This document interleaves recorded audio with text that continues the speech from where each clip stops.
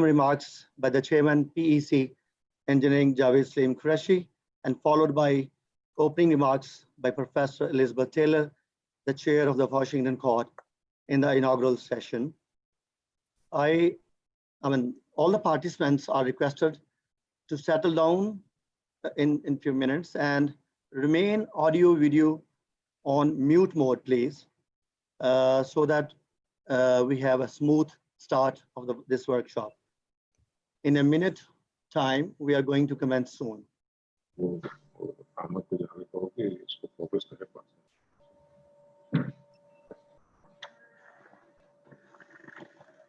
Being a co-organizer and moderator, I will keep on announcing for each session and in between the sessions for the new moderators and the panelists, also giving some brief on the title of the themes of each sessions. So hope to have a very good interactions.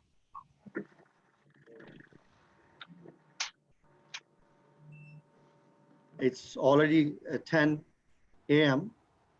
and may I request the Chairman, Pakistan Engineering Council, Engineer Javed Salim Qureshi Sahab, to say welcome remarks. In follow-up, I will be continuing to share some of the essential modalities and house rules regarding the smooth conduct of online workshop for the participants. Chairman, Pakistan Engineering Council, please, sir, for your welcome remarks. Assalamu alaikum and a very good morning. I am Engineer Javed Salim Qureshi, Chairman, Pakistan Engineering Council.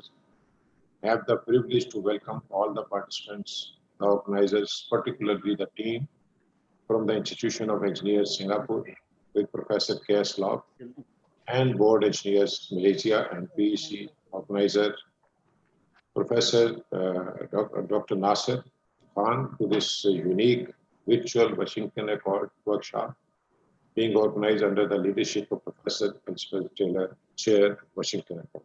I am personally grateful. Indeed, this unprecedented COVID-19 pandemic has asked all the stakeholders, the policymakers, regulators, QA agencies, accrediting and professional bodies, and the academia to timely respond to the calamity towards tangible solutions in the sustainable manner. In the absence of a Washington Accord policy on online teaching, learning and assessment system and remote accreditation process, this is a very timely initiative accepted by the Washington Accord leadership and the signatories. We at PEC have come up with a policy through series of consultative dialogues with the stakeholders. My colleague, Professor Fazil Khalid, will be sharing shortly in first session. Yet we have various challenges to address. And this is the right forum where international community from academia, industry, and accrediting bodies are exchanging their practices to frame policies and principles ensuring quality and robustness and equivalence of the online teaching, learning, and assessment system to adopt and live in a virtual world. I hope this brainstorming forum will end up with a fruitful outcome and recommendations on the session theme to explore best possible solutions and practices when we are forced to stay at home in COVID-19 pandemic. I wish you all the best. Stay healthy, stay safe and blessed. Thank you very much. Thank you very much, Chairman Saab. Just brief glimpse before sharing the house rules for the participants so that we have a smooth workshop in order. We have 4 technical sessions covering mainly 2 themes: the quality assurance of the robustness and equivalence of higher education institutions, virtual teaching, learning and assessment systems, and second is the virtual online accreditations of HEIs. This will be followed by a concluding session chaired by Deputy Chair of the Washington Court, Professor Kai-Sang Lok, to share the summary of recommendations. We have 10 moderators and co-moderators, and we have 15 panelists and speakers in all the sessions who will be sharing shortly. from different signatories. The workshop session will last in 4.5 hours.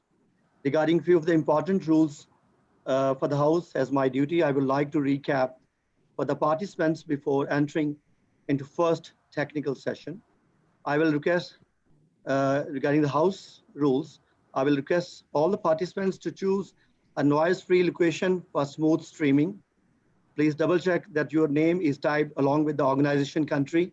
It will appear with your identity during workshop sessions, helping others to recognize for any reference during the sessions.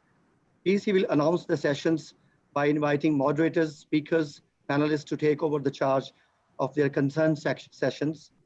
Participants are already provided a URL for Google questions form so that they can post their questions for ongoing sessions only.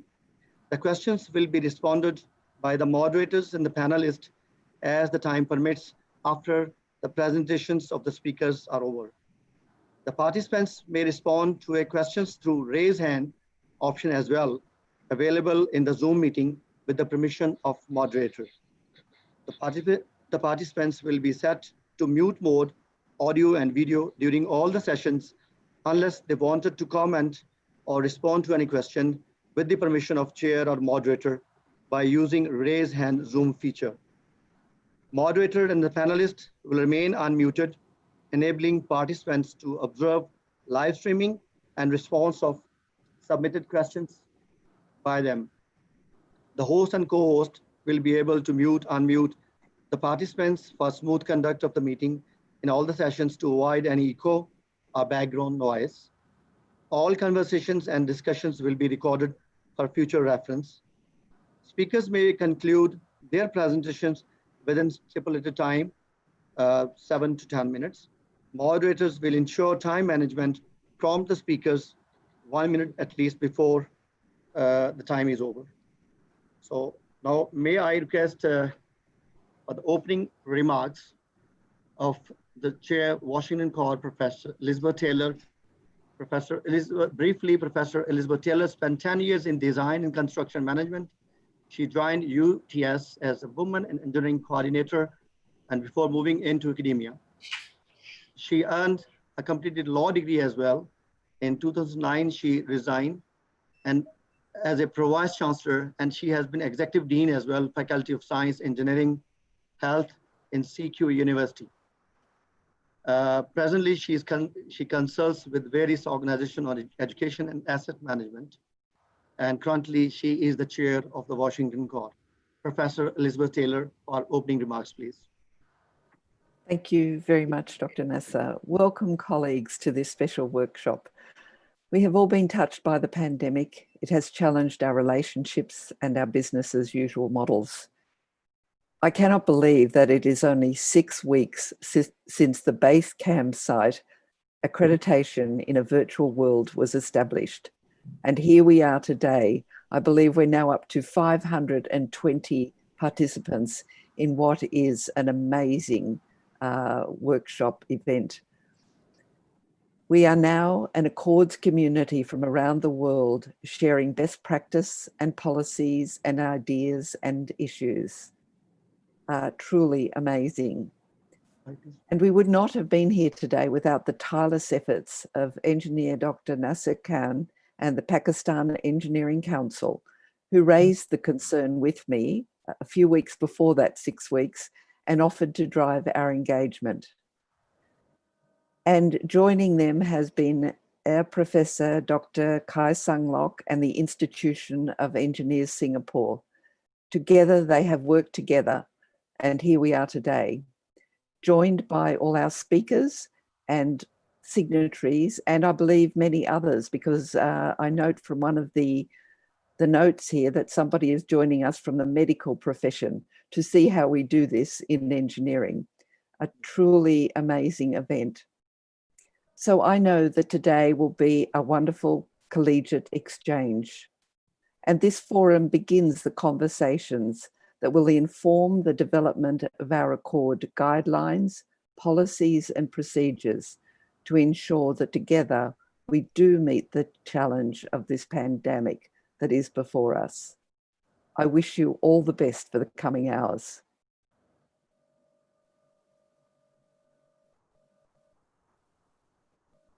Thank you very much, Professor Elizabeth, for extending all the support for this very important and timely initiative taken for the signatories to share best practices and policies for virtual TLA system and remotely accreditation process, which is a need of the time. And as well, we are going to help, in future to develop principles and policies under the leadership of Washington Court. I will like to announce now for the technical sessions on online teaching and learning. The moderators, the speakers, and the panelists to get ready, please. The moderators are for the technical sessions is Professor Elizabeth from Australia, the chair of the Washington Court, and Dr. Sue Lok Tho from Singapore. He's also one of the hosts and organizer of this workshop. The speakers are for the sessions are Dr. Fazal Ahmed Khalid from Pakistan, and Professor Yong Lee Fu from Singapore, and Professor Teresa from South Africa, and Professor Nizam from Indonesia. We have 4 speakers. So may I request to take the chart, Professor Elizabeth and Professor Sue. Thank you very much.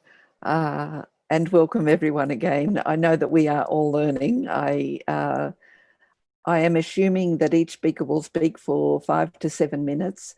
We might defer questions until the end of the session, because I think that's probably in this environment the most appropriate way to do it. And I know that my co-host for this session, Dr. Sue Lok Tho, which I don't know whether anyone can see him on the system here. I'm here. He's waving, and he will be making sure that all your questions are captured so that we do give our speakers an opportunity to respond to your questions. I will now. Timekeeper, so I will raise an alarm at 6 minutes, and you have 1 more minute to speak for the speakers. Yes. Yeah. Thank you.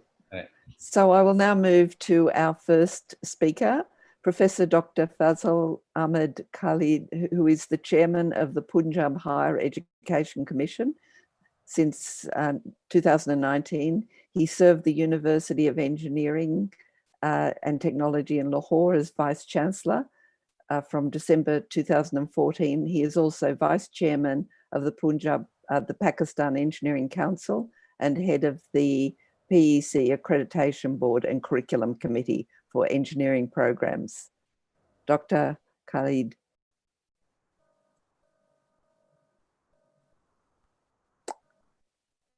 You might need to unmute.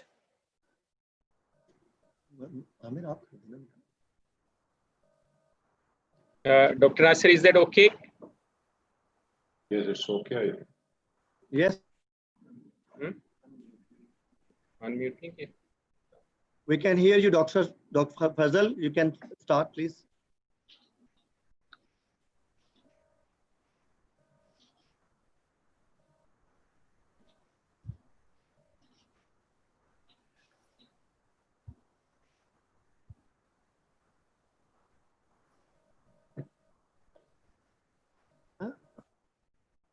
Can I ask the organisers if there is a problem?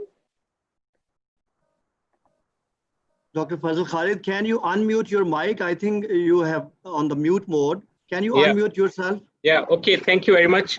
First of all, let me thank the Chair Washington Court, Dr. Elizabeth Taylor, for the interest and patronage for organizing this workshop. And my special thanks to Chairman Pakistan Engineering Council, Deputy Chair Dr. Lok and Dr. Nasser for all the effort and organizing this wonderful event, which is very important and critical from the perspective of the new situation we are in. And let's hope and pray that this will end soon and we will be in the normal mode to meet and have the business as usual. But at the same time, ladies and gentlemen, when we talk about this current situation, we're talking about the new developments in the technologies and emerging fields, and hopefully vaccine would also be out by end year. But at the same time, this connectivity with the 500 plus participants in this workshop would not have been possible with the modern technologies that are available, and particularly IT, cloud computing, and the new developments of internet and connectivity and this digital revolution which is happening has facilitated us to connect and continue in a way the limited activities that we wanted to have in normal mode and operation. Ladies and gentlemen, the last few years, I would share with you Pakistan Engineering Council's experience and activities that have been undertaken to avoid the disruption in the academic activities. And as a result of that, particularly our focus have been to the graduating batch and to see that how best our institutions can contribute, our teachers, faculty members, and engage the students in this very difficult, stressful situation. In that context, Pakistan Engineering Council, in consultation with all stakeholders and vice chancellors of the universities, have several meetings and then come up with the guidelines that we should go online blended opportunities and see how we can allow our universities to be ready from that perspective, making sure that the learning outcomes and the 12 graduate attributes, which are the very important element of the degree program, are attained when we are considering the alternate options from the perspective of teaching, learning, and assessment through online or blending mode of learning. So from that perspective, Pakistan Engineering Council has undertaken this task, and now all universities in the country have made plans, and they have started in the last month or so online teaching process and engaging the students. And the now next big challenge we are facing is the assessment, which is also very critical. And I'm sure in the coming sessions, we will have more deliberation and feedback and recommendations from all participations in this workshop. Ladies and gentlemen, the most important thing that we have been taking into consideration at different level.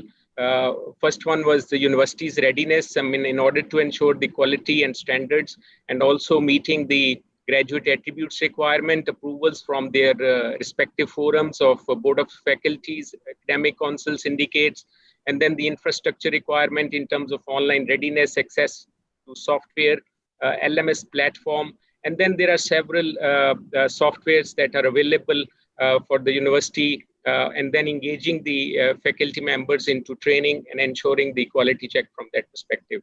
Another important element is related to the training of faculty once the rules regulations were formulated, endorsed by the Pakistan Engineering Council and other stakeholders at a national level to go for online, at least making sure that the final year students get the priority from that perspective, so that we can avoid delay in their graduation. So from that perspective, the faculty was engaged to have a regular training on softwares, video, digital platform, course module readiness, exams, homework, discussions, portfolios, oral presentations, case studies, projects, capstone.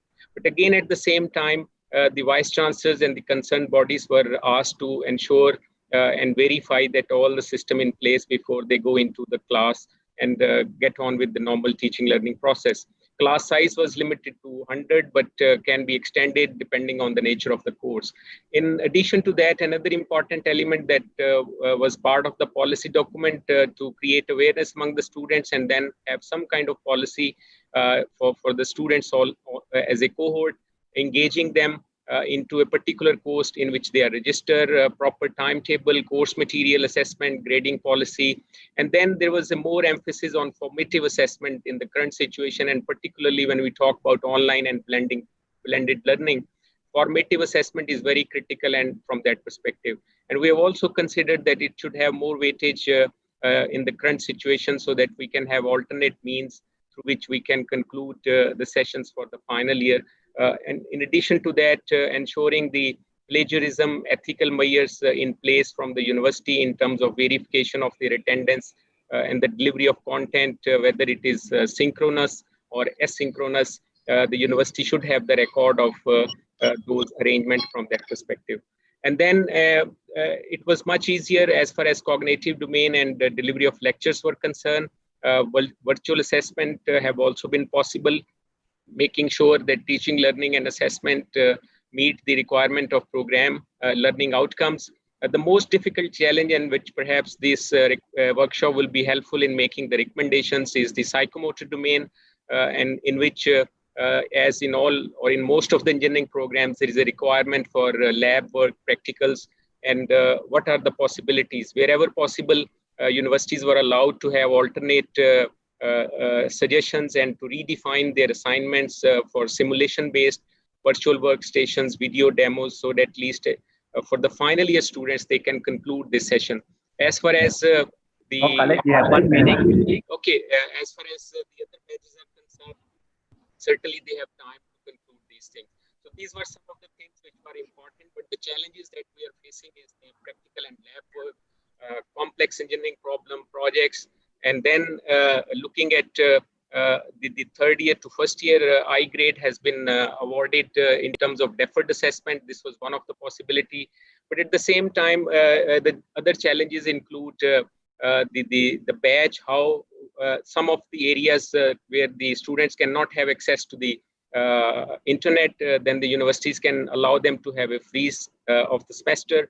Government has also taken a serious note, and then they have been in touch with the internet provided to have a special arrangement for those areas of the students to engage those kind of students in that teaching learning process. Another challenge that we probably would be discussing in the coming sessions is the next new batch fresh intake admission policy.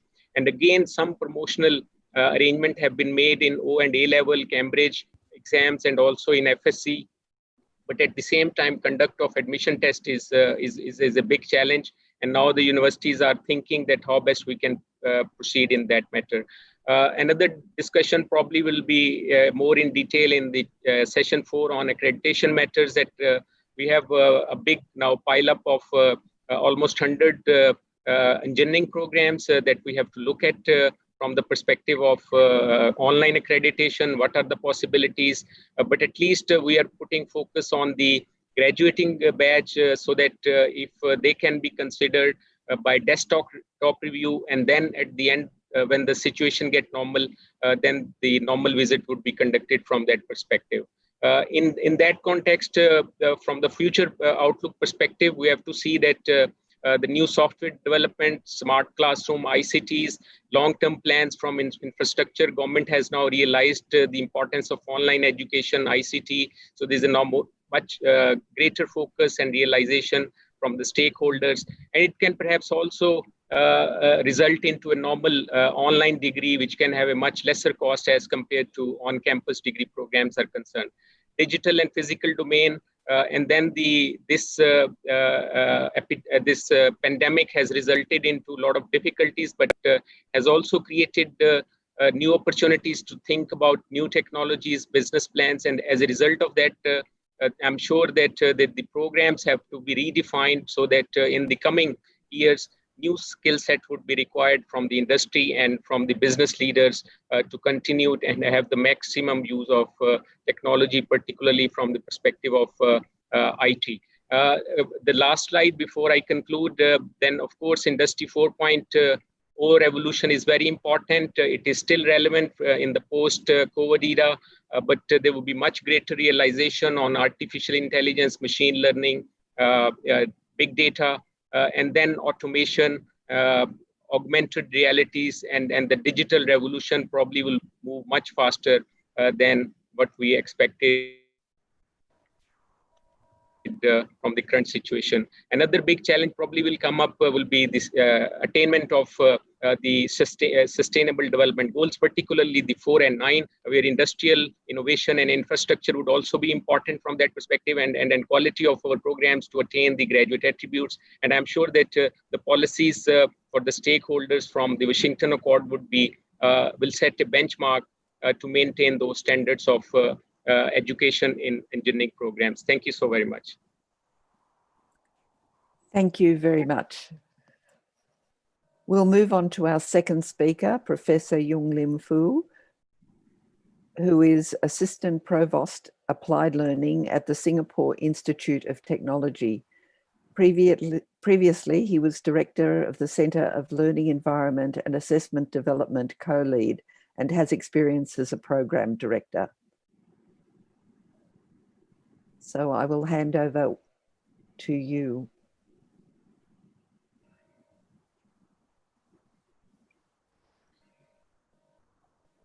All right, thank you, Elizabeth. Thanks for the introduction. I'm Yong Lim from Singapore Institute of Technology. I'm going to share a little bit about our experience in terms of our technology enhanced learning framework. How does it help the institution in the response to COVID-19? So I think this is a topical issue that I think most of the institutions are facing. So I'll be sharing our practice that hopefully is something that's worthwhile learning for all of you. All right. Let me go to the next slide. All right, in terms of our tech enhanced learning framework, we have this idea where we call ourselves into the 3 tiers in terms of the technology readiness. We have the tier 1, which is a common and basic. And then we have the beyond tier 1, which is the more of the beyond basics, where people want people to be more exploratory, and tier 3. So SIT embarked on this journey in 2018, and our goal is to have 80% of academic staff to achieve tier 1 readiness by September 2020. But something happened, COVID-19 really accelerated our transformation, because if you look at the tier 1, we kind of actually been the kind of skill set that's required for remote teaching, and that's actually part of the requirement for our business continuity plan, and also is part of our tech enhanced learning strategy. So in that sense, it kind of helped us to be a little bit more ready for the kind of a crisis that we are facing. So I will share a little bit more about what are the common and basics. So in terms of defining the common and basic competency at tier 1, we look at what are the key requirements. So we thought about many ways of actually implementing this. We realized that actually equipping them, our faculty, with skills, and also this is something that's far more productive because they will be able to use it in their normal circumstances at any time. Of course, in a crisis, a situation like COVID-19, it becomes a second nature to them. So just like swimming, if you know how to swim, you can swim when the boat is sinking. So this is a basic idea. So we want to build capabilities in e-learning elements as part of the improving the learning experience. And we want to embed e-learning activities when they are most effective. So in the typical classroom environment, not in the COVID-19 situations, rather than an artificially imposed timing, or for example, e-learning week. So that becomes useful. So it becomes a second nature for faculty to actually imbue certain e-learning into our curriculum. And to continue practice, so we emphasize on this. Every time that we practice more in terms of engaging the students, doing online assessment, it becomes part of you, and it becomes part of the repertoire that you can use it at any time. So what are the common basic competencies for tier 1? Actually, we kind of dissect what really happens in a typical classroom environment. So if you look at a different typical classroom environment, there will be a teaching component where you actually deliver knowledge. There will be an engagement because you're actually soliciting feedback, get the students, there will be a to and fro. And then there will be assessment component, be it formative or summative. So in terms of the competency, so we actually bin them into 3 broad areas. The first one is to be able to create and deliver online content. So this one is really using some of the tools like live streaming, for example, MS Teams and Zoom, the thing that we're using right now. We do not emphasize those where you need to, for example, have a massive media production. So for example, you are trying to use a green room. We do not emphasize those because that will not be a competency requirement during, remote teaching. So we also advocate pre-recorded videos, so our faculty will be able to do all of those. And in terms of designing and online discussion and feedback, we do encourage them to use discussion board that's found in our LMS, Telegram, Padlet, Yellowdick, Kahoot, Socrative, and all the live streaming options. Zoom, you can have the feedback, the engagement both ways. And of course, the last one is really on the online assessment and feedback. This is really important because that's your means of actually figuring out whether the student have learned, and that's something that we do. And for us, we do in multiple models. We use LMS, we use online proctor examination like responders monitor system. Basically, the students will be able to take online examinations with the webcam on, and we'll be able to monitor just to make sure that we protect the integrity of the examination. So that's important. So the next part is really adaptation to the teaching, learning, assessment during the COVID-19. Now with the background of what we do in the so-called, for the lack of a better word, I say peacetime. Now we move to the wartime, which is COVID-19, what have we done? We try to prepare our two parts. I think a lot of people do focus on the instrument. You focus on the, for example, the platform. But for us, beyond the platform, we focus on the people who will be using it. We focus on the faculty and we focus on the students. So faculty, we provide just-in-time training for people who need new tools. We provide refresher courses. We run workshops, walk-in clinics, online training and online resources for them to support them so that they can be effective in terms of engaging the students, conducting the learning and also the assessment. And in terms of students, I think we also need to prepare our students for the online world. Suddenly, all of them are housebound. They need to be able to access those learning content and basically switch mode from a face-to-face model to an online model. And we actually provide a lot of learning guides. We also look at students who have online, I would say, they do not have access to broadband. We actually, as a university, do work with them to make sure that they have a data SIM card. We also work with them to actually provide some of the loan laptops to make sure that they can get on board so that none of them will be a disadvantage. What has worked well for us in terms of guiding principle, we have a whole university approach where all the schools come together. Especially this is very important during the summative assessment part and the online examinations. So we adopt a common platform so that all the students will be facing not a similar platform in terms of online examination. If we actually decentralize to all the faculty, I could imagine students will be going to a final examination with multiple platform and models, and it would be quite confusing. And we always remain student-centric. We focus on the people. That's important. We support them to make sure that they can cope and learn in the new environment. We are always supporting our faculty for success. We support them along the way. For faculty who are new into the online teaching, they can always enroll part of our learning designers to be part of the first class so that they can actually help them to tackle some of the technical issues. And we also create a very safe space for them to share. So some of the faculty who realize that, oh, this doesn't work, it was a very open platform where we share what works and what doesn't so that the rest will not have to fail in the same way. So that really helps in the transformation. And the last and probably the most important thing is, while we are doing this, we maintain our focus on the learning outcomes. When we change our modality in terms of teaching, learning, and assessment, we look at the learning outcomes as the guiding principle to make sure that whatever assessment we have done, we try to match it as much as possible. Areas for improvement. So that would be my last slide. Instead of just a pure migration, we are looking at a transformation in terms of exams. It's not just about paper going to digital. It's really to think through assessment. Does it have to be done in the so-called high percentage in the final examination? There is a fundamental rethink at the university to look at what should we do. We are doing a little bit more on the authentic online assessment. We want to do more pre-release cases, interactive oral examination, and take-home examinations. And we want to train faculty and students towards learning different types of online assessment. And one of the challenges that I think was correctly highlighted out by Professor Fazil Khalid, the first speaker. One of the biggest challenge, we can do a lot of the typical tutorial, lecture, seminar classes online. But one of the things that make us a little bit, that challenge us a little bit more is all those lab-based modules where you need to deal with the psychomotor skills. So this is something that there's a fundamental rethink, and we really need to think through how do we deliver lab-based modules in the current environment. Currently, we are practicing safe distancing. All our online courses, we move online. For students who need to require labs, we ask them to go back in batches. But I think we could do a little bit more in that particular space. That's pretty much what I have to share.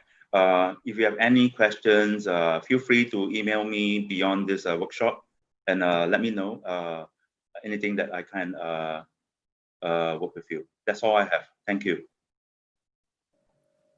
You're on good line. Thank you, Professor. Professor Fu.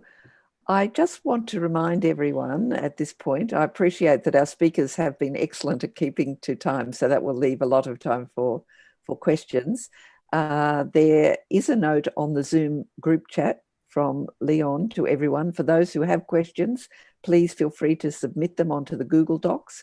So if you do that, I think we already have about 5 or 6 questions there, and our speakers might like to look there just to anticipate what they're being asked. And I do note that 2 people have also raised their hands for questions. So the questions are coming in, and we will move to those once we've heard the speeches of the next 2 speakers. The first is Dr. Teresa Hatzing, who is Senior Lecturer at the Northwest University in South Africa. She has a postgraduate diploma in education in higher education. So over to you, Teresa.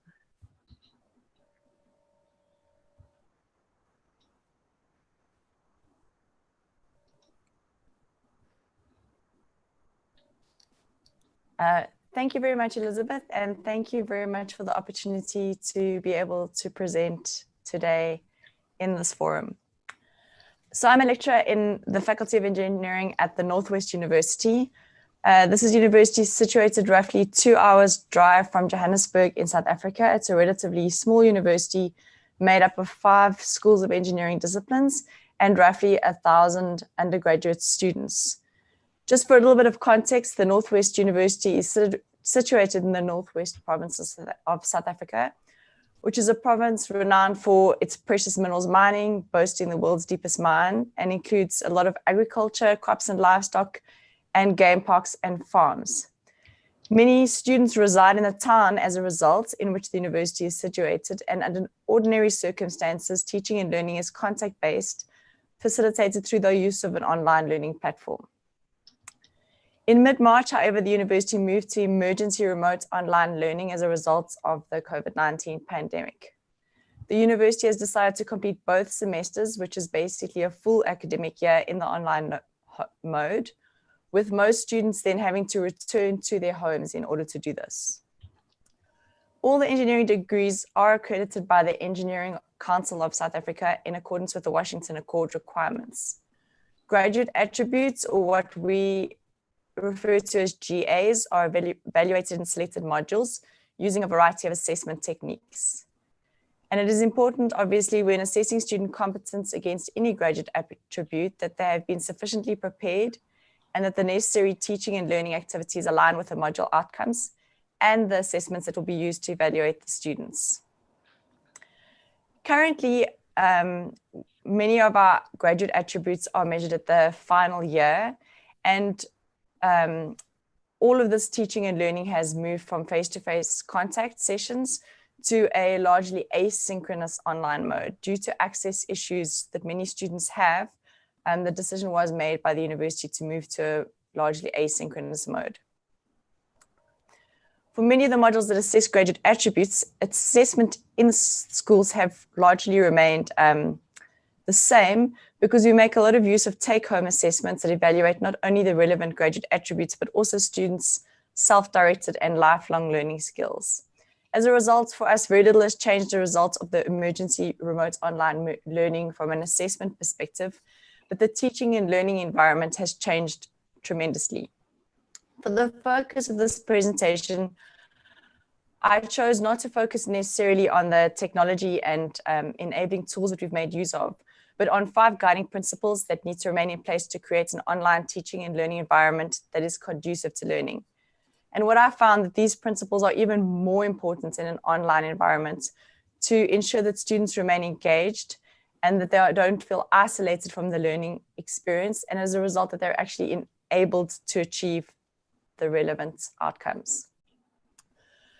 So firstly, it is important to make the entire learning experience relevant to each student by ensuring that students see value in the content, learning activities, assessment tasks, and the skills that they are developing. This is done by making sure that students understand the purpose of everything that they do, that it's relevant to their context, and that they can link it to the knowledge and skills that they will need in the workplace. This is done explicitly by drawing the students' attention to these links, Case studies, videos, and teaching activities and assessment tasks that relate to the real world are used to achieve this. While traditional assessments may have required students to become engaged in organizations in the surrounding community, the online environment has shifted these tasks to hypothetical scenarios that required students to design solutions for the pandemic. Secondly, it is very important to create a community in the classroom, be it on campus or in a virtual space. Students need to feel part of the class so that they can participate actively. This is done by showing empathy to the students, by listening to them, and by designing group activities and providing opportunities for them to share their experiences. This creates a safe learning space where students can experiment, share ideas, ask questions, make mistakes, and learn. This has been more difficult in the online learning space, but I've realized how important the social interactions between students are in the learning process. Group tasks were designed that required students to find new ways of working together in the virtual world. Although we've been encouraged to make use of asynchronous modes of online teaching and learning, I've also used short weekly Zoom sessions with students just to check up on how everyone is doing. The third principle is to encourage reflective practices in students. I believe that the process of learning is almost more important than the product or answer to the learning activity or assessment task. This learning process is more valuable if students are aware and can identify the skills that they are learning and what they still need to improve. This is done by getting students to reflect on their learning processes as assessment tasks and by providing perspectives on their learning process. The reflection tasks combined with peer evaluation and feedback have been one of the most successful initiatives that have been used during this period, allowing students to develop their peer and self-evaluation skills, both which are very critical for a working engineer. Students have actually commented on the fact that these activities were some of the most valuable that they have experienced in the last few months. The fourth principle is to have high expectations of students. In my experience, students always surprise me by achieving more than I expected. As a result, I've tried to design open-ended activities and assessments that require students to take initiative and drive their own learning. This also challenges lecturers to think differently. These tasks are always related to real examples that would be similar to what they would be exposed to in the workplace. As final year students, they also really appreciate being able to explore what the working world will feel like. And finally, it is always important to keep learning fun. I find that it is often when students do not realize that they are learning that they learn the most. Students have come to the university to do something that they are passionate about, and many students have a deep need to make a difference in the world. To me, it does not make sense if students do not love their studies. This is done through trying to vary tasks and activities and to build in interesting and fun elements that keep students constantly engaged. This has been more challenging in the online environment and something that we constantly need to work on. Thank you very much. That's the end of the presentation. Yes, that's great. It's in good time. Thanks, Thank you. Yeah. Elizabeth? Yes, thank you very much. Yeah, I sent you a message. I think Professor Nizam may not have been present in this session, but Dr. Teo Ti Hui is going to stand in for present the slides in place. Ah, thank you.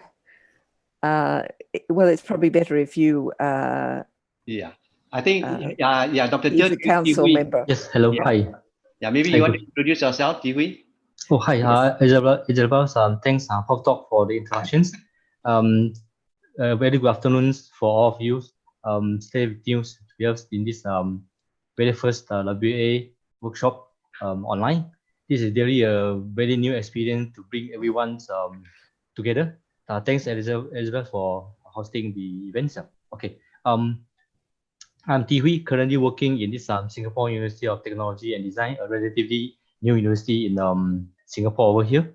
I'm also the council member, also in fellow to the Institute of Engineers Singapore. So we have been learning from the previous few speakers about the online learning. So now I would like to share with you the one-on-one experience for running and real online courses, which is the professional practice programs. So the the presentation will be discussing a little bit about the background of these programs, the methodology. I will also sharing with you guys a little bit of the samples and then the conclusions. Yep. So what is the professional practice programs? The professional practice programs over here, we cover this ethics, safety, environment, and also the sustainability. This is very important for us to prepare the students for the so-called professionals practice, especially for engineering students. So this is also part of the accreditation requirement to address the various related the learning outcomes. So for instance, this is our student learning outcomes in our university that we set up for our programs. Examples, finding the design solutions for complex engineering problems and design system, components, and also the process that meet specific needs with appropriate consideration for public health, safety, cultural, society, and environment consideration. And we have also the SLO, Student Learning Outcome 6, addressing the social, health, safety, and legal, also cultural, relevant to professional engineering practice. And then SLO 7, SLO 8, and SLO 12 for etc. SLO 12 especially addressing the lifelong learning at the broad areas, especially in the technologies changes. And then how's the delivery format for these professional practice programs? Instead of delivering the course in one term, examples or one semester, this particular course is actually delivered in all terms or at the semesters at different levels of learning in the Bloom's taxonomy for all the students. We believe that the professional practice programs should be delivered to the student in every semester, every terms, slowly, gradually, for the different levels to give the depth and also the breadth to the student about the professional practice programs. The most important is to build and also cultivate their true professional practice in their engineering life. Okay, this is the professional practice framework that we've been practicing. So at the first small years, we would like the student to be aware about the professional practice, which is cover the term 1 and term 2, where all the students will be having the same course.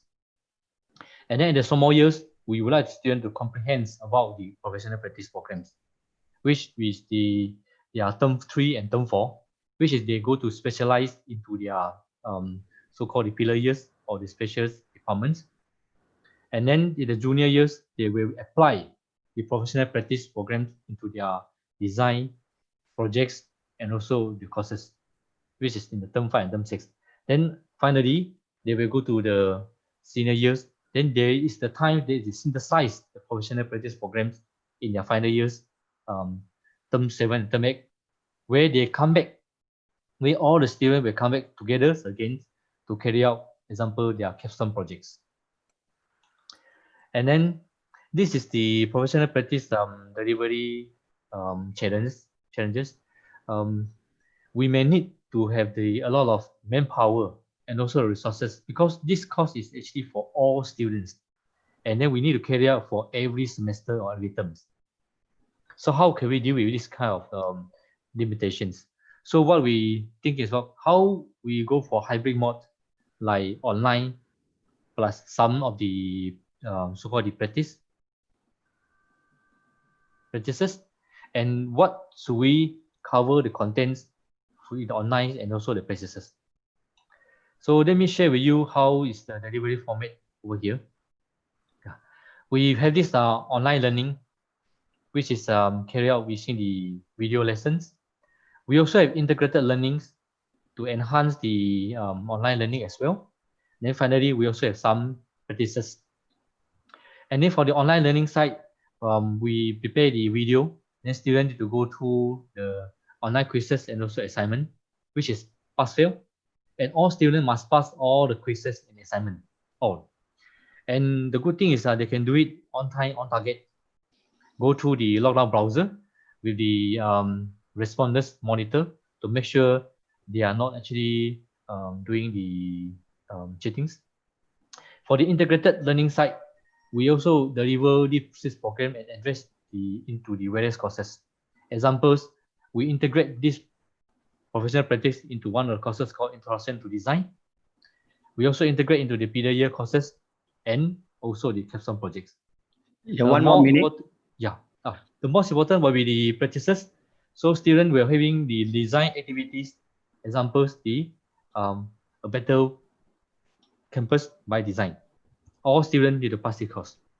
So in terms of course times, let me share with you is one of the so-called the design activity that we carry out, and this will be the end of my presentation for this. This is one of the samples.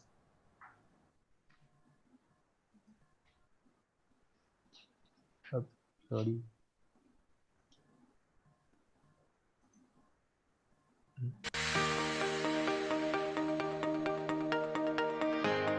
At the sunken floor, landing on a sharp edge due to callus or loss of balance could possibly lead to the danger of bone cracking.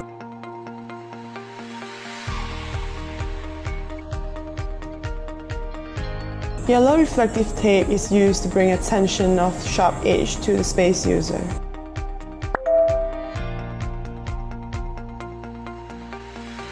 However, a better solution could be using cushioned furniture near the sharp edge to reduce the risk of landing on sharp edge while being aesthetically pleasing and functional.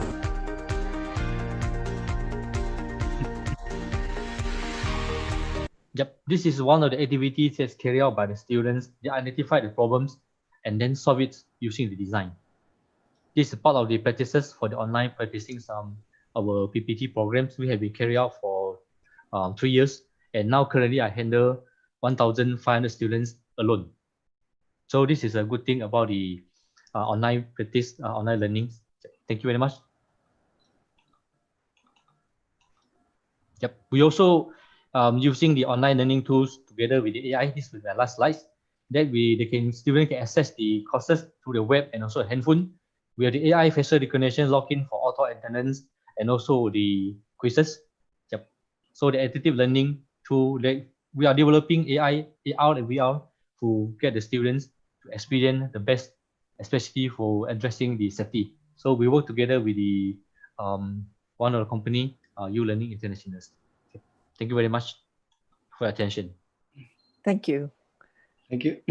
Elizabeth, there are a few questions. Are you able to see the questions on your screen? Okay. I think there's a couple of them directed to the specific speaker. You want to take it from there? Yes, you can. I had grouped some of them because I thought that might be easier. We seem to have a couple of streams, some around, but you might have a better knowledge of which would be the best speaker to answer them, because we have, for example, a number about lab courses. Correct. And how we are going to make sure that that we can make that move. So it's questions about psychomotor skills, about how does the hardware design-based lab get handled, and how do we encounter the correct way during experiments? And using Prof. Lee Sam is in. Prof. Lee Sam is in. Maybe get Prof. Lee Sam to share. Yes. Prof. Lee Sam is in now. That would be. Yeah, just came in. Yeah. Okay. All right. Hi, sorry, So who of our speakers would like to answer that one? There is a couple that I'm leaving for the Vice Chancellor because they're about strategy. So you may prefer. I think Elizabeth, sorry, Elizabeth. I think Professor Nisam, who's supposed to be the fourth speaker, he's just joined us. Do you think we'll have time to let him present something? Yeah. Look, what I might do is ask him to answer some of the questions, if that is okay. Professor Nasim, would you mind answering a couple of or focusing your answers on the questions around either how the final exam is, how you ensure that the students are actually meeting all the requirements of the graduate attributes, perhaps might be a significant question that a lot of people have been asking about, and I'm sure your expertise would assist them. Professor Nizam, are you able to unmute? Would you want to? Yeah, I'm on. Okay. Yeah. So there was a question posed. How you ensure the students achieve all the learning outcomes over in your university? Yeah, thank you very much. I'm sorry for just joining because coming from another video conference meeting. Yes, there are several modalities that we use to make sure that the students get the competencies that they ought to achieve. We use a blended actually. In addition to the online learning, we also give student independent project to make sure that they can do problem solving with real case and project. And in addition to that, we also have the online exam, which we use. It is also depends on the departments and also depends on the subject that the lecturer or professors deliver. So there are quite a number of examples I can share with you. Some are used like group works, so the teachers giving some assignment to be work together with the group. They work online, and the lecturer can observe the groups when they collaborate. And of course, everything is online with a certain project, a certain questions, a certain problems for them to solve. And then we monitor how they interact and they give the results. That's one of them. And of course, the conventional or traditional way of assessment we also use, in which a certain time we provide students with questions, and then they give answer in a given time span, usually 2 hours to work out the project or the questions. Online system, the modalities of learning, both with synchronous interactions, delivery of courses, assessment, group works is conducted either synchronous, also asynchronous. Like I mentioned earlier, we give them a project and they do the project themselves or in a group, submit results. And the result is not only in terms of written paper, but sometimes also in a sort of products. So there are quite a number of things that students can do. For instance, a student in mechanical engineering, they made a certain design for 3D printing, for face shields, for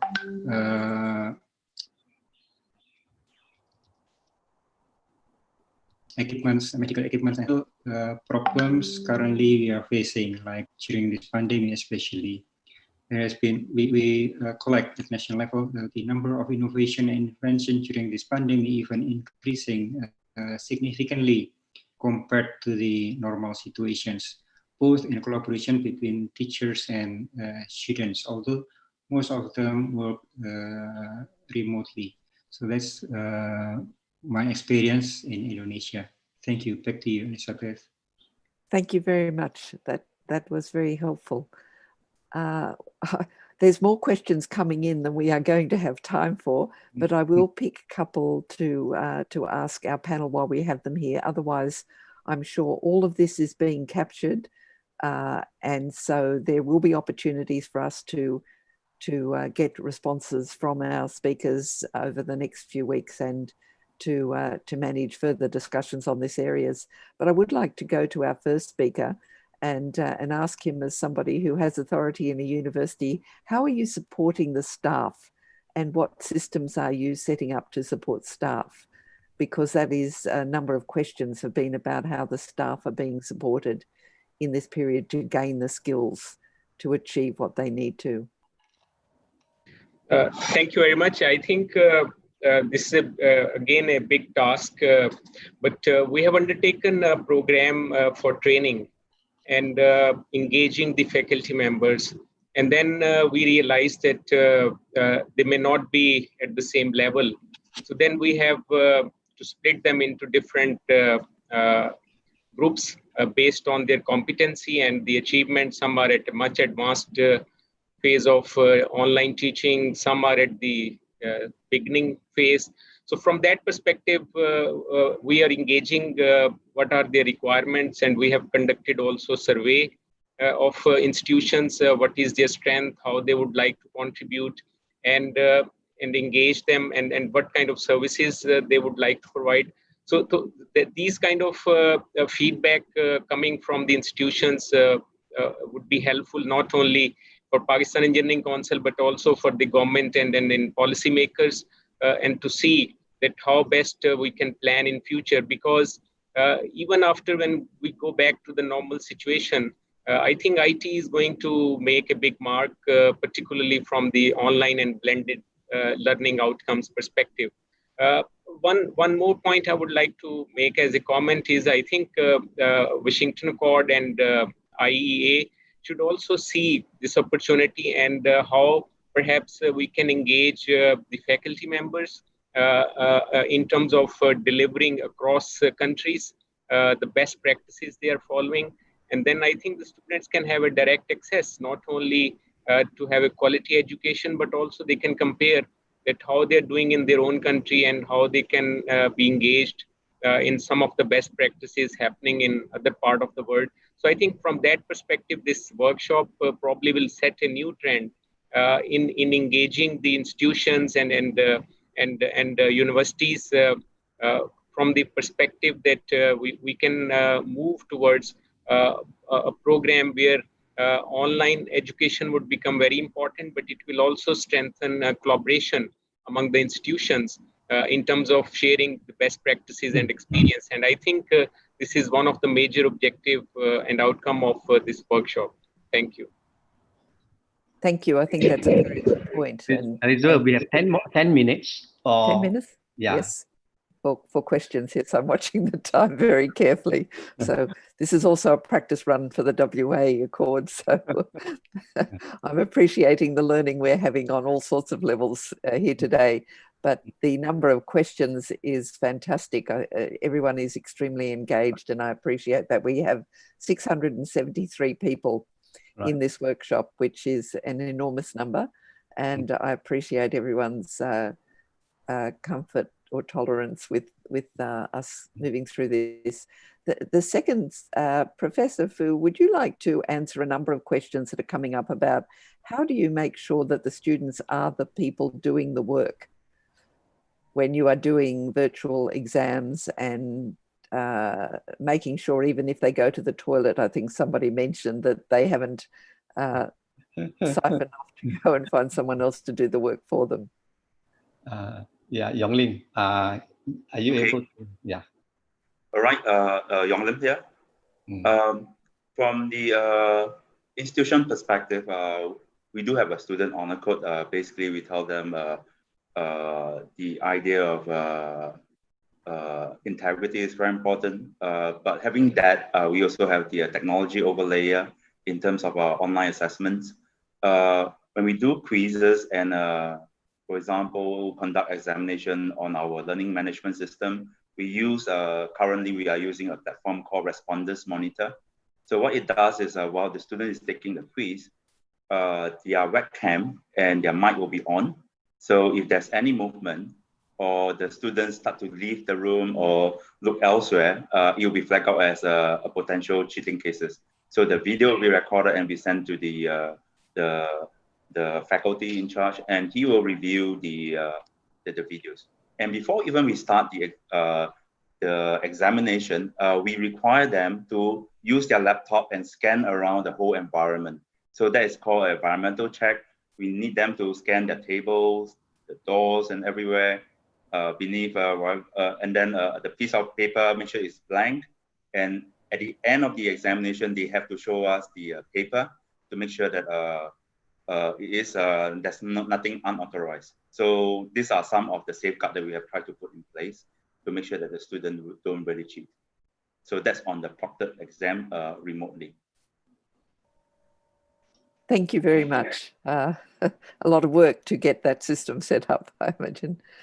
So, Dr. Teresa, you are in a regional environment, and a number of questions relate to how do we prepare the students' minds and how do we make sure that the technology they have is robust enough for what we are asking of them for virtual learning.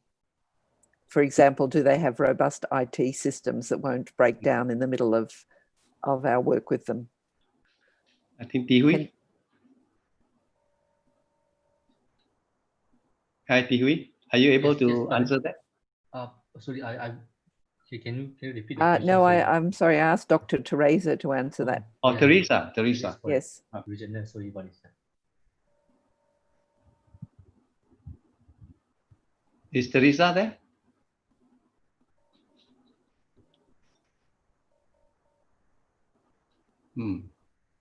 If she's not there, I'm very welcome. I had another question for you, but I can certainly, if you would like to answer that question, that would be fantastic. If Teresa is not there, then Theo, would you mind answering?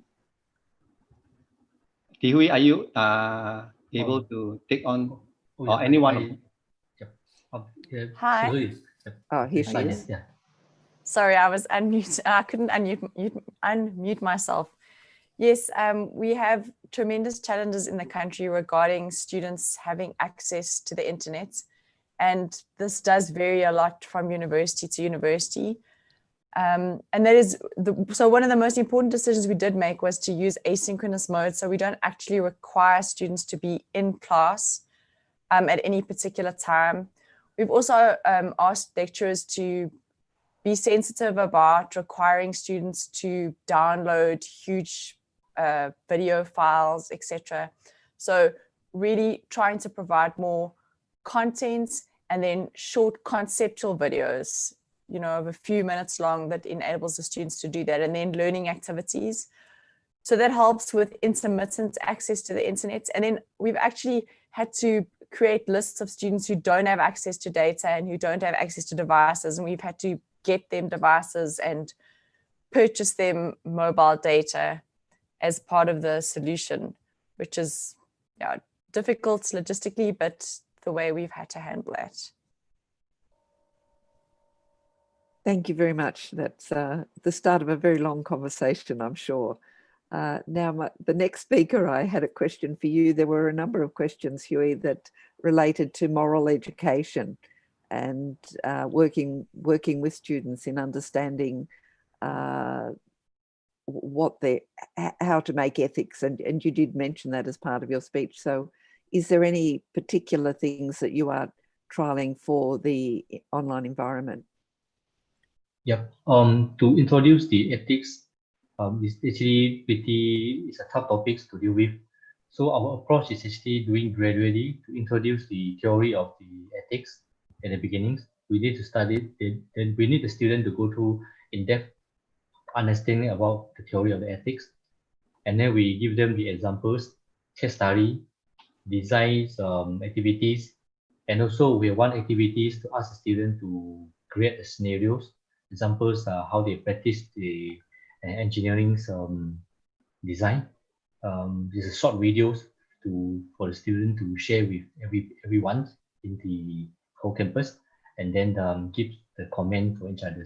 So this is what can we do the best in the campus from term 1 to term back, to slowly to build this kind of really the real ethics into their hearts.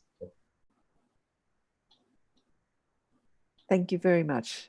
It is now only 2 minutes until our session is meant to finish. I appreciate that this has been a very quick run through the many questions that we have, but we will capture all of those questions and work together with you to develop further strategies on how we will do with them all. Can I ask everyone to go, if you go to your reactions, you have a reactions tab at the bottom, and click the clap hands, because I would like everyone to thank our speakers for the time and energy that they put into sharing their best practices with us. Thank you very much. And that ends this session here today. Somebody is raising hand. Yeah, thank you very much. Raised hand. Are you going to entertain anything? There are two. Somebody raised hands. I'm not sure whether you want to entertain them. I thought you wanted me finished in time for the next session. Yeah, 2 more minutes. We have 2 more minutes.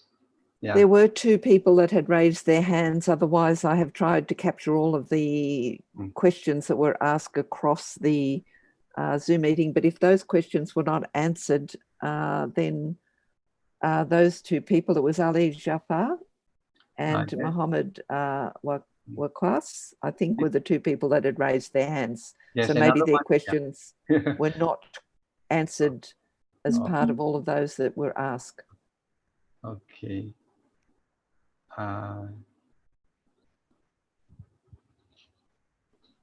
Okay.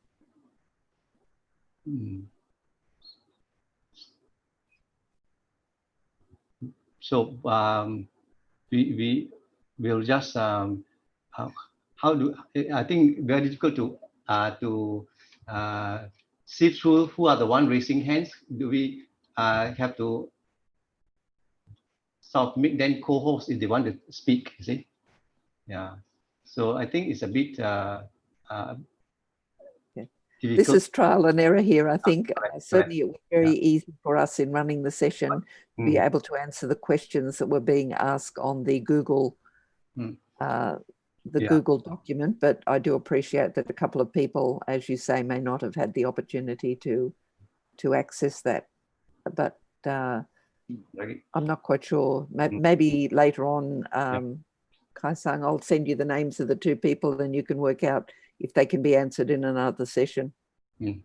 Okay, I think we are on time, Elizabeth. Yes. Yeah, that's great. That's right. I think we are ready for the move over to the next session. Thank you. Yeah, that's great. Thanks again, Elizabeth. Thanks, Elizabeth. Thanks, Toby. Thanks, everybody. Thank you. Thank you. Thank you very much, the moderators and the panelists of session first. May I request the outgoing moderators and panelists to keep audio video on mute mode now, so that we can have, we can involve the new session moderators and panelists, their audio video on unmuted mode. The next session, second session, is effective assessment of online teaching learning, online examination and alternative assessment. And the moderators are Dr. Hyang Wee Lim from Singapore and Professor Wan Hamidun Wan Badruzzama from Malaysia. And the speakers are, we have 3 speakers, Professor Yu from China and Professor Nyamview from South Africa, Professor Barry Clark from UK. May I request the moderators to please take charge and keep all the time, the panelist moderators of this session, keep all the time your audio video on, please. Good afternoon, everybody. I'm Hyang Wee from Singapore. My pleasure to moderate this session. I'm going to introduce myself to my co-moderator, whom I think I'm meeting for the first time, Professor Wan Hamidun. I think Elizabeth and Sue Locke has shown us a wonderful example of how they cooperated. So I shall just assume that we're going to do it the same way for the next session. Now we have 3 very interesting talks coming up. And looking at the list of questions that were submitted during the course of the previous session, it's clear that a lot of them pertain to assessment. So I think our 3 speakers for this session have a great starting point to take off on their presentation.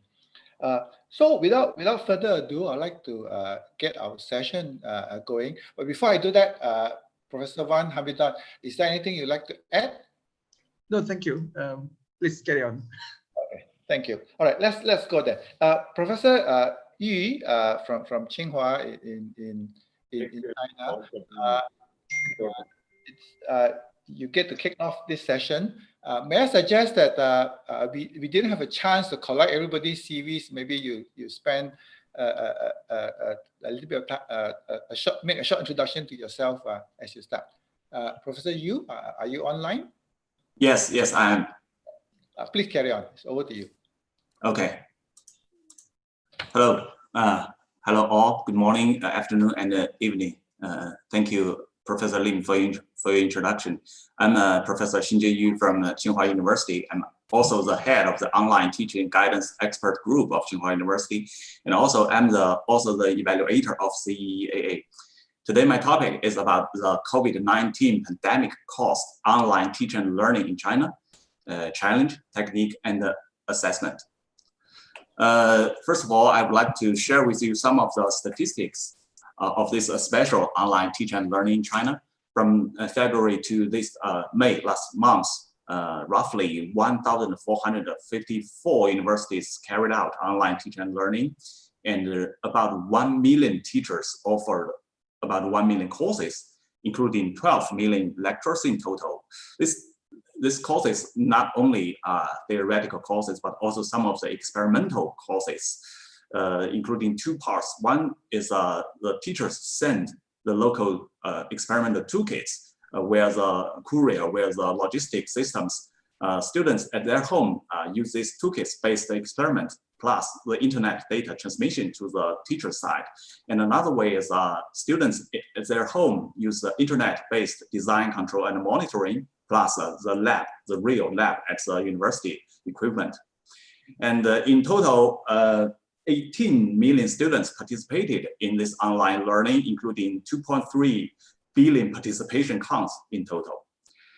So I call this online teaching and learning a new name, a massive real-time interactive online learning. It has 4 properties. One is extra large number of participation number.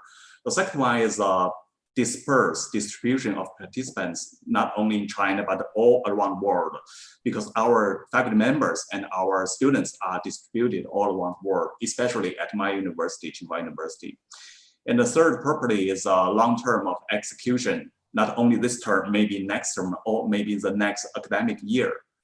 And the fourth one is quite important one. That's a high requirement for learning quality. The China's Ministry of Education requires that in this online way, students' online quality of online learning should be equivalent to that of the offline campus. So this equivalence is quite important, but difficult. How to realize that? I summarize the online teaching and learning toolkits into 3 stages. The first one is, I call it information delivery. With this tool, we can deliver the message from the teacher side to the student side correctly and synchronously. It can be named as a virtual classroom. Information can be transferred from the teacher side to the student side one way. And the second part, or the second stage, we call it a learning feedback. It provides the learning effects of students to teachers in a real-time way. It facilitates the interaction, information transferred from student side to the teacher side. As to the last one, I call it as a knowledge rediscovery. So we can we can invite our students to refine the existing knowledge in an online way. It can make more attraction for our students, and the information in between the teachers and the students, they can interchange with each other. So I will give you some of the examples. We have plenty of information delivery tools, such as live streaming platforms, Bilibili, TikTok, YouTube, UChat, like that. And we can also use some of the network conference tools, such as Zoom we use today. But we do not have so many learning feedback tools. Some of them can be summarized as a sound feedback. Network conference tools such as Zoom can provide sound feedback. You can raise your hand and ask a question. And many of the others use a text feedback, such as a live streaming platforms, a network conference, tools, a Ring Classroom. I will introduce later in detail. But what I'm put more emphasis on is data feedback. We can only use the data, statistical data, to ensure to understand the real learning quality. So in this way, some of the learning management systems, such as the Blackboard, eCampus, or Canvas, can provide the data, and also the toolkit we use, the Ring Classroom, can provide more detailed data in real time. For example, forgive some of the Chinese characters, I give the English translation. This is the quiz data from my one lecture, multiple choices. This is the correct rate.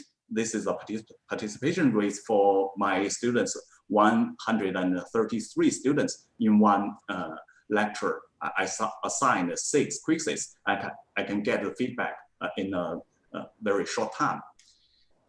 But the real hard thing is that we are a shortage of knowledge rediscovery tools. I will give one example. In this Ring Classroom, I can assign a problem. I can invite my students to give the bullet screen. By receiving my invitation, students can provide their feedback in the text, and their text can fly in from my screen. My sharing screen can be seen by many of the other students. So they can see these characters. They are coming from the student side, and they can see each other. After some time, I can map the students' feedback in a word cloud way. So words are arranged in a way with larger fonts for higher frequency. So I can invite my students to make a knowledge rediscovery. And then some of the other tools such as Zoom annotation and the Zoom group discovery. As to the online examination, many of the questions has been asked a few minutes later. As to my understanding, many platforms can invigilate the exam automatically or self-manually with the ID authentication. And some special problem assignment techniques may contribute to avoiding cheating. One is open book exam plus subjective questions, and another part is more multiple choice questions than necessary, so that students do not have time to cheat. And we define some of the criteria for evaluating the learning outcome. As to the outcome quality is quite critical for this online learning. So one is a quite normal attendance rate. The second one is the number of interaction activities participated by students over one session, over one student. And the third one is the number of interaction activities initiated by lecturers per session. And the fourth one is the correct rate of quizzes or the exams. We can summarize many of the benefits of this online teaching and learning for accreditation. It may have more interactions. It can facilitate progressive assessment with the help of Ring Classroom or learning management systems.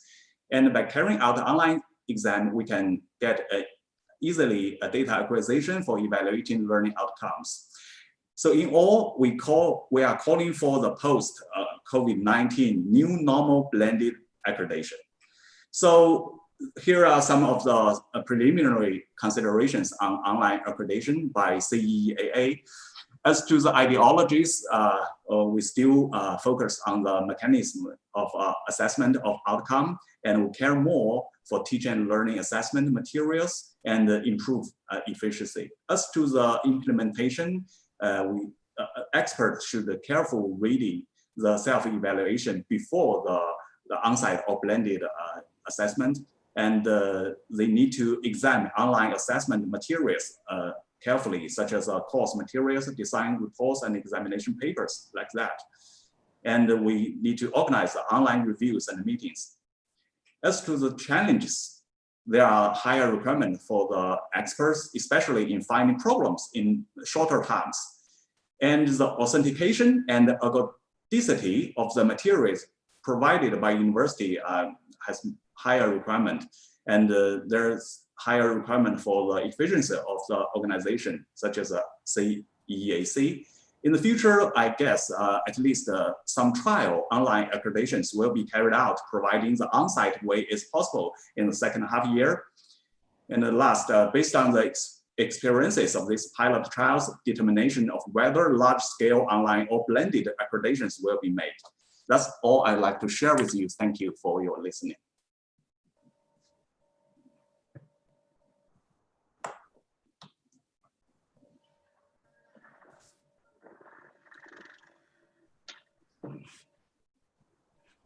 Professor Lim, you need to unmute yourself.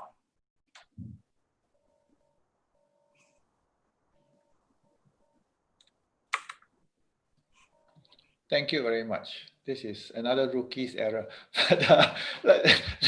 Thank you very much, Professor Yi. I think Professor Yi has shared with us a very broad scope from the CEAA's perspective, and in fact has gone on to give us leads into one of the topics for the next session, how we're going to do online accreditation as well. Let us move on now to the second speaker, Professor Didier Nyembue. Forgive me if I pronounce your name incorrectly, from the Department of Metallurgy at University of Johannesburg. Professor, please. Please introduce yourself briefly before you begin. Hello, can you hear me? Yes, we can. Okay, good morning, everybody. Good morning from South Africa. My name is Didier Nyembue. I'm actually representing here the Engineering Council of South Africa. And I'm currently the chairperson of the Education Committee. So my presentation this morning and what I would like to share with the people is the guideline that have been issued by the Engineering Council of South Africa for teaching and learning, as well as assessment to higher education institution in South Africa.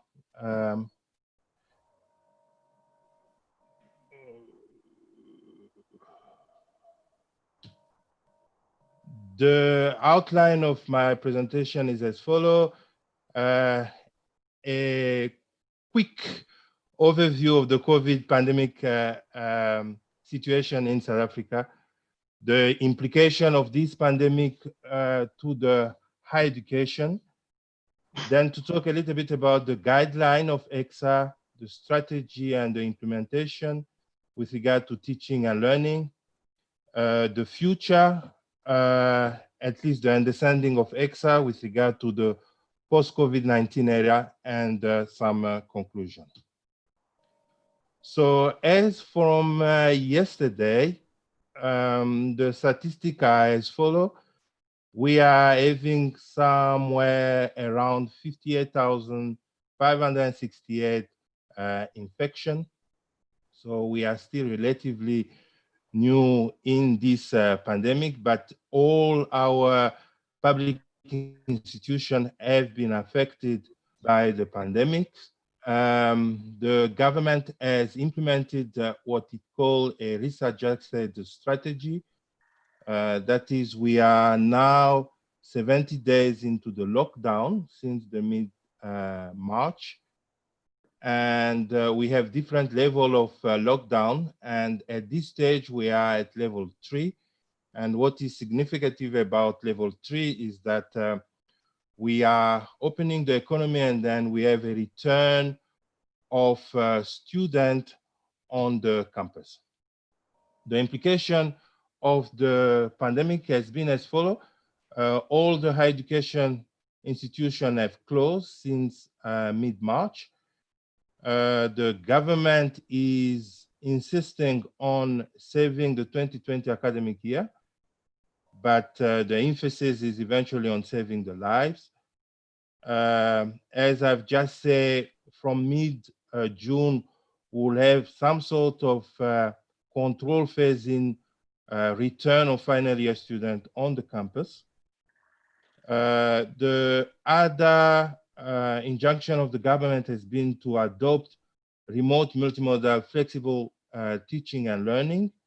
And as that, the online teaching and learning is the most important as it takes place instead of face-to-face teaching. There's been eventually an adoption and a resurgence of all the learning management system in the various universities, Blackboard, Moodle, Sakai, WebCity, and other proprietary systems. And from the EXA side, we have postponed all accreditation until further notice. Now, this has created some sort of anxiety and uncertainty in the higher education, and EXA had to step in and provide some sort of guideline. EXA has then issued what it call guideline on teaching and learning implementation during the COVID-19 pandemic. The idea is to encourage and promote new approach to learning and teaching instead of the traditional face-to-face, but in doing so to maintain all the educational quality standards during the COVID-19 while ensuring that all our relevant policy and standards are complied with. In general, when it comes to accreditation of our engineering program, it is based on 5 criterion, and the Engineering Council has tried to provide guidelines around each of those criterion. I'll try to cover the first 3 as they are more relevant for this COVID-19 pandemic. The first one being the credit and the knowledge profile. There is confirmation that we need to maintain the coherence and the integrity of our course and module, and to make sure that the notional hours, irrespective of the pandemic, are maintained. For our Bachelor of Engineering program is generally 560 credit. And for that, we are giving some guideline with regard to looking or relooking at the contact factor and the multiplier. The idea is to avoid overloading our student, as it is the case now with all this online approach and methodology. The second criterion is on assessment of graduate attribute. It is still paramount that these graduate attribute need to be assessed and externally moderated. And then to make sure that for the next accreditation cycle, we still have all the required documents that demonstrate that the graduate attribute were assessed and assessed at the correct range statement. And in the case of engineering program, Washington Accord compliant at complex engineering program. Some graduate attribute will not be able to be assessed during this period. So we have recommended that we wait until the face-to-face teaching and learning is come back, and that could be next year in 2021. In terms of criterion 3, the quality of teaching and learning, we are recommending that all universities get on with the online education and pedagogy, because that could be the future. With regard to assessment, there is encouragement to start considering continuous assessment in place of traditional high-stake exam. And for that, calling for university to adopt flexibility and innovation with regard to assessment. People have started talking about that, the integrity, the authenticity, new method of proctoring assessment, and making sure of student competency.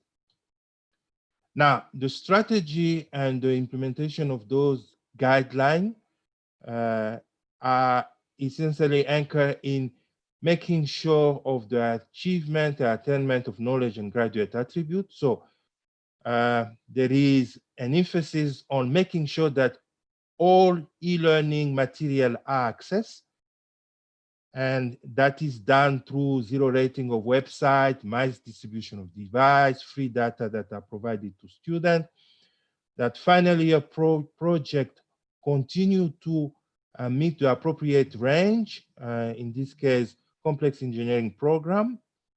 That laboratory work that has been alluded already in this workshop might wait until face-to-face is allowed, but we have and are recommending a consideration of recorded video, e-lab, simulation, and other e-based laboratory type of experiment. And for final year examination, we prefer continuous examination, and all the learning management system have got possibility for administrating things like online quizzes, individual and group project, and considering also take-home assignment. So the understanding at this stage at ESA with regard to the future of higher education in the post-COVID-19 era will be that remote and online teaching and learning assessment could be the new normal for an extended period of time. Eventually, this online teaching and learning assessment has got some limitation, and the limitation are essentially for countries like ours around a vulnerable student. It is an understanding that universities are not only places for delivering content and knowledge, but places beyond that where they serve as place of safety, feeding scheme, networking, etc., etc. So we're gonna have to look at bringing some remedy to the online teaching and learning, looking at the issue of assessment integrity, student relationship, and student engagement. From the exercise, this gives us an occasion to start updating our policy on accreditation of online program. We were already starting with some research work related to engineering education program accreditation that are serving as the agenda for the revision of our policy, and then start looking at the process and procedure related to remote or online accreditation of engineering program. So in a nutshell, what we are trying to do is eventually to flatten the curve, and flattening the curve literally as per contributing with remote and online teaching and learning to reduction of infection, but also figuratively as per the postponement has given us the occasion to start preparing for teaching and learning, which will become the new normal, and upgrading our policy so that we can respond correctly and in an agile way to the issue of accreditation of online program as well as online accreditation of program. So that's essentially my story today, or the story from the Engineering Council of South Africa. This is a couple of acknowledgements, and then I will be happy to take some questions. Thank you very much. Thank you very much, Professor Nyembe. We appreciate very much your sharing of the ECSA perspective, and you've covered a broad range of questions that I think you have framed very nicely. I'm sure all of us in all the different accreditation agencies are all trying to get our heads around this challenge. And I look forward to the discussion later in this session on some of the topics you mentioned, as well as in the later sessions. Next, we have Professor Barry Clark from Leeds in the UK, who is going to speak to us on the COVID-19 response to assessment. Professor Clark, please. Good day, everyone. First of all, can I congratulate the organizers of this conference. It's an incredible achievement to bring so many people together in such a short time and try and make use of technology, which is what we're all going to have to address in the future. So I think it's been excellent. I'm sharing my screen, and I assume that this can be seen. Is that correct? Can I ask, can this screen be seen? No, we still see you. So you haven't seen the screen yet. Okay, I've shared it and it doesn't like it.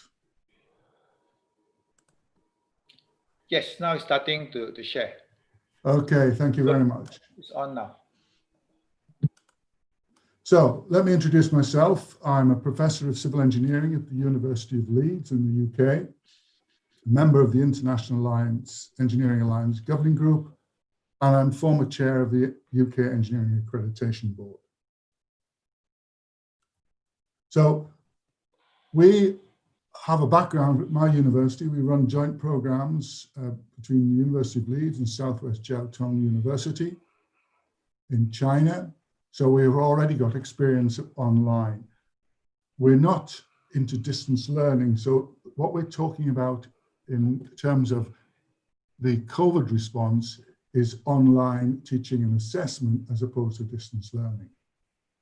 So the universities in the UK closed down in advance of the lockdown on the 23rd of March. Everyone went to online lectures and tutorials. The coursework continued as before, and we moved our unseen exams either to coursework, multiple choice questions, or open book exams. That period of examination is just coming to an end now.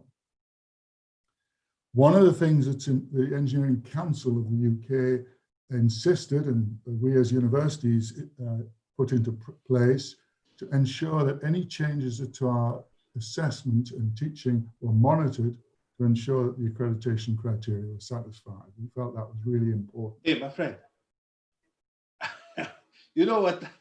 I was meant this morning to call you first, and then I forgot because I got up late. So Didier, can you? Are you on the workshop? Excuse me, Didier, I think your mic is still on.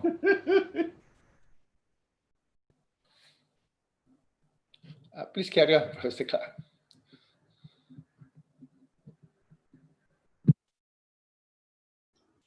Professor Clark, you'll have to unmute. Okay, I'm back on, sorry. So,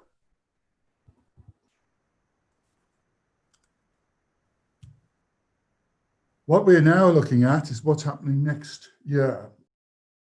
Our campuses are reopening in September under new safety rules. We're currently recommissioning our buildings and starting to allow people back in. And what we anticipate is there will be a mix of online large classes and face-to-face delivery of small classes and tutorials, making sure social distancing is applied. There will be a mix of coursework and online assessments. So as the previous speaker has suggested, we are going into a new normal, and we don't know how long will this be, but we know it's going to be at least 12 months. I'm being asked to talk about assessment, and I thought it'd be just useful to be clear as to what we meant by assessment. First of all, it's to allow us to provide feedback to students on their progress. So the use of formative and summative assessment is important. Importantly, we want to be able to allow students to demonstrate their knowledge and understanding so that they've achieved the learning outcomes. And that is the threshold requirement. And the third thing, we want to grade students according to their ability to apply knowledge and understanding.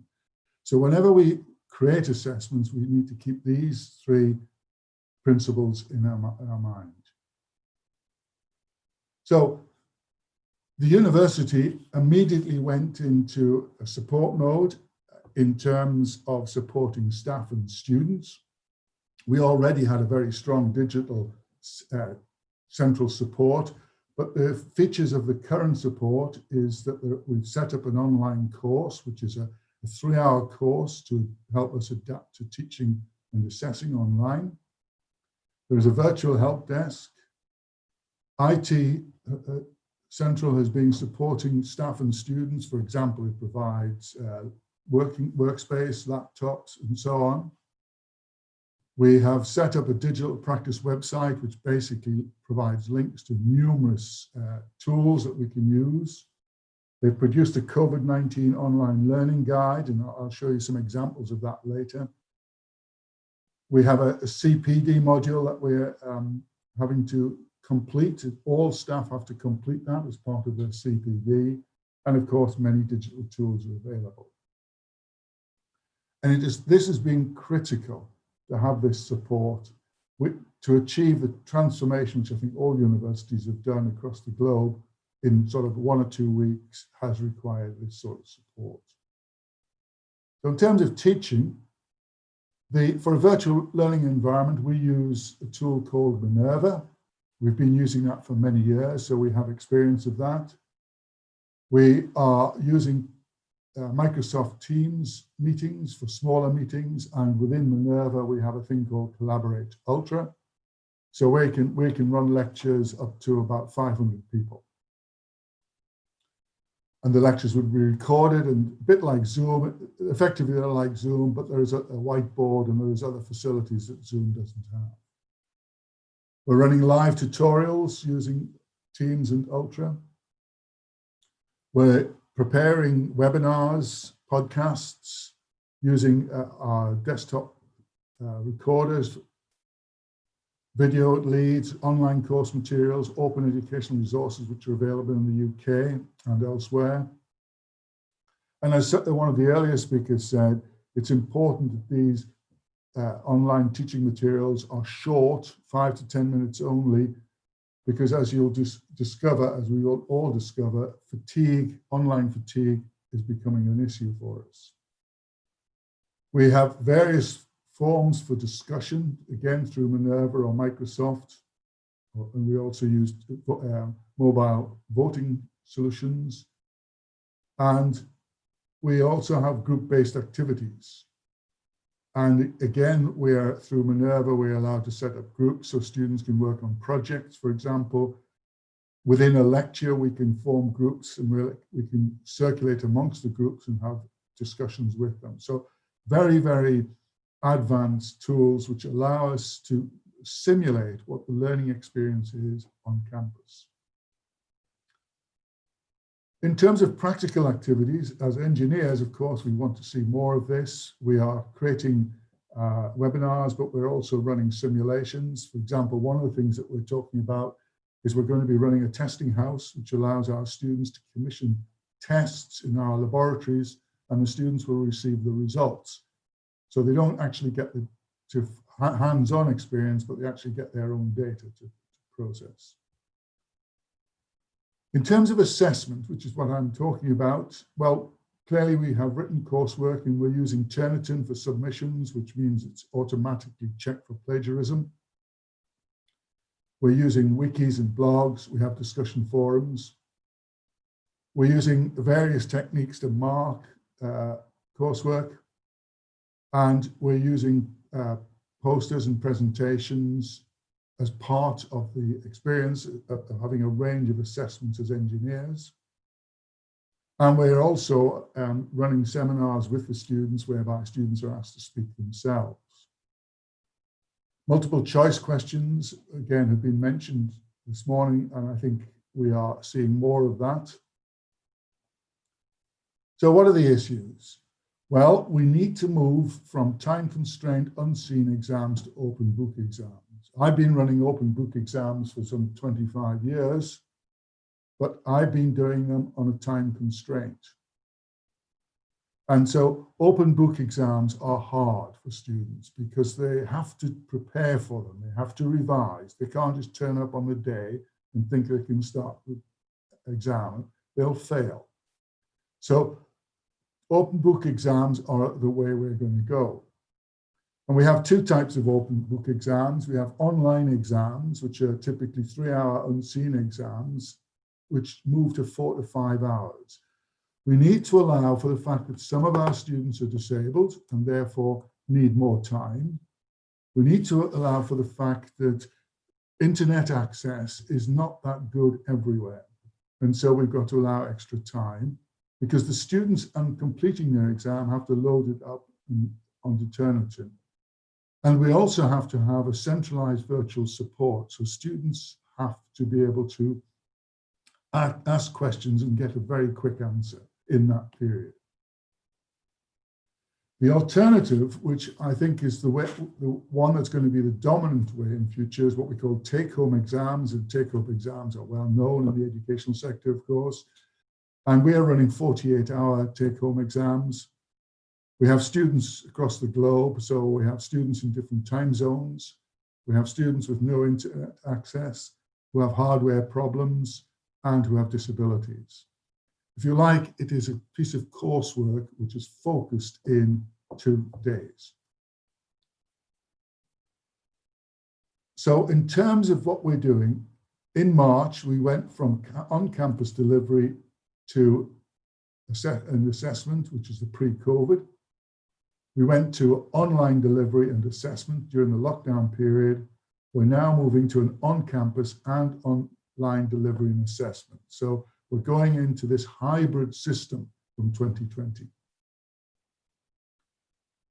And all our online assessments must be equivalent in terms of validity, reliability. We must maintain the integrity and we must ensure consistency. And again, a number of speakers have referred to this, and it's important for our accreditation that we can demonstrate this. The important thing is that we need to use task-oriented questions placed in context. This is this open book exam. We have to move away from recall questions. So what is the theory of? We can't do that sort of question. Or explain the development of this equation. You mustn't do that equation. These have got to be engineering problems. That limits the possibility of Googling the answer. It means that anybody else who comes in to, if you like, cheat and do the piece of work for the student, they themselves are going to have to learn this. And I suspect not many people would want to do that. So this really places the onus on the students to be honest and work and prepare for the exam. Of course, plagiarism tools for descriptive questions are important. And we are going to use oral examinations, spot check, if you like. We can actually interview students and ask them questions about the exam paper that they submitted, and it'll become very clear if they know the answers or not. The first thing that we should be concerned is that the students are on their own in an environment which may not be as supportive as they would be on campus. So we've got to have compassion for students. And as Elizabeth mentioned earlier, I think we should add compassion for staff, because staff are under enormous pressure, not only to change the way they function, but also to support students. We must ensure inclusivity to deal with physical and mental challenges that students are facing. We must be aware of online fatigue. In the types of lectures I run, I only talk for about 5 to 10 minutes, and then I stop and give everybody a chance to stop looking at the screen. We must encourage and engage with students in preparing for the exam more than we do at the moment. We must be helping students and encouraging students to make sure that when they enter the exam, they're prepared. We must have a rapid response systems in place to deal with student questions during the exam. And also means of giving feedback to the whole cohort. We must avoid recall-based tasks, like prove a theory or write all you know about something. And that means we use task-oriented questions to demonstrate knowledge and understanding. Use context-rich, scenario-specific and current topics to prevent Google answers. And any changes to assessments that are made must be recorded to ensure that the accreditation criteria are met. So in conclusion, task-oriented questions placed in context are ideal for engineering design. It's what we do. It means that in these type of questions, there are not unique solutions. So when students ask for a model answer, you can't give one because there are many model answers to a particular design. All you need to do is look at the range of cars on the road to see if you want a car, there are hundreds of designs of cars. We need to ensure there's extra communication and support to students leading up to the exam, because this is essential to help them and encourage them. And importantly, in online examinations, the students need to understand that they have to have a strategy to answer questions. First of all, they need to understand what the problem is that's being set. Very often when students read open book questions, which are set in context, they have to unpick the question to make sure the problem is clear. For example, if you're dealing with a structural problem, then you would expect them to produce a diagram showing the forces and what failure mode could happen. In engineering, we make many, many assumptions. We need to get students to state their assumptions very clearly, because what we're looking for is them to demonstrate knowledge and understanding. We need them to explain their solution in some detail, and they need to be aware that there's more than one solution to a design problem. By doing this, by encouraging the students to follow this strategy, it is easier for us to assess whether they understand what they're doing and have the knowledge and the ability to produce a solution. We need to coordinate the virtual support during the exam because there's no invigilator in the room as such, students will be asking many questions during the period of the exam. This cannot be dealt with by individual academics, so therefore we centralize it and make sure the academics are online to support the administrators. And that is my current view on assessment. Thank you very much indeed. Thank you very much, Professor Clark. We had very interesting 3 speakers, and we have, I think, from my reckoning, about 12 minutes for questions before the end of the session. But before we get on to the questions, let me just do a bit of coordination with my co-moderator. Along the way, if you help me to point to the questions that are not yet answered, we can get through and cover as many of them as possible. I've looked at a list of questions that have emerged, and I think we can deal with one cluster quite easily. And these are all the questions to do with what tools exist. And I think Professor Barry Clark has given us a great start in his presentation. I am assuming that those slides will be made available to all of us after the event because they've been recorded. And I know also that many of us on this forum have also been talking about different tools. So one exercise perhaps for organizers as a group is to just aggregate all the tools that have been referred to for sharing with everybody. And there are several other classes of questions, and perhaps I'll kick it off and point to some questions I'd like to direct to each of the speakers. I'll start with Professor Yu. There's a lot of interest in amongst the questions on your description of how you provide the toolkits for students to do laboratory, sort of a substitute for the conventional laboratory work. And would you care to comment on effectiveness of that from your early experience so far? I think it was intriguing just to listen to the scale of your experiment, the number of sets of equipment that you sent out, and the data that you collected. Oh, yes, I would like to. Yeah. Professor Lim, the question is for the online experiment. So yes, I will explain in more detail. I have mentioned there are 2 ways of carrying out the online experiment. The one way is carried out in the following way. The lecturers, the instructors send out the toolkits, the small toolkits, such as the information delivery experiment toolkits, a smaller one without any dangers to the students' hometown. And the students can carry out, can implement the requirement of the hardware experiment at home, and where the internet, students can finish the requirement and send out the waveform, send out the data to the cloud cluster or to the instructors' computers or cell phones, so that in this way, this is a loop requirement coming from the teacher side and sending to the student side after finishing the requirement and sending the data to the teacher side. So this is one way of experiment.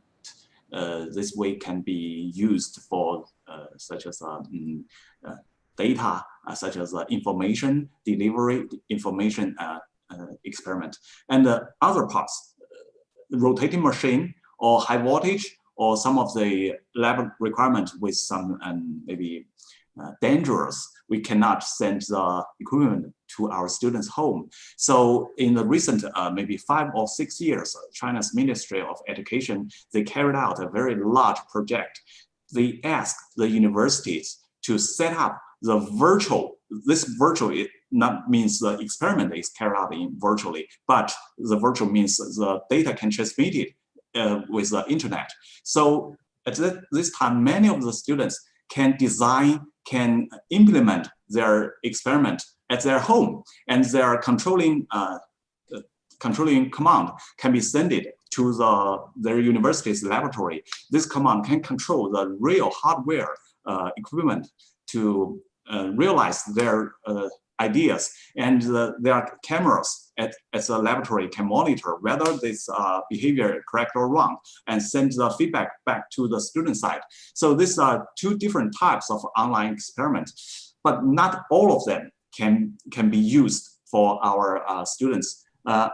As to my understanding, at Tsinghua University, roughly a quarter or at most 1/3 of the experiments, the hardware experiment, can be done in this way, but many of the others, we do not have enough preparation. So as to my anticipation, there may be many of the call for these constructions, for this maybe virtually online experiment requirement after the post-COVID-19 pandemic teaching and learning. That's my answer. Thank you. Thank you very much, Professor Yi. And I take it that at some point in the future, we'll get the education committee will get some sense of the feedback you get from this data that you're collecting and what we hope to learn from this large-scale experiment. There was a second group of questions, what I would broadly refer to as connectivity, and I'd like to invite Professor Didier Niembre to address them. Access for students, challenges with online connectivity. I think that applies not just to assessment but also to learning. And Professor Niembre, would you like to address those questions?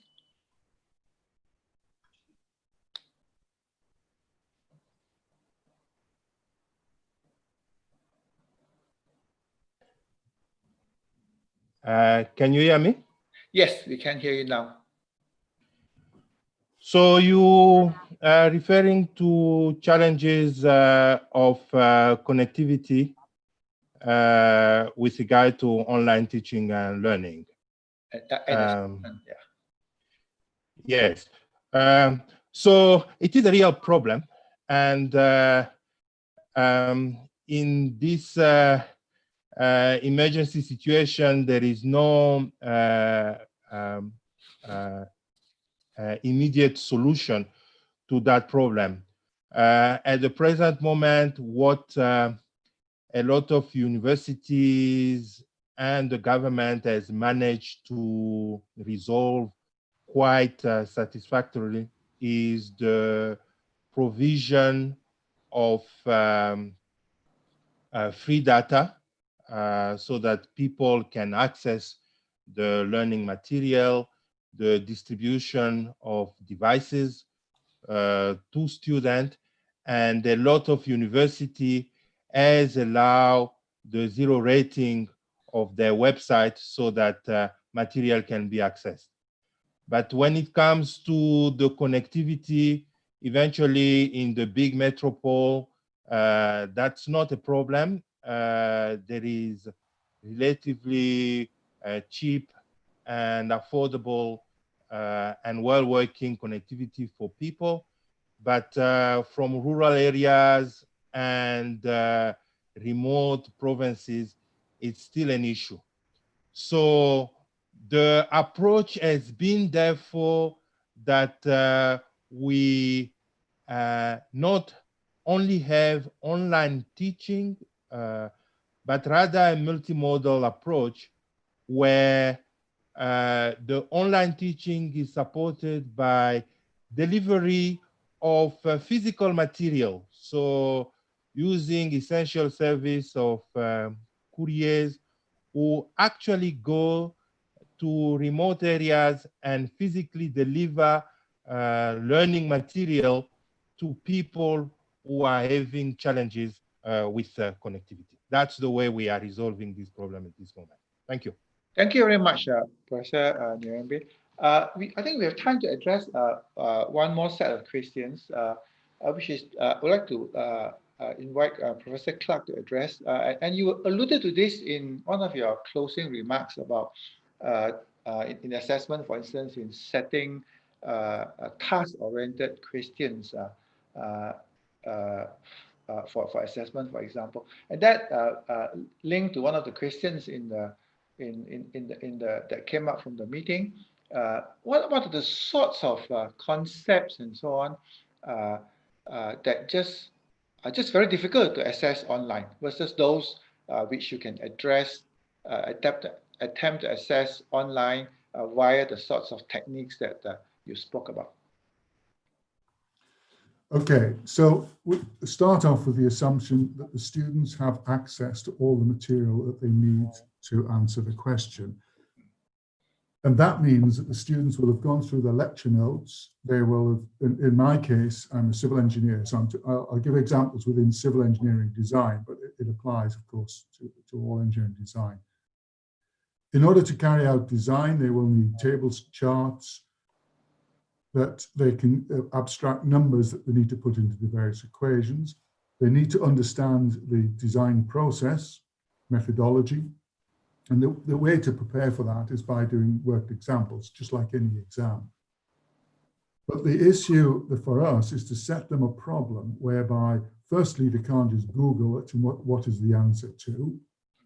The second thing that must be is that they can't just look up their notes and copy an example tutorial from their notes and write it out again and submit that as their exam solution.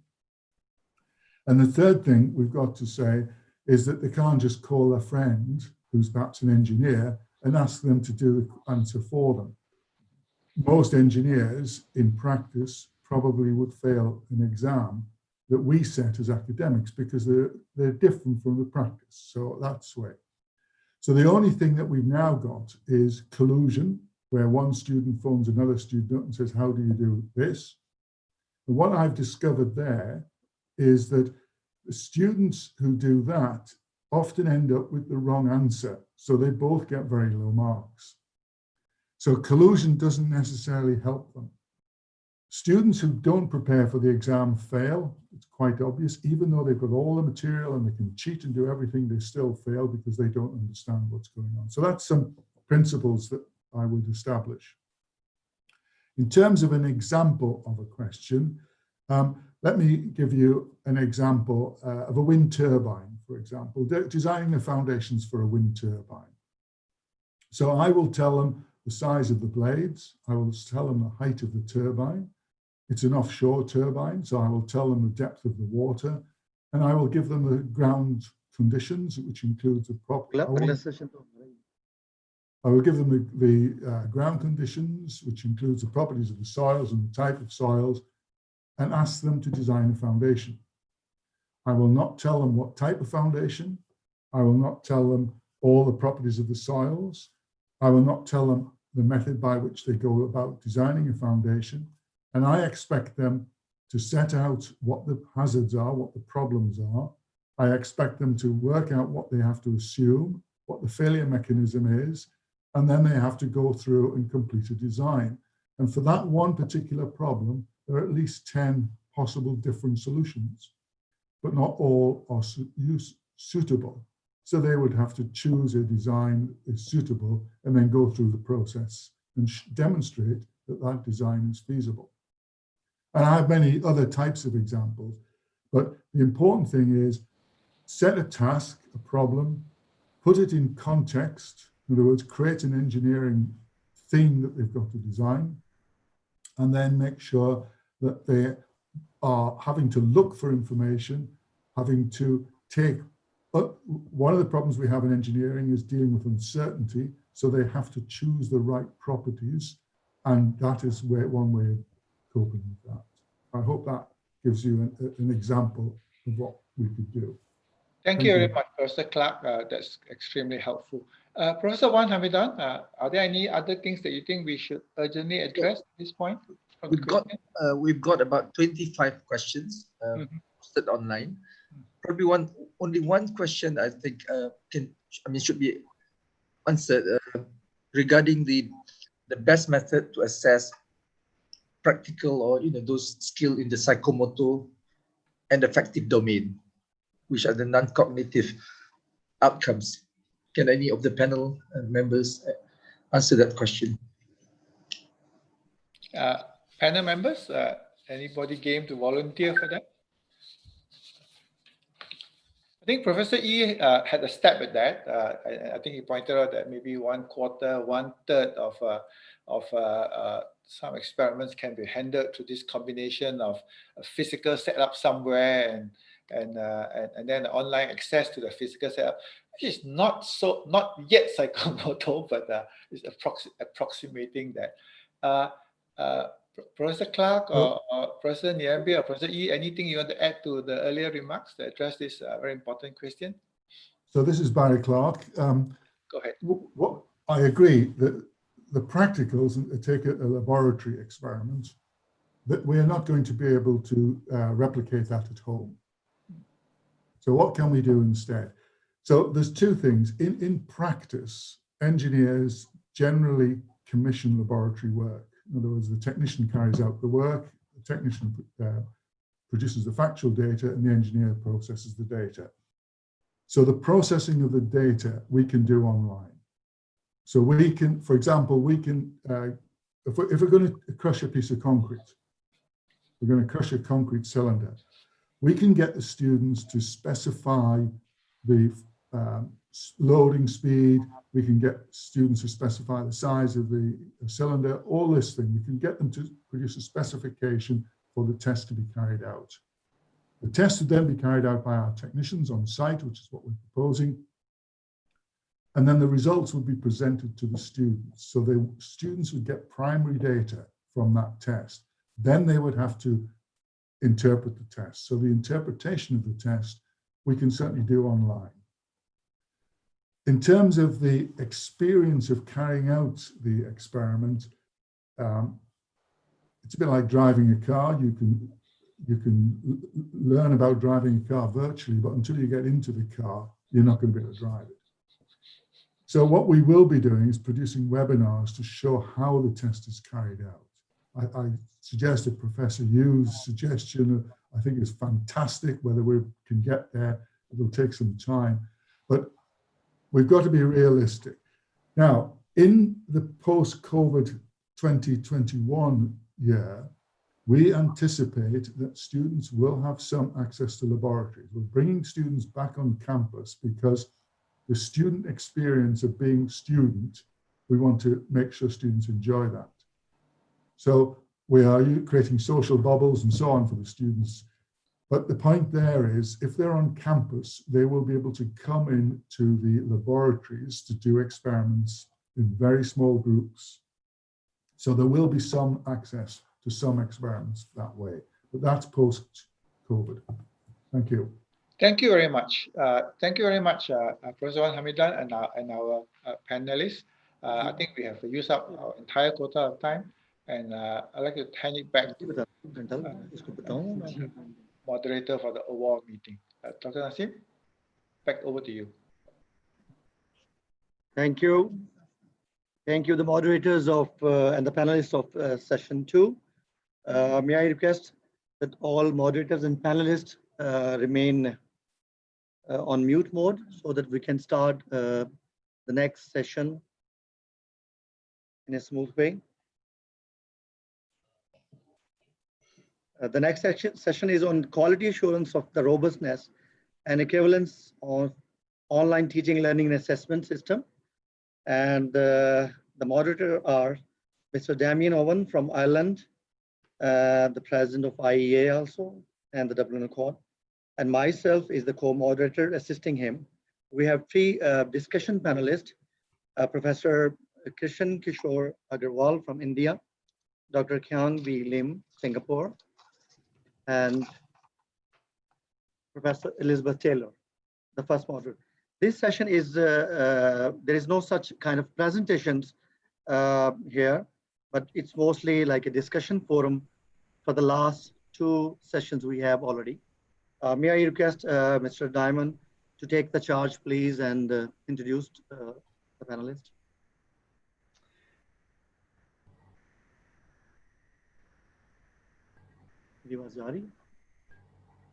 Okay, can you hear me? Yes, we can. Yes, okay, thank you. Good morning, everybody, or good afternoon, or good evening, depending on where you are. My name is Damien Owens, and I'm chairing this session. My apologies for the artificial light, but it's very early morning here in Ireland, and it's raining outside, so on we go. I think we have almost 700 people tuned in at the moment, and if I was to ask the question, do you understand what is a cup of coffee? You all have your own ideas. It's a fairly common idea, but if we then went around and asked everybody in different countries what's your idea of a cup of coffee, you get a different idea from somebody in Turkey, somebody in China, somebody in Australia. In Australia, they may have ice in their coffee. In Turkey, it could be a smaller cup and warm. It could be milk somewhere else. So if we find it difficult to get a common understanding of something as basic as a cup of coffee, imagine how difficult it is then to get a consistent view of something as complex as engineering education and assessment of engineering education. So to help me and to help us here today to understand how we achieve consistency and robustness in the teaching and learning and assessment processes, I'm joined by a panel of experts. First is Professor Krishan Kishore Agarwal from India. He obtained his engineering degree in 1968 and a doctorate in 1975 and served as a founder vice chancellor of GGS Indraprastha University in Delhi for a period of 10 years. He's been president of the IETE for a period of 2002-2004 and president of the Computer Society of India for the period 2007 and 9. He's also president of the Southeast Asia Regional Computer Confederation for 2 years. He's been conferred with a Lifetime Achievement Award by the IETE and was honored by the Reliability Society of the IEEE in the USA. Professor Agarwal will speak to us later. The second panelist is Professor Kingwei Lim, who we've seen earlier on. He works as an executive director at the National Research Foundation of Singapore. In education, he is chair of the Academic Affairs Committee of the Board of Trustees at the Singapore Institute of Technology and an adjunct professor of the Faculty of Engineering of the National University of Singapore. He has held academic appointments at the University of New South Wales in Australia and also at the National University of Singapore. And our final panelist, who you will have met earlier, is Professor Elizabeth Taylor from Australia. She's chaired the Washington Accord and has served as Pro Vice Chancellor and Executive Dean of the Faculty of Sciences, Engineering and Health at the university and consults with various organizations on education and asset quality insurance. So I will hand you over now to Professor Krishan Agarwal, who wants to say a few words. Is Professor Agarwal there? Yeah. Yeah. Thank you.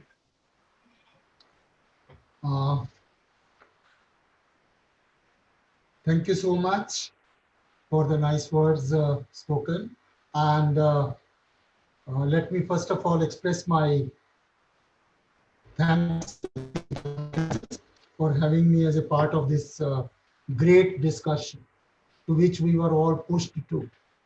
I don't think 3-4 months before any one of us thought that we will be discussing this topic in that great depth.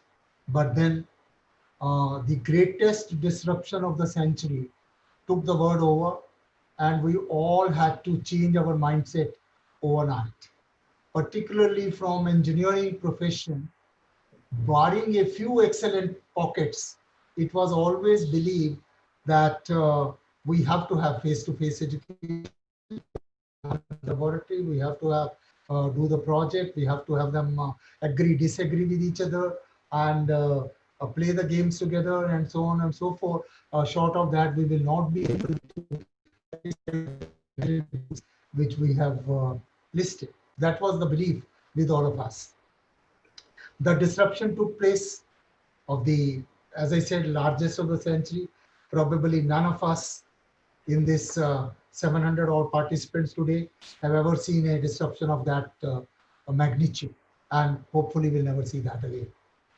So that pushed us to a situation of online education, and word over 1.5 billion students, more than 1.5 billion students from schools, colleges, universities are outside their schools, colleges, universities to take advantage of this online education. In India alone, we have 335 million students who have to be on the online education at the moment. Friends, so therefore, for all of us signatories to the Washington Accord to be worried about the quality of online education is understandable. We have been developing rubrics for graduate attributes, all 12 of them, for our face-to-face mode over all these years, kept on refining them all the time. But suddenly, the mode of education has completely changed. And that is why we are discussing since morning how to measure the quality of these systems, how to go to assessment, which is even a more difficult part at the moment. I've seen, I mean, whatever discussions I have been able to see, a problem, one common thing, the word is flat. I think all countries are almost on the same kind of thought process as to what has to go on. And that a positive sign is we'll be able to find a solution put together. The assessment is more difficult, and it is still more difficult after that. Just to give an information from India, what we have done is we have extended the accreditation of all institutions which were due for another instead of doing some hasty processes, let's develop the things and then see what happens. Having said that, I personally believe, and all of us are obviously believing and hoping, this situation is not going to last for long. So when we have been disrupted, our face-to-face education has been disrupted, and we had to come ourselves to online education. Does it mean we'll be disrupted once again? Will they go to face-to-face education after the COVID pandemic is over? Answer is, according to me, yes or no. We will partly go, but we will not be able to go fully, because first of all, none of us knows how far this pandemic is going to last, number one. Number two, none of us knows how much more time will take to adjust to the system. We believe that even if we reopen the institutions, which may be sometime in August, hopefully, there will have to be a practice of social distance for months or so on and so forth. Now, if that be so, even if we decide and wish to go back to the previous system, we will not do that. The classrooms and the laboratories overnight to accommodate students in small batches. And therefore, the general feeling which we have to go to a blended mode of education where there would be some face-to-face teaching, some online teaching. And that will depend upon institution to institution, location to location, because we have remote locations where power connectivity is a problem, where broadband connectivity is a problem, still in some remote pockets. So depends on the location, depends on the situation, and depends upon the would be some disciplines, some subjects which are more amenable for online, some may not be. For example, design subject online, or material science may be a little easier to do. So we are discussing in our universities at the moment, let us try and define the blend ratio for each subject. Some subjects may be amenable to 80-20, some 80, and so on and so forth. And finally, we believe engineering education might come to, in good times, maybe 40% online, 60% in the classroom, or 50-50 kind of thing.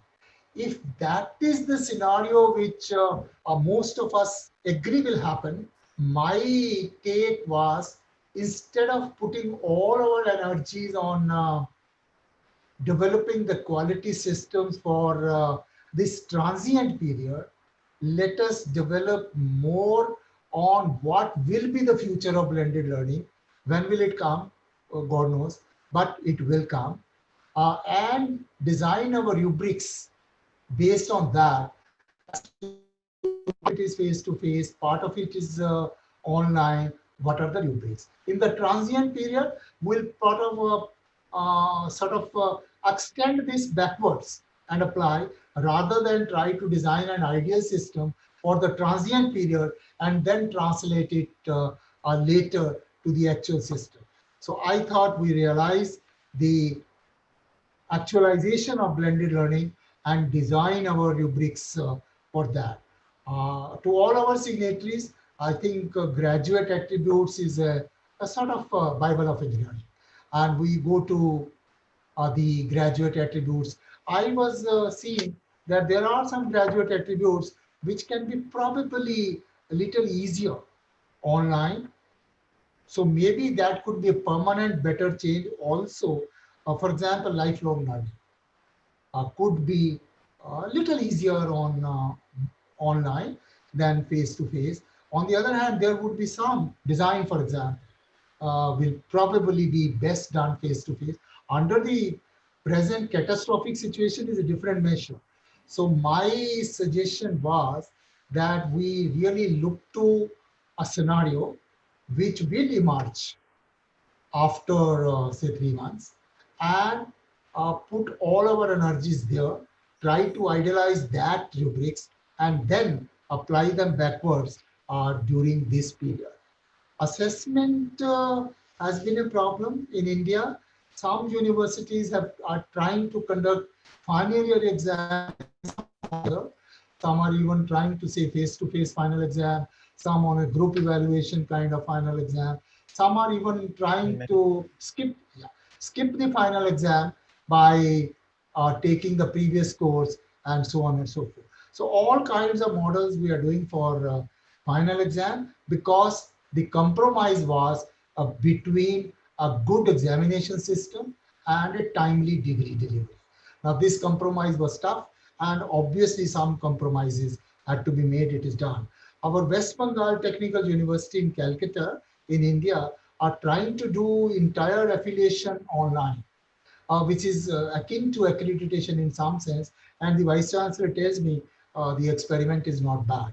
So my final take to this very august audience would be, let us work on the blended learning in each country. Each signatory can do it separately. There's no need for a uniform thing. But still, to bring I would suggest, if each signatory can invite 2 experts from other signatories to be a part of that committee, work on the blended learning ratios, work on the quality system for that, assessment system for that, and then maybe over a period of 6 months or so, we are able to design a robust system which can take care of mix of both. Thank you very much for. Thank you, Professor Agarwal.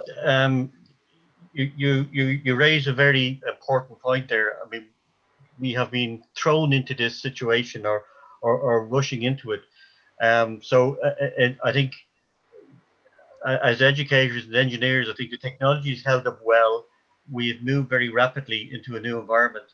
But do you think that, in your opinion, will this move come at a cost of quality? And, you know, might we look back in 6 months or a year and say, I wish we'd have done something better? So what would your view on that be? Yeah, that's what I said.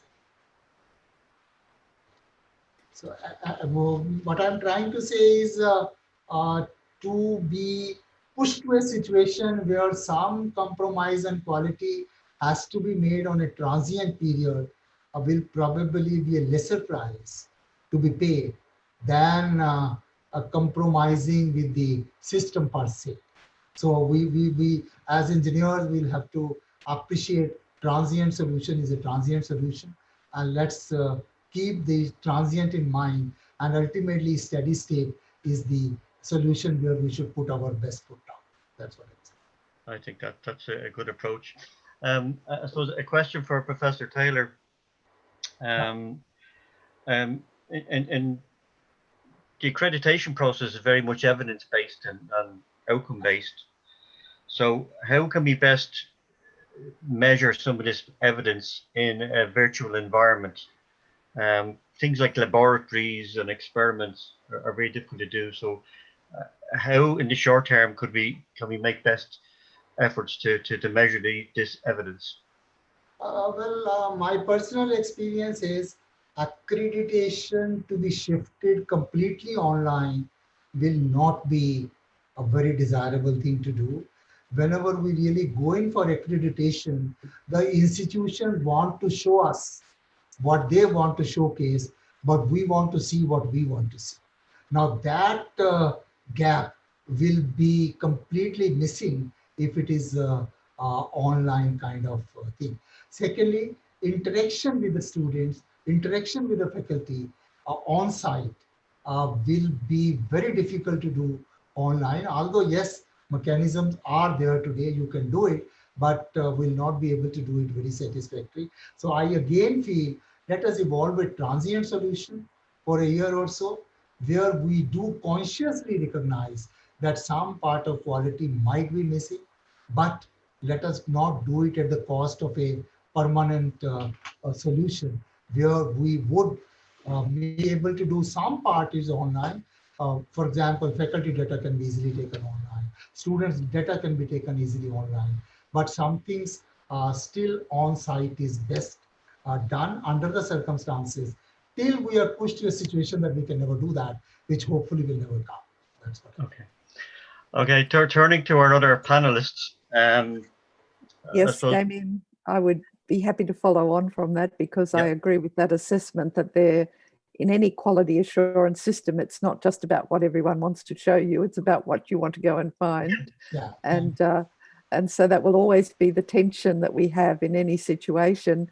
I would suggest that when we move to this blended situation, and I agree that that is where we will end up, because as human beings, we do need that personal contact to develop the trust and the understanding of what each other's cups of coffee look like, so that we can have those conversations in a collaborative, positive way.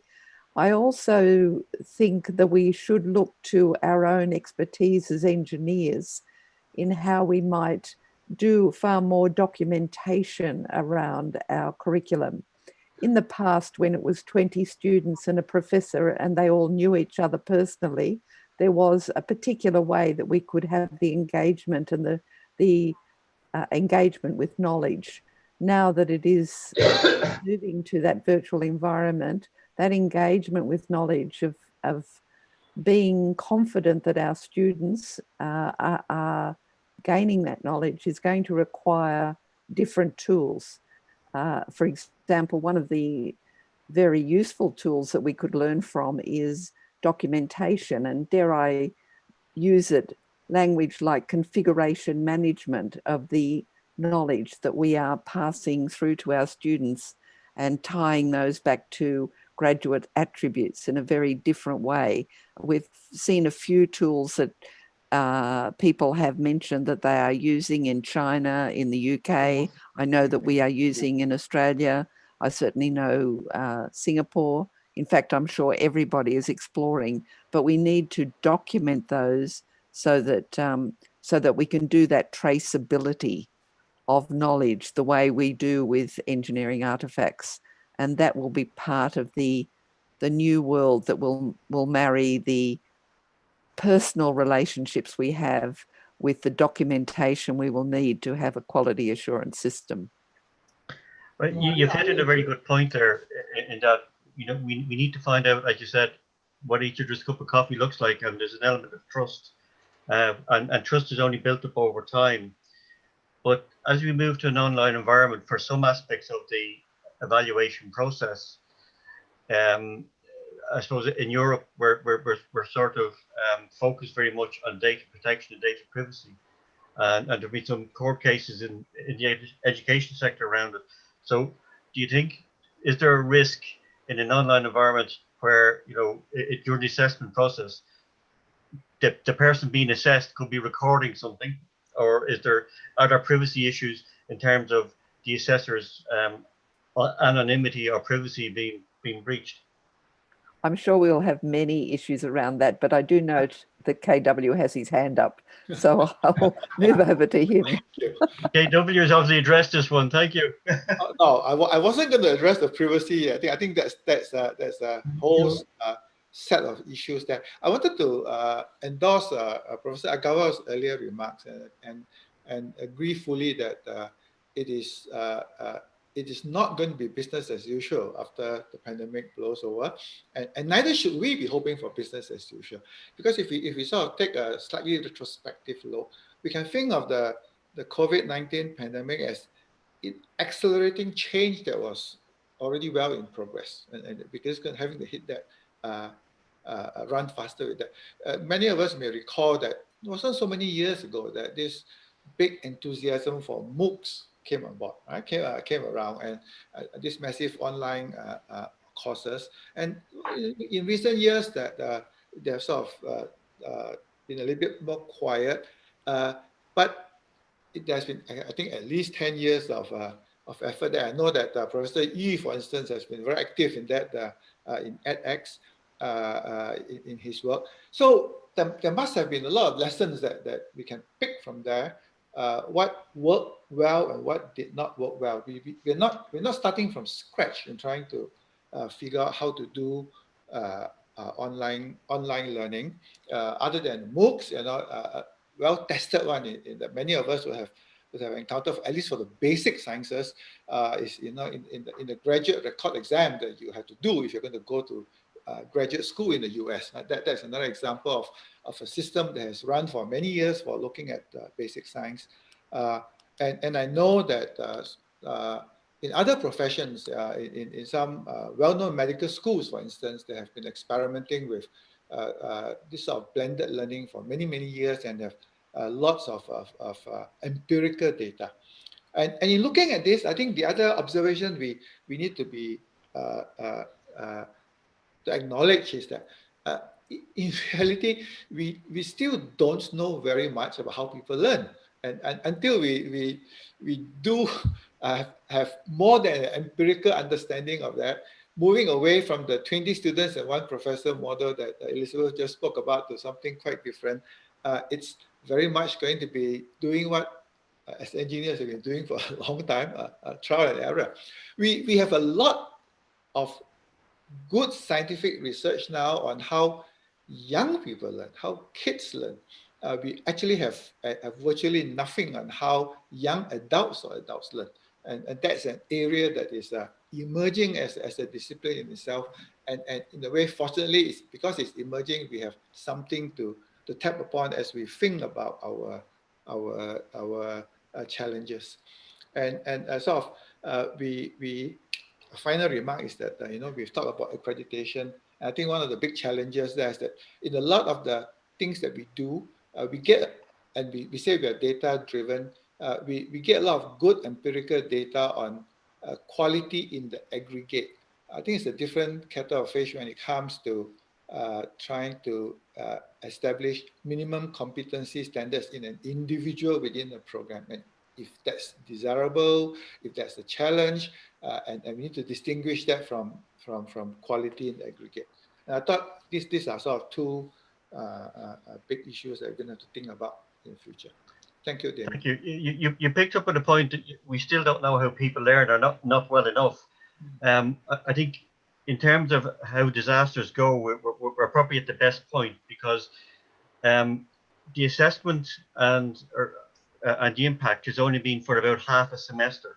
So if somebody's doing a 4-year program you know, we have built up a track record with that student over 3.5 years, and we can fill in the last half a year, and that's good.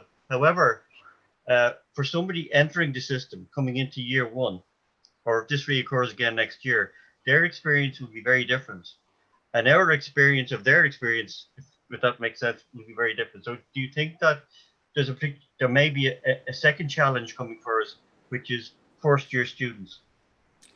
Yes, I think that's an unplanned experiment that's going on right now. And perhaps, you know, we ought to be humble and bring more of the sociologists and the educationists into this to back us in this discussion. That's probably a very good point. I would support that, because we talk about them as though they're a uniform group as well. They are going to be very different. For example, we will have students who have never had parents who have been to university. Their needs will be far different. And that first year in particular is a very important transition year, and there is normally a high failure rate. So without the face-to-face and the capacity to give that nurturing, I would absolutely agree, a very, very hard, unplanned experiment. Okay, I think we'll turn to see what questions are coming in on the online questions for the last few moments. Okay.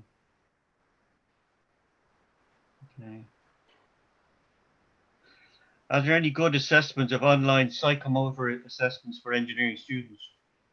Any views on that?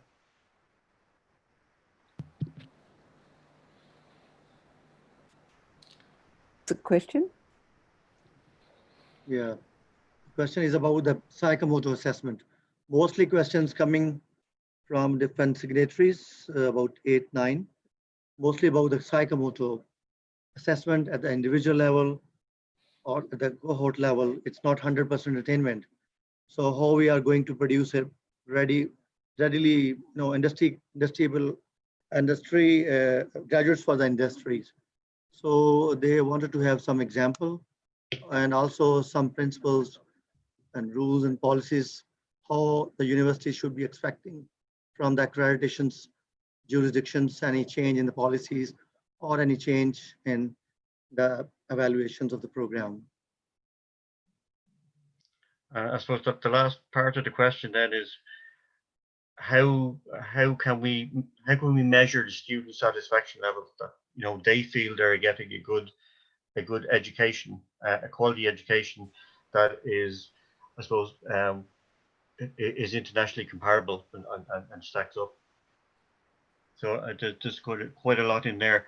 I suppose one aspect of it will be all the existing processes will have to be, I suppose, revised and enlarged to take account of the new methods of assessment, and those tools will have to be incorporated into our various processes. I don't know if any of the panelists would add anything. I thought the earlier question before this last one, Professor Barry Clark and Professor Yi both addressed that in different ways in their presentation earlier. And I suspect, and this is on the psychomotor assessment bit, and I suspect we're going to have to differentiate between the different sorts of learning that we, different levels of learning. I think Professor Barry Clark gave a wonderful example of how you could do that for, I think he gave the example of testing concrete, and it's not a replacement for psychomotor, but it's assessment, but it's sort of a substitution for that. And Professor Yi gave an example of the sorts of experiments that can be run online on real physical equipment early on. But I think Professor Yi also reminded us that only works for about a quarter or a third of the kinds of learning.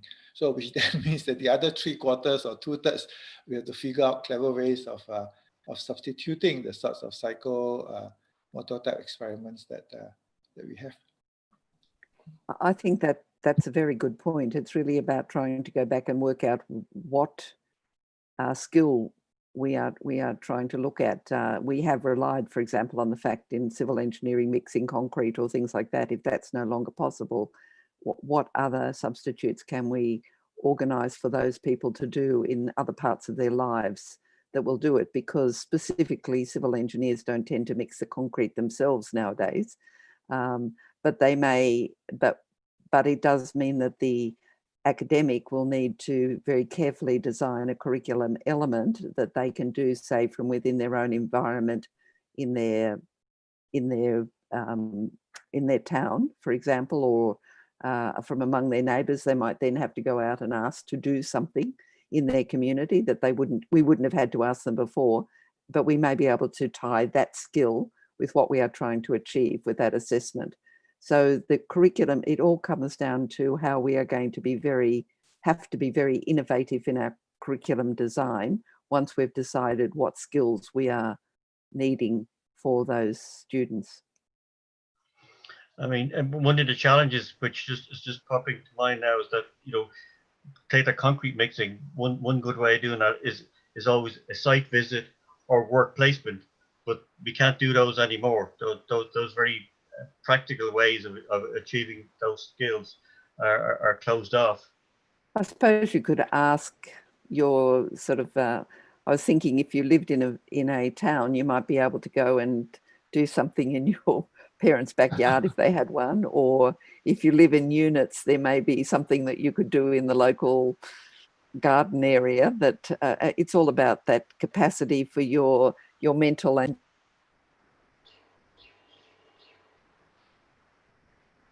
You can mute. Yeah, sorry, you've muted. I made a beautiful speech. I hadn't coordinated my my hands and my brain. Okay.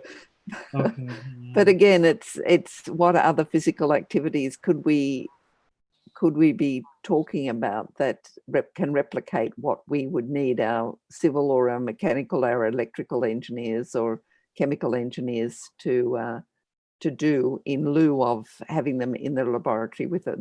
And I know Barry Clark, for example, in the sense of having our people in the laboratories providing feed data is one way. I know that there are virtual experiments that UTS, for example, had set up that students could do where they had to manipulate the levers, but that's not quite the same thing because it hasn't got quite the physicality. But there are a lot of things out there that we could do. We just have to be very innovative ourselves in thinking through what they might be. Okay, we're in our last minute, so I just see one last comment there. There's an offer from a member of Institute of Engineers Singapore who has some ideas around psychomotor assessment. So if somebody can talk to that person, we can do that offline. I think we'd gladly take any offers of expertise that are there. At this time, I'd like to thank the contributors online for giving in the questions, but in particular, my panelists for fielding the questions and taking part in the debate. So I'm going to formally close this session number 3. And if you want to click on the clap button on the screen, just to show your appreciation for the presenters. Thank you very much. Thank you. Thank you, Diamond, for closing your session. May I request that the panelists may go on mute mode. And I'm announcing the next session for virtual online accreditation process, challenges and solutions. The moderators are Dr. Fazil Ahmed Khalid from Pakistan and Professor Arif Buland from Turkey. They have 5 speakers with them, long presentations, and we have about more than 1 hour time. So may I request moderators to please unmute their audio videos and take the charge to commence your sessions, please.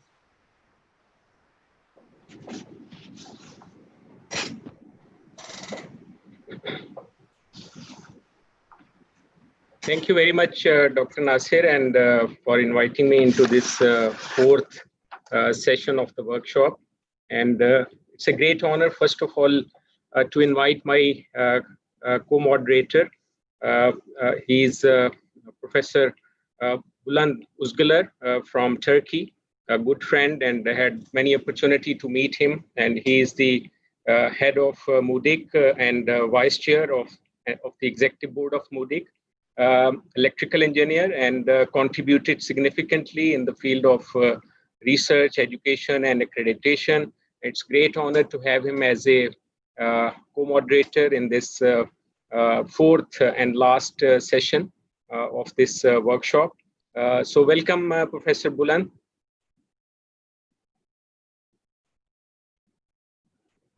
Professor Bulan, you are connected.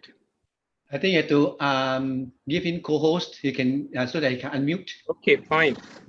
So let me now invite the first speaker. We have 5 talks in this session, and the first talk would be given by Professor Brendan Foley from Australia, and he has a very rich experience as a civil engineer, contributed in the field of science, engineering, and technology and industry. He's been into the steering committees at various forums, involved in design of engineering curriculum, and it's a great honor for me to invite Professor Foley. He's going to talk about virtual accreditation experience and lessons. So over to you, Professor Foley. Thank you very much. Can I just check that everyone can hear me? Yes. Yes. And you can see my screen? Loud and clear. Okay, thank you. And I'd like to start by thanking the organisers of this event. For me, it was an uncertain event, and to see that there's still almost 700 participants when we're into the 4th session of the workshop is fantastic. I think today what it also does is it demonstrates what's possible in a virtual world. And so we would have never thought that there were 700 people discussing this topic only a couple of months ago. I think that also means that we can take the learnings from today very much into accreditation as well. So what I wanted to start with was just to give you an overview of where we at Engineers Australia are sitting from an accreditation perspective. We've provided some guidance documents to the universities, and we've actually worked with the Australian Council of Professions and a number of peak bodies in Australia as well to develop up some guidelines. Now, these guidelines are particularly looking at a balance about the flexibility which universities have, but also about making sure that we retain some of that rigour, or all of the rigour, and that we actually achieve the outcomes that we're looking for. What we've done so far this year is that we have rescheduled our large visits. We've been continuing on with some preparation activities for the visits which come up later in the year. But we've also been continuing on with some online accreditation or virtual accreditation activities. We do expect to go back on campuses probably sometime later in the year. But today what I want to talk to you about is really the experiences that we've had over the last 3 or 4 years in relation to doing some online activity.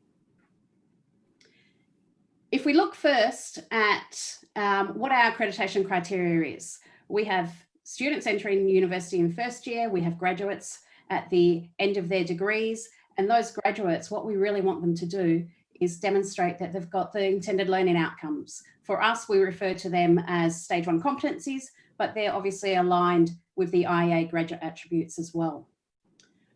When we're looking at our accreditation criteria, we're looking at the academic control systems, the academic operational environment, and the academic programs.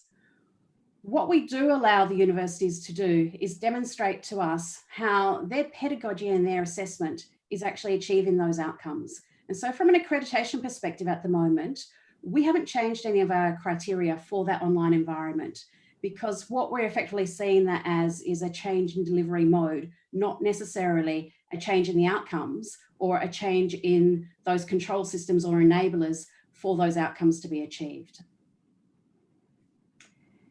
If we take a look on what a typical on-campus accreditation visit is for Engineers Australia at the moment, there's a period of time where there are pre-visit activities, there are post activities or post-visit activities, and our accreditation visits at the moment are typically 2 or 3 days in length. And it's those 2 or 3 days where the evaluation panel, which for a single program or a very small university might only consist of 3 or 4 people, to a large and complex university might represent 14 or 15 people on the evaluation panel, where there's a range of different disciplines. And so in that 3-day period, there's really an opportunity for that panel to actually form, to have conversations amongst each other and spend a dedicated period of time looking at that institution. What we have in what we used to refer to as teleconferences, but we have to change the language there because it's no longer teleconferences, they are video conferences, is the pre-visit phase is longer. The day of that video conference is a single day, so we've got a much shorter period of time to have those discussions with staff and students and industry and graduates. And then we've still got the same post-visit activity as well. So the structure isn't too much different, but similar to the education or the learning that we were looking at before, it's really moving into a blended mode.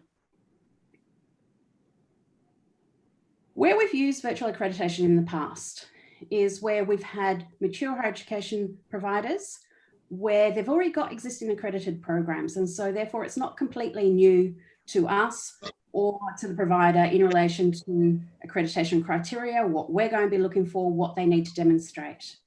That might include when a provider introduces a new program. And so it might just be a additional program to a current suite, and that's the program that we need to look at. In Australia, we also have what's referred to as provisional accreditation. Now, that provisional accreditation is not recognised by the Washington Accord, but what that really is the beginning stages of a program where students are starting to enter the program, and we look at the structure and we look at the potential for that program to become fully accredited. For that program to transition to full accreditation, we need to see graduates, we need to see samples of their work, and we need to have confidence that those outcomes are actually what's needed by the university. But because we've already looked at the program early on from that provisional phase, that transition can sometimes be done from an online perspective. Again, though, what we're looking typically at is where there's simple structures within universities and where there's been a recent review, which means that we visited the university, we know what the learning environment is like, we know what the facilities are like. And that's really where we come to in terms of why is it that we actually go visit a university when we're doing accreditation activities? For us, it's very much about triangulation of data and triangulation of evidence. And so, as I said before, is that if we've recently visited a university, we know what the learning environment is, we know what the facilities are like, and we've already got some of that experience. We also take the opportunity on campus to have several meetings. And so meetings with students, with graduates, with industry representatives, with the leadership teams at the universities, as well as teaching staff and support staff. Now, those types of meetings from our virtual perspective can actually be done online. The other thing that we have traditionally undertaken on campus is that review of student work, looking at the assessment tasks, looking at how they were undertaken, looking at what the requirements of those assessment tasks were. And we do all this so that we can compare it with the submission that a university has actually presented to us. So if we look back to see what this virtual accreditation might look like, that pre-visit phase becomes really important because what we're doing is we're looking at online material. So in the visits that we've done, we actually have access to examples of student work. We have access to the requirements, the structure, everything from an online perspective. For that to be successful though, what we need to make sure is that the material that universities are providing to us is curated. And so therefore it's actually presented in a very easy format that allows the evaluation panels to navigate it. There has to be guidance in terms of what the panels are actually looking at. And most importantly though, is the panels that we have must have knowledge of online systems and also learning management systems so that they know what they're actually looking for. From the day itself, it has to be structured, facilitated, clear objectives, and I think today's a really good example of that. Challenges, team needs to form. There's reduced opportunities for panel members. Again, I've already spoken about the appreciation of the higher education environment and online learning environments. The challenges about online platforms, they used to be there. They're not really there anymore because everyone's more familiar with online platforms at the moment.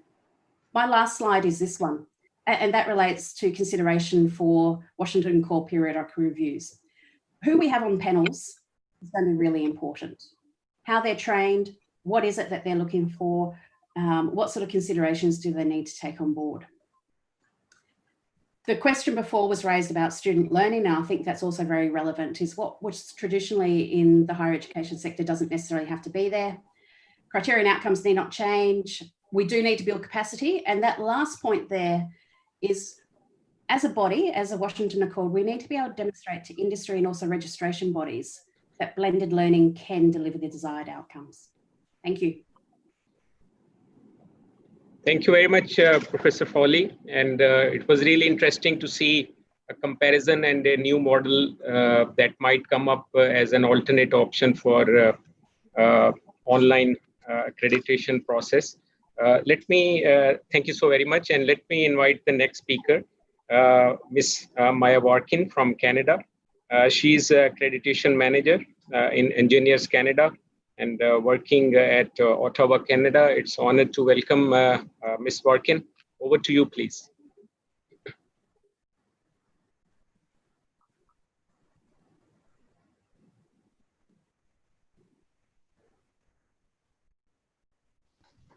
Thank you very much. I was having a hard time unmuting my line. I think you could probably hear me now.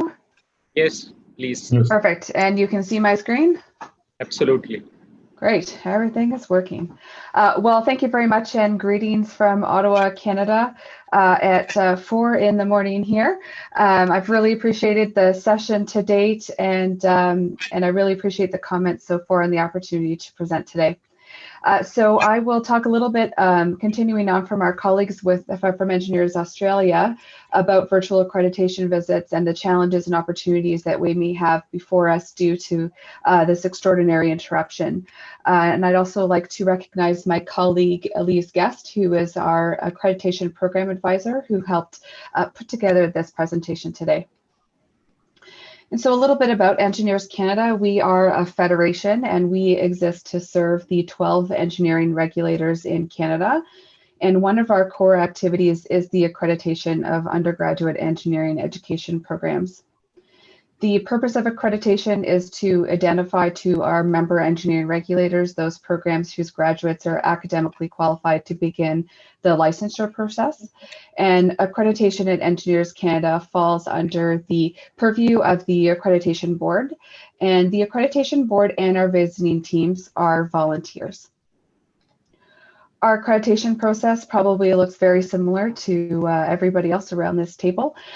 We receive an invitation to visit an institution or a program. That program submits a self-study, and we do a visit. The visiting team that attends the visit prepares a report, and that report is then considered by the Accreditation Board, who makes a decision based on the observations of the visiting team. And so what we're talking today is about the visit part of the accreditation review process. And so here I wanted to summarize a little bit about what it is that we as accreditors do during our time on site. And so if we're to move our accreditation visit to a more virtual platform, either for the short term or the longer term, then what are some of the considerations that we need to make to ensure the integrity and the rigor of the system is maintained, regardless of the system and the process that we're using? So when we go on site, we hold interviews with individuals at the program, such as senior administrators, students, and faculty. We tour the spaces in which students learn, such as labs, lecture halls, classrooms, computer facilities. We review program materials and materials that are not provided in advance of the visit, such as graded student assignments and exams, some of the assessments that programs are using to assess graduate attributes, and of course, the capstone projects submitted and graded on behalf of the students. And finally, we observe the program environment, such as the student club spaces, and to really get a general appreciation of the learning environment and campus as a whole.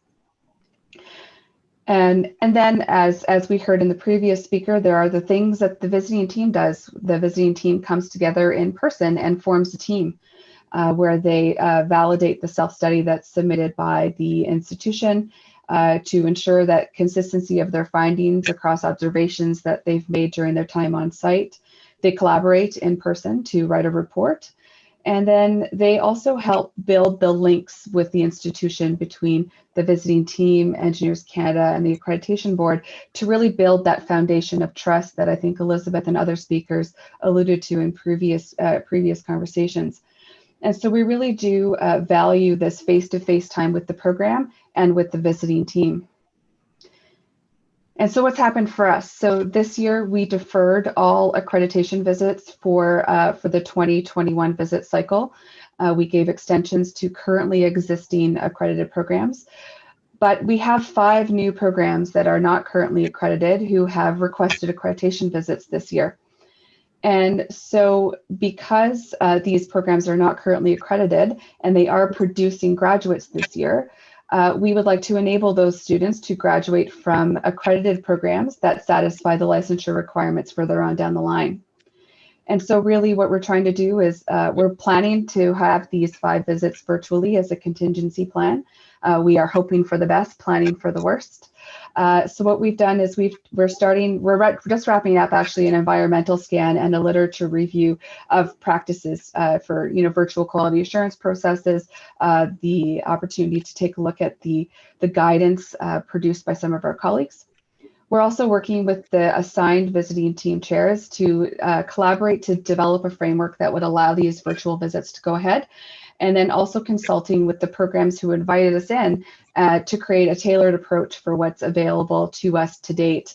As you all know, this has been a disruption. So some of our schools, they collect data and they have paper and they collect it prospectively and they don't collect it retroactively. And so the challenge of putting some of this material online is significant. And so what we're trying to do is come together and develop a fit for purpose solution for Engineers Canada, for the Accreditation Board, and also for the institution. So then we need to think about, so what stays the same in a virtual accreditation environment and what changes?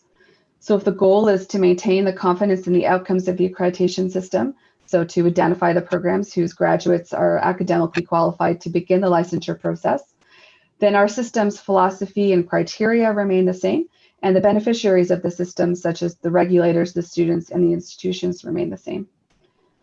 But then we need to think about where a virtual visit might challenge our current practices and our current approaches. So we heard about the triangulation methods and traceability, our interview approaches, our sequencing of document reviews. When do we look at what and where and how do we assess lab space where we normally would go in and see and experience and touch and feel a lab, and how do we do that in a virtual environment? And what is the technology that we need to support such a visit, and how do we train our volunteers and our staff to use that technology? We talked a little bit earlier about upholding the importance of upholding the privacy and confidentiality of those that we interview, the students, the faculty, the leadership, and also the privacy and confidentiality of the visiting team who are leading those interviews. And then finally, we need to think about operationally about how it is that our office is going to work to support these processes moving forward, and come up with a framework that is consistent and maintains that rigor, but also adapting to the change that's kind of in front of us. While I don't have a lot of solutions to the challenges and the questions, I do think we have an opportunity. We have an opportunity to develop a proof of concept framework for a virtual visit, to develop indicator success and catalog lessons learned. We have our opportunity of what we're doing today with 700 of our colleagues, which is to learn from other accreditors and other professions and how they might approach this. We have an opportunity to do a critical examination of our in-person visit objectives and try to make them better. We have an opportunity to build relationships and collaborations with institutions to make system improvements as we challenge and question the status quo. And my final slide is an ask, or maybe a plea, is to ask our colleagues to share their experiences as we're doing today, and I hope we will continue to do, to share the good, the bad, the ugly of our experiences, to continue the conversation, and to really think outside the box and consider creative solutions to the challenging problem that we have never experienced before. And thank you for your time, and my contact information is here if you would like to follow up, and thank you very much.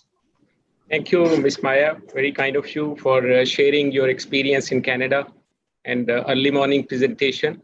Thank you so much. And you also presented some of the challenges and new possibilities to create opportunity for online accreditation. Thank you so very much.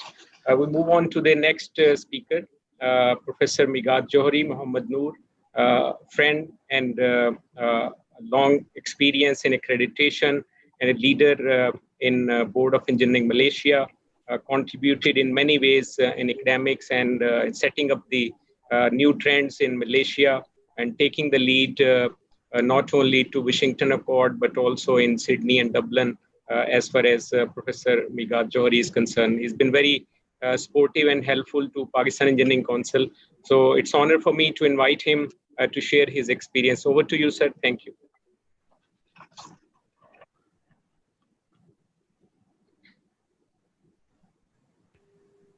Thank you, Professor Fazal. Are you able to see the... Yes, sir, we can hear you. Okay. Can you see the shared screen? Absolutely. Thank you very much.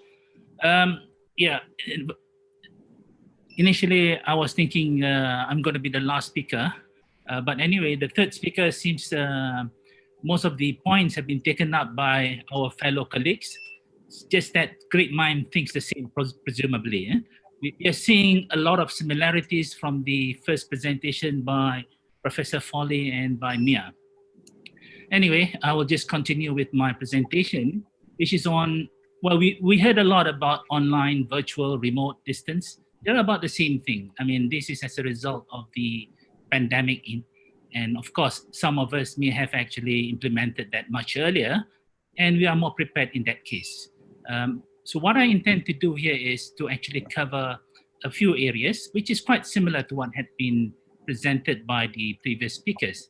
I'll introduce about accreditation and then the challenges to the accrediting bodies as well as institutions and the approach made by the Board of Engineers Malaysia, and conclude with some kind of remarks.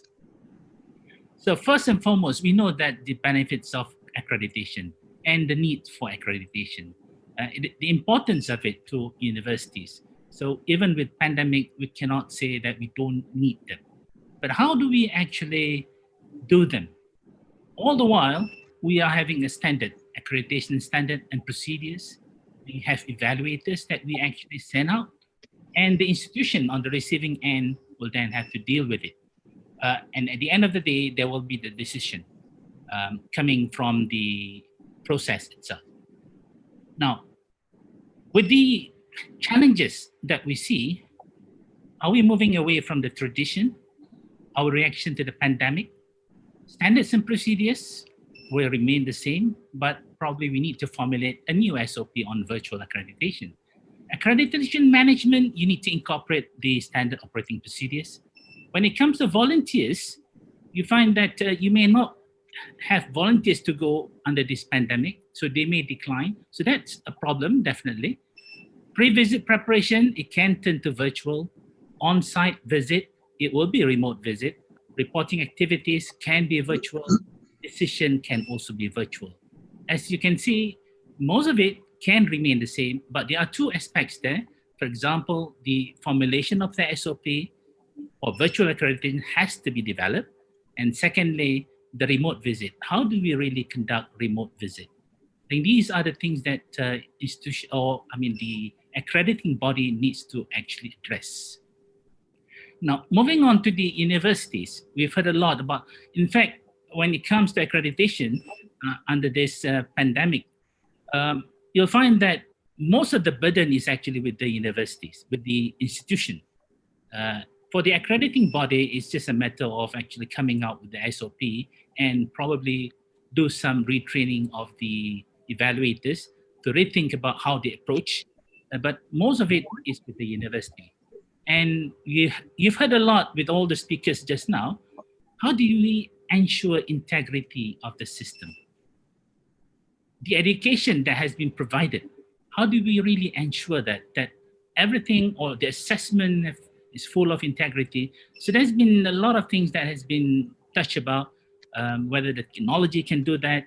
You can closely monitor every individual, you can turn it in for plagiarism and all those things. Yes, but is it really going to be effective? I think that's the biggest question, is the issue of integrity at the end of the day. Others, I mean, the outcomes remain unchanged. You cannot change the outcomes.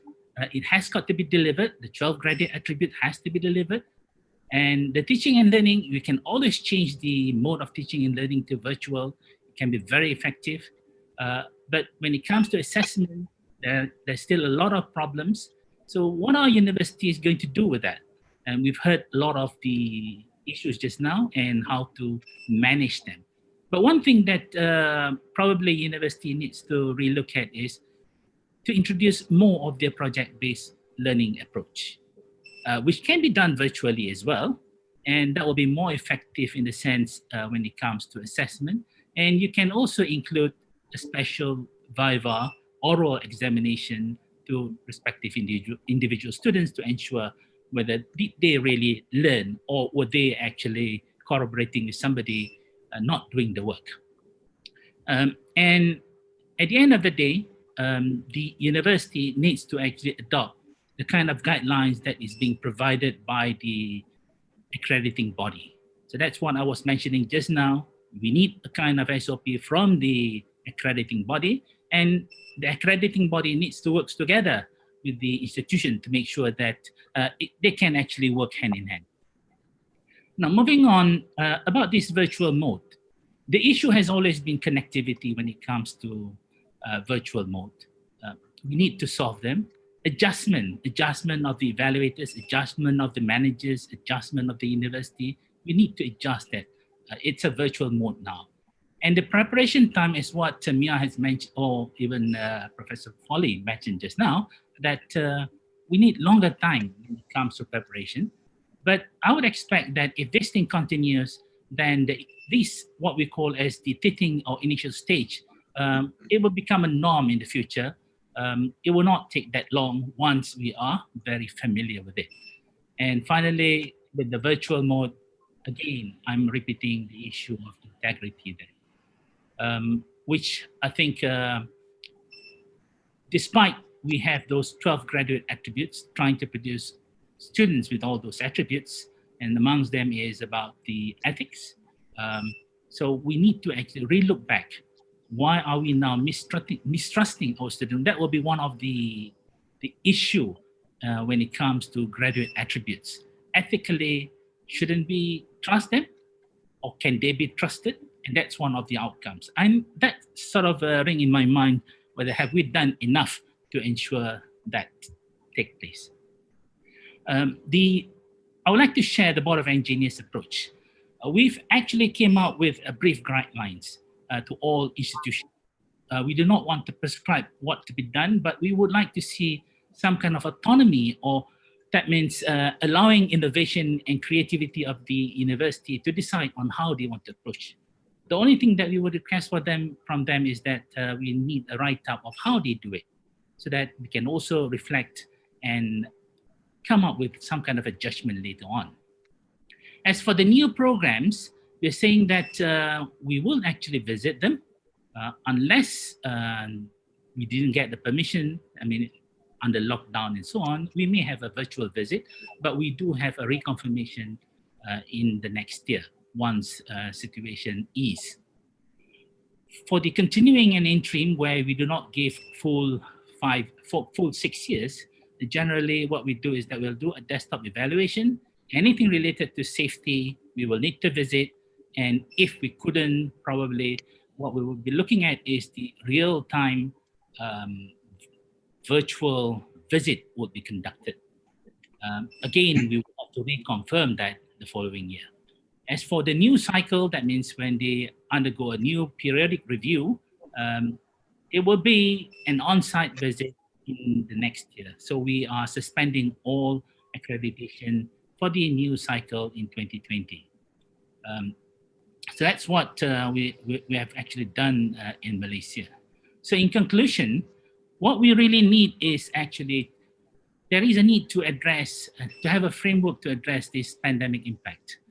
What are the applicable situations? And I believe that we should allow universities to have that autonomy and ensure that, or demonstrate that integrity to us. And that can be done presumably with most of the tools that are actually available. It may not be only one. At the same time, we are saying that despite these problems that we are facing, these pandemic problems that we are facing, we need to maintain the standard. We cannot run away from the standard. So there is no compromise on the standard. But what it does is that it should open up our mindset that we can, in the future, incorporate virtual activities in our accreditation process. So with that, thank you very much.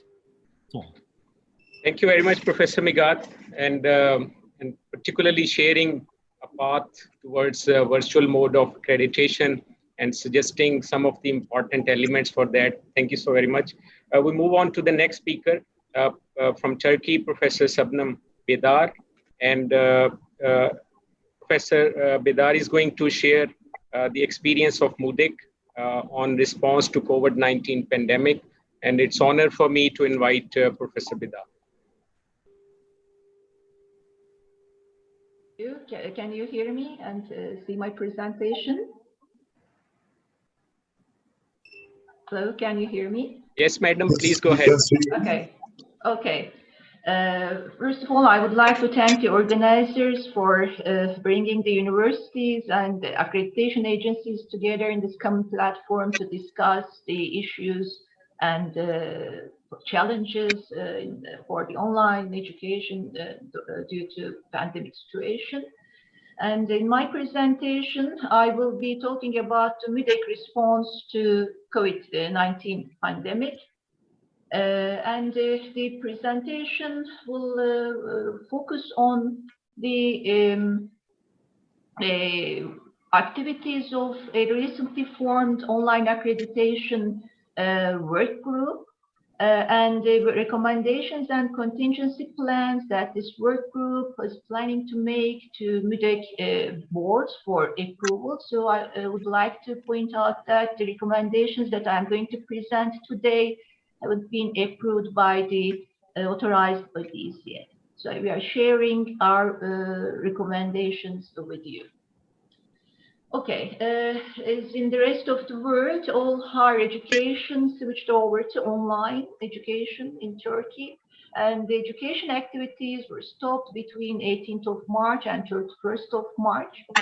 And online teaching resumed as of 1st of April. And MUDIC took the following precautionary measures immediately after for the current accreditation period, and all visits planned after the 18th of March have been postponed, and the accreditation periods of affected programs were extended by 1 year.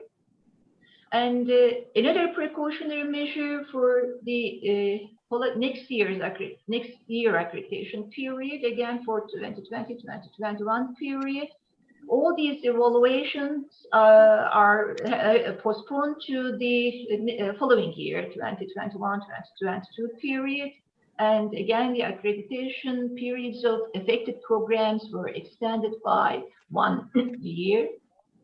And a tentative decision has been made for the 2021-2022 accreditation period not to accept first-time accreditations due to the cumulative accumulation of visits of the previous year. And MUDIC also formed a working group for contingency planning in April. And the purpose of this work group was to look at the ways and the required changes in the MUDIC accreditation processes, including online evaluations under the condition that the pandemic prolongs. Actually, we have another work group looking at the accreditation issues for online engineering programs, but their work is out of the scope of this presentation. It is an ongoing work. I will be presenting the short-term response of the work group studies, and I will explain how the work group has reached the problem. Actually, work group activities for the short-term response can be grouped into two. The first activity was to see how the other agencies and the umbrella quality assurance organizations that MIDEC is responsible for is looking at the problem and the measures they've taken for short-term response. And we've contacted all national some program accreditation agencies, non-engineering, and 25 Washington Accord signatories and URACE label as the label committee member agencies. In total, about 25 agencies, and get information about their accreditation measures against the pandemic situation. And we've also taken information from UKAK, Higher Education Council of Turkey, a national organization authorizing agencies in Turkey, and Washington Accord, and as well as ENAE through URACE label committee members. The idea of this work was to identify the key points and the differences in practices, so that to see if we can come up with the best model of learning from these practices. And we've also conducted a survey, MIDEC team chairs, to understand their views on online accreditation processes. We've asked them some questions based on the key points and differences that we have identified in the methods used in other accreditation agencies. Due to time limitations, I'm not able to share with you all the findings, but I would like to share just one graph. So finding of this the analysis of this data. We have seen that among the agencies that we have contacted with, the tendency towards the online education is quite high.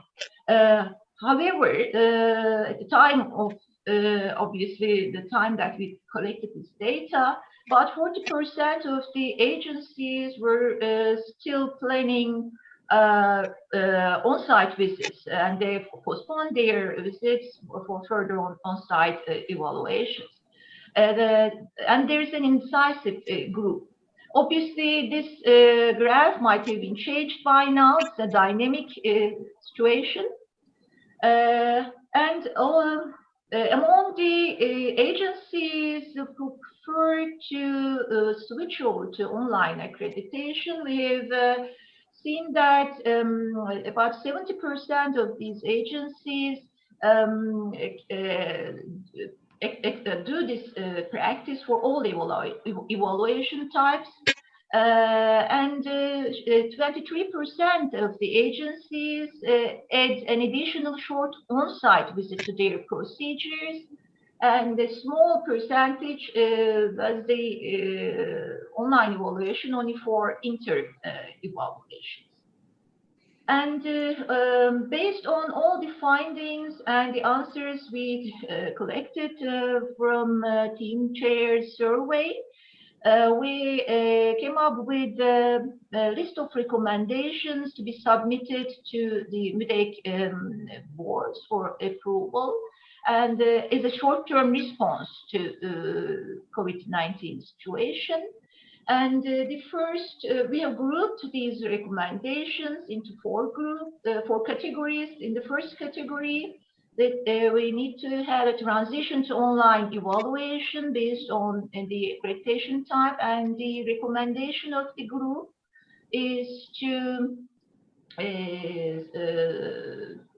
start the remote visits in fall 2022 for only re-accreditations and interim evaluations, however, with the consent of the institution and the evaluation teams.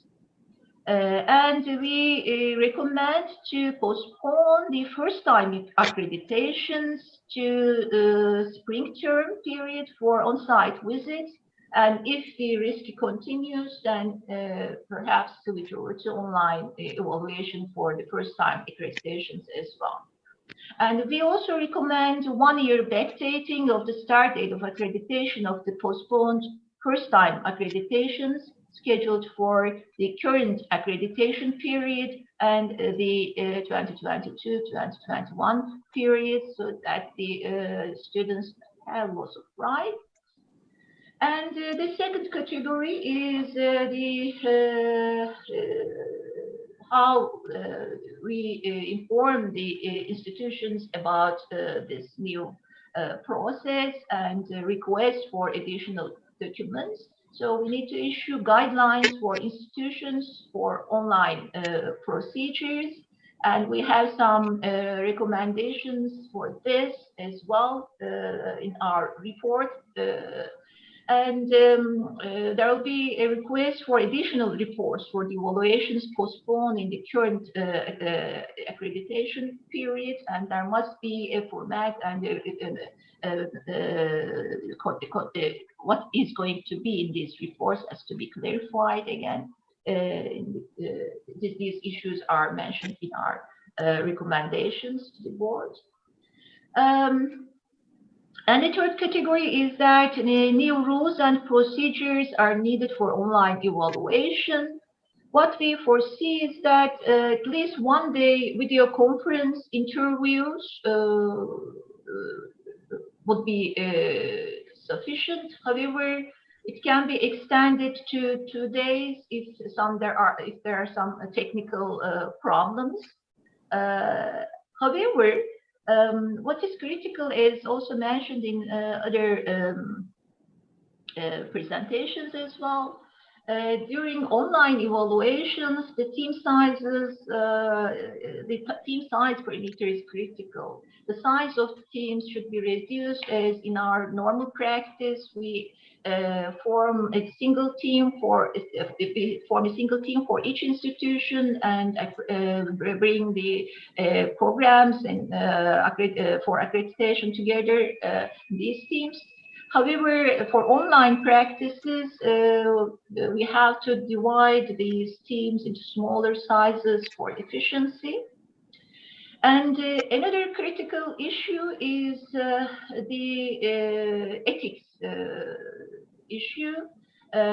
In online interviews, it must be guaranteed that the students or the faculty members interviewed feel free to talk, and it is guaranteed that these calls haven't been recorded by the institution.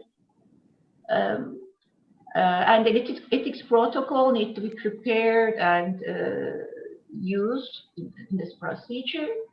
For the review of facilities, we believe that it could be done based on the documentation and video recording. Again, it could be changing depending on the type of the evaluation or the accreditation. And all the existing documentation on program evaluation needs to be updated. And there is a need for detailed planning before execution of online evaluation. And the last issue is the need for IT facilities and additional training. And the video conferencing tools and required licenses need to be identified, and the tools for document sharing need to be decided. And the trainings for the evaluators for online evaluation practices need to be done. Actually, during this pandemic period, we did also postponed all training activities planned for May and June. So the plan is to resume all these activities, education activities, online soon after the online procedures are approved by the authorized bodies.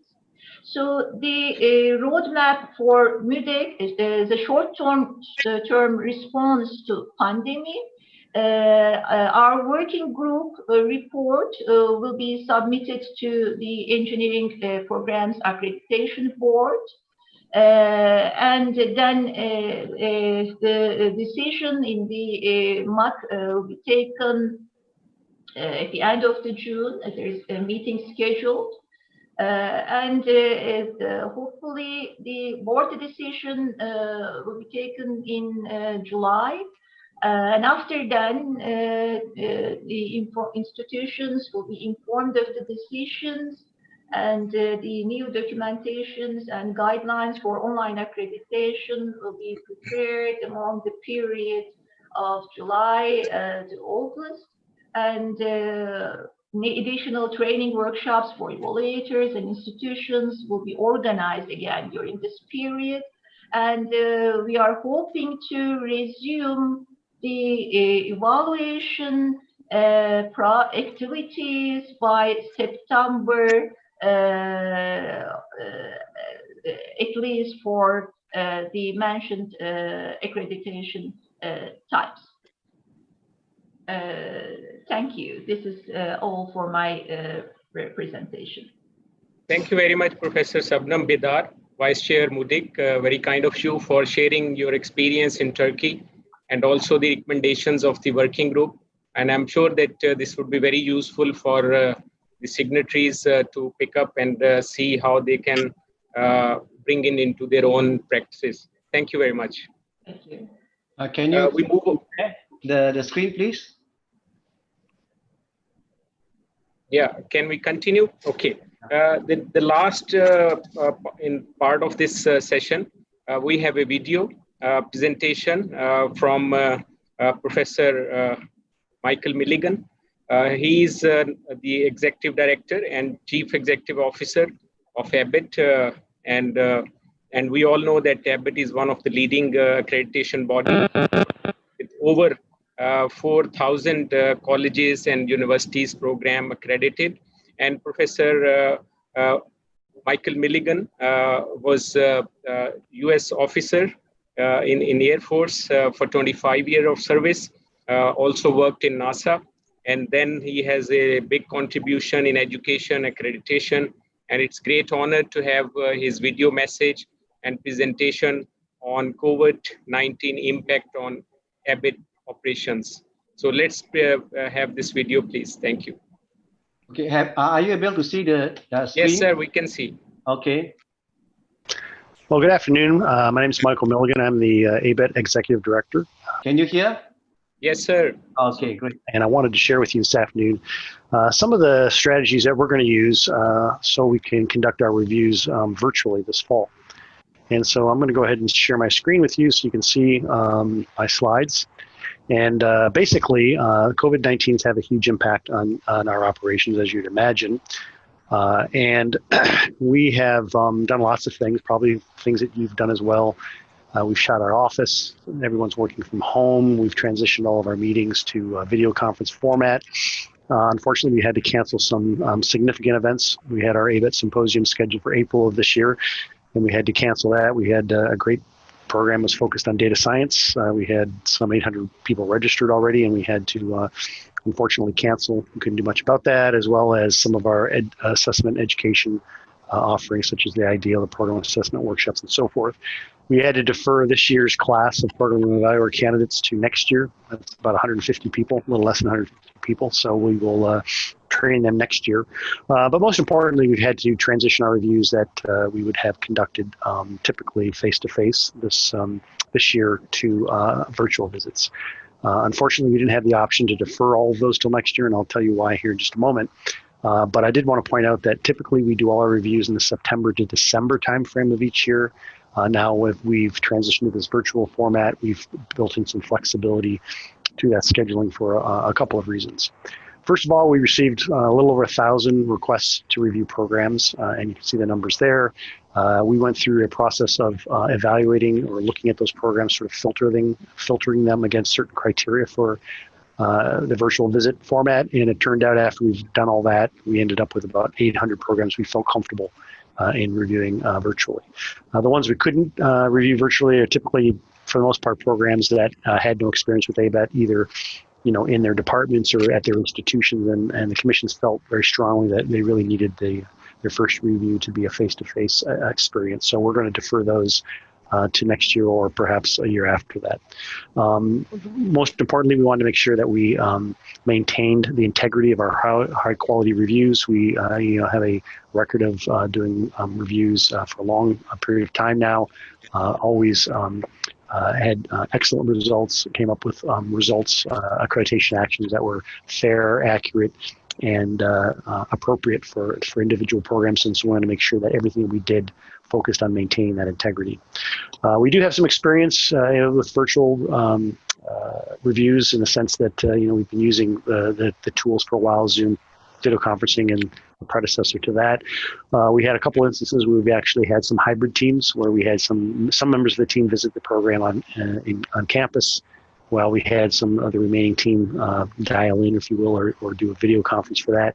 We have what we call an AV Pro protocol for doing such a thing, where we have instances where it's not safe to travel to campus, either due to security or health reasons. We've done a few of those. Our Applied and Natural Sciences Commission has done a number of virtual visits where they've had some, or partially virtual visits rather, where they've had a part of the team visit campus, and they've purposely kept a program evaluator back at their home or at their office and so forth. And that's primarily been driven by cost considerations. We also have experience reviewing and accrediting 100% online or fully online programs. Right now we have 36 of them that are currently accredited by us, and most of them don't have any physical campus, so we had to do those remotely. And so we do have some experience there. I think there's something like 3 undergraduate engineering programs, a couple electrical, 1 in software engineering, and then there's a number of IT programs and others as well. We also had a few cases where we had to look at specific circumstances, and there's some listed here, whether they be joint visits with commissions and more than one commission. We've had a couple cases of show cause. Those are programs that are in trouble. How do we evaluate those and so forth? So we went through this process of reviewing which would be eligible. One of the things that we realized right away is we need additional time to switch from this conventional visit to a 100% online or virtual visit. So we extended the period of about 60 to 90 days. And what that additional time will allow is both the institutions to prepare to do the visits, as well as our teams prepare to do the visits, both in terms of training and just scheduling and reviewing materials and so forth. We also recognize that with large teams especially, there's going to be that much more demand on them, especially since there's going to be lots of parallel events happening. Programs will be scheduling things over a longer period of time. Typically, we would look at a 3.5 day or 2.5 day rather sort of experience where we'd have teams focused on campus. Now we're going to allow up to a week for that to happen so that people can schedule things appropriately. And so with that extended time frame, I just think that's going to provide opportunities for perhaps things to be challenged logistically. We also want to make sure that we establish good timelines. I would recommend that everyone establish firm timelines for visits so everyone knows where they need to be, when they need to be there, so no one's missing teleconferences and things, and everyone is on schedule. If that doesn't happen, you're going to have lots of problems. So establishing firm timelines is important. Training is incredibly important. You need to train your evaluators to do reviews in a manner that they're not used to doing. Okay, they're used to showing up on campus, engaging directly with faculty and staff, and walking through facilities, talking to students and so forth. Obviously, in this instance, that's not going to happen. So what you really need to do is make sure that the evaluators and the team chairs have adequate training to do this different modality of review. And I'll talk a little bit about training here in just a moment. Everyone's going to be working from their home location, presumably. It's going to be their home office, their home. Maybe if they have an office, they'll go to for some period of time. But in any event, they're not going to be traveling.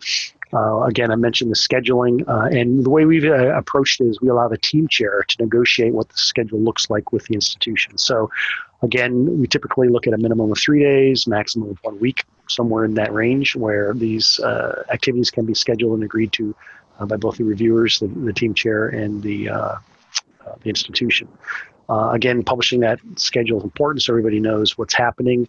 And the other thing that's a little bit of a tricky situation for us, at least, is the fact that we have multiple time zones. We've always had multiple time zones in the U.S., of course, but we also have reviews that are going to occur for programs outside the U.S., so we need to be mindful of what those time zones look like. Certainly, facilities is a very important aspect of doing a review, so we anticipate a number of different elements will come into play here. We'll have photographs of facilities that can be annotated. There could be commentary along with maybe some narrated videos of lab tours. We're going to pay attention to things that we normally pay attention to when we're on campus, things such as, are there any safety issues? What's the layout look like? Are there enough? Is there enough equipment to support the students that are going through the program and so forth? Important to correlate that equipment that we see with the self-study itself, because certainly whatever's in the self-study has to be reflected in the labs. We're going to want to see that. And we also generally want to know what is the general layout of the labs and the lecture facilities and so forth. Is there appropriate space for the number of students that are going through the program? And we would like to have, if possible, live on-camera walkthroughs. That's, again, something that's going to be negotiated with the institution, not a requirement. It would be very beneficial to have, but, maybe not in all cases and not for all tours.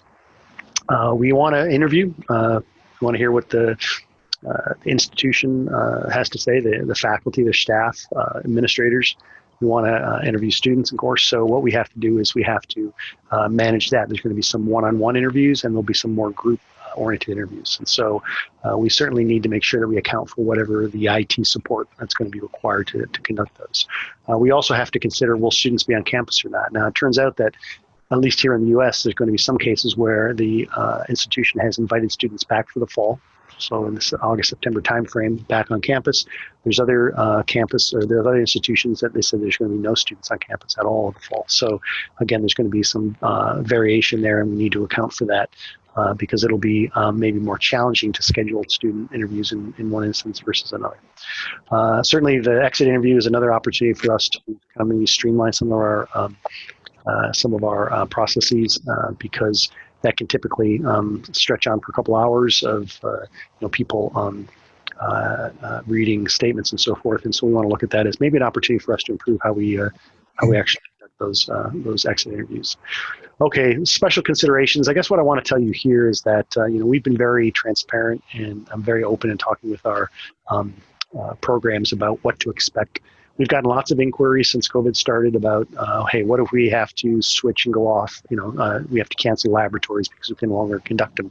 What if we have to, we're going to be doing 100% online lectures? What about grading? What if we want to change our grading criteria from maybe a letter grade format to a pass-fail? What does AVA think about all that? And basically, our message to the programs has been, we understand, that the turmoil that this instant change has caused, and we want the programs to do what they need to do to make sure the students are getting what they need to get, and that they can successfully complete the semester. So we really didn't want them worrying about what we're going to be doing. So when we show up on campus, we're going to be mindful of the fact that this was a very unique semester. There were a lot of extenuating circumstances, and we need to take that into account, especially for this last bullet on my slide here that says, the disruptions of collecting data for purposes of assessment is going to be perhaps a really big challenge this semester. And so we always look at programs from a holistic point of view. So we look at the entire program as one.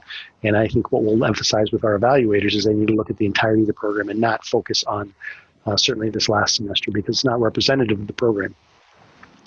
Okay, additional guidance. We want to make sure that we tell our evaluators don't focus on this last semester, again, for how you would ultimately recommend for an accreditation action shouldn't be biased by the results of this one semester, because again, this is a very unique circumstances, and institutions did the very best they could to accommodate students and their educational experience based on something that in many cases just happened in a matter of days, or certainly just a short number of weeks.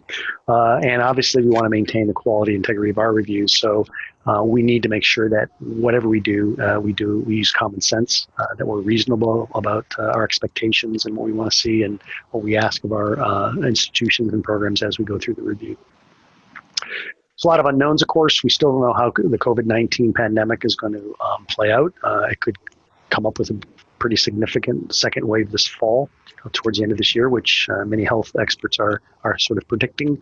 This could go on for a couple of years if there's no vaccine developed as quickly as we hope. I mean, there's just a lot of things we don't know about it. So again, that's going to be something we'll have to consider. Hopefully we don't have to go through this virtual review process again next year. but it's certainly possible. The institutions, how well they prepare is going to be, we think they're going to be fine, but it's going to be different than what they're used to. So we'll have to take that into consideration. We had this workload management I talked about already. It's just going to be much more intense for everyone involved, just because, again, we're going to be doing a lot of things over a slightly increased amount of time. And then the other thing I would say is, we had to make some structural changes on staff. We had to change the focus of our information management team. Many of those members do software development. Now they're going to be focused on IT support. We want to make sure that when our teams are doing the reviews, they have all the technical support that they are going to need. So we need to, again, take those software developers for a period of time and turn them into IT support personnel. And we've already talked to them about it. They're okay with it. We just need to make sure that all happens. The last thing I'd say is, there's been a pretty intense financial pressure on many institutions and programs for a lot of reasons. And so we want, we're empathetic with some of the challenges that they're facing. We've actually, our board has directed us to reduce our maintenance fees that we charge, our annual maintenance fees, reduce those across the board. That's going to happen with this next, in these next reviews in this next year. And so, helping the programs whenever you can, and financially as well as other areas, I think is important. So we want the institutions to know that we we're all in this together, and we want the best outcome. Okay, with that, I really don't have much else to share with you this afternoon. I would encourage you to reach out and contact me if you have any questions at all about anything that I've said, or maybe I haven't said. My email address is on the title slide. It's mmilligan@abet.org. And I'd be happy to either respond directly or to send you to someone on staff that can answer your questions for you. So I guess I would say best of luck to everyone for this next review cycle. It's certainly going to be a challenge, something new, but I'm very optimistic that we'll use this as a learning opportunity. One of the things I didn't say, but I think people should take advantage of it. This is a unique opportunity. Collect as much data on your process as you can as you go through this, and I think maybe we'll come out on the other side for the better. So again, thank you for the opportunity, and again, good luck. Well, thank you for this presentation, and from the ABET Executive Director, Dr. Michael Milligan, and certainly there is a lot we can learn, and then from their experience with 36 programs accredited online. So I think that's a good indicator the way world is moving, and how we can learn from the best practices. I would request Professor Blunt to kindly share his thought, and then we can take question and comments. Thank you. Thank you, Dr. Khalid. I think we heard some 5 very good presentations. The first 3 focused more on the principles and procedural aspects of online evaluation, and the last 2 focused on their own responses on this epidemic. Of course, they both considered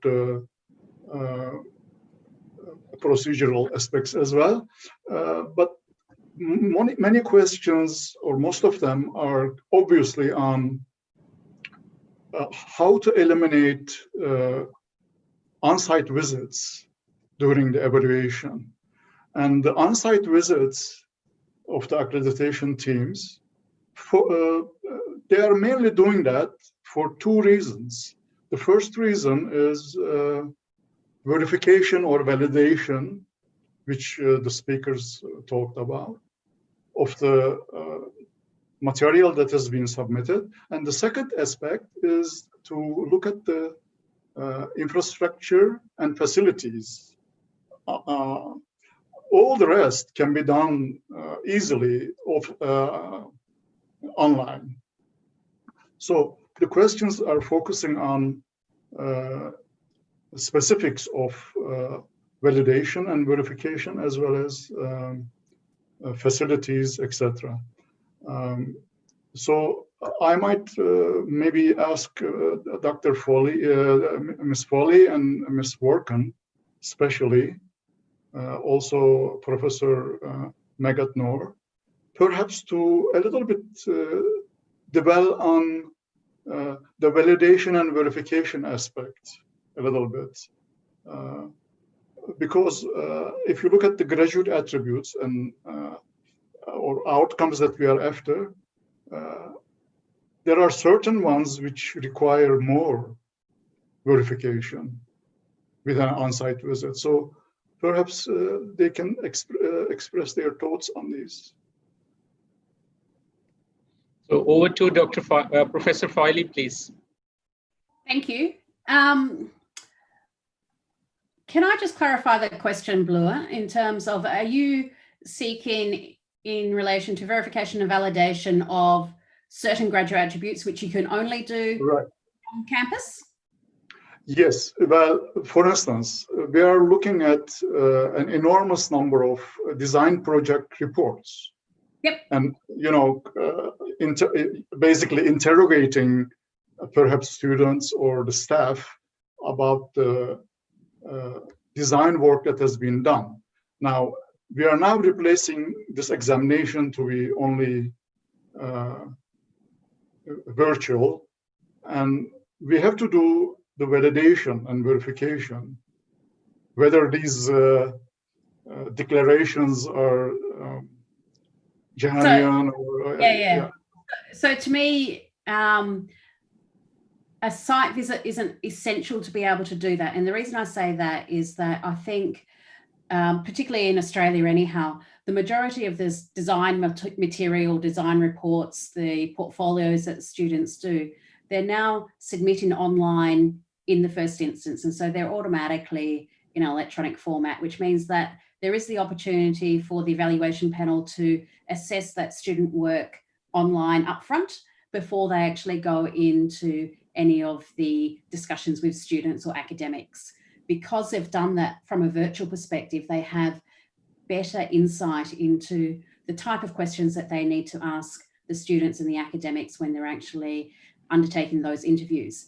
If those interviews are virtual rather than on campus, it doesn't necessarily impact the outcome. I think what it means is that when you're undertaking those virtual interviews with students or academics, you need to be more deliberate in relation to what it is that you're actually going to be asking.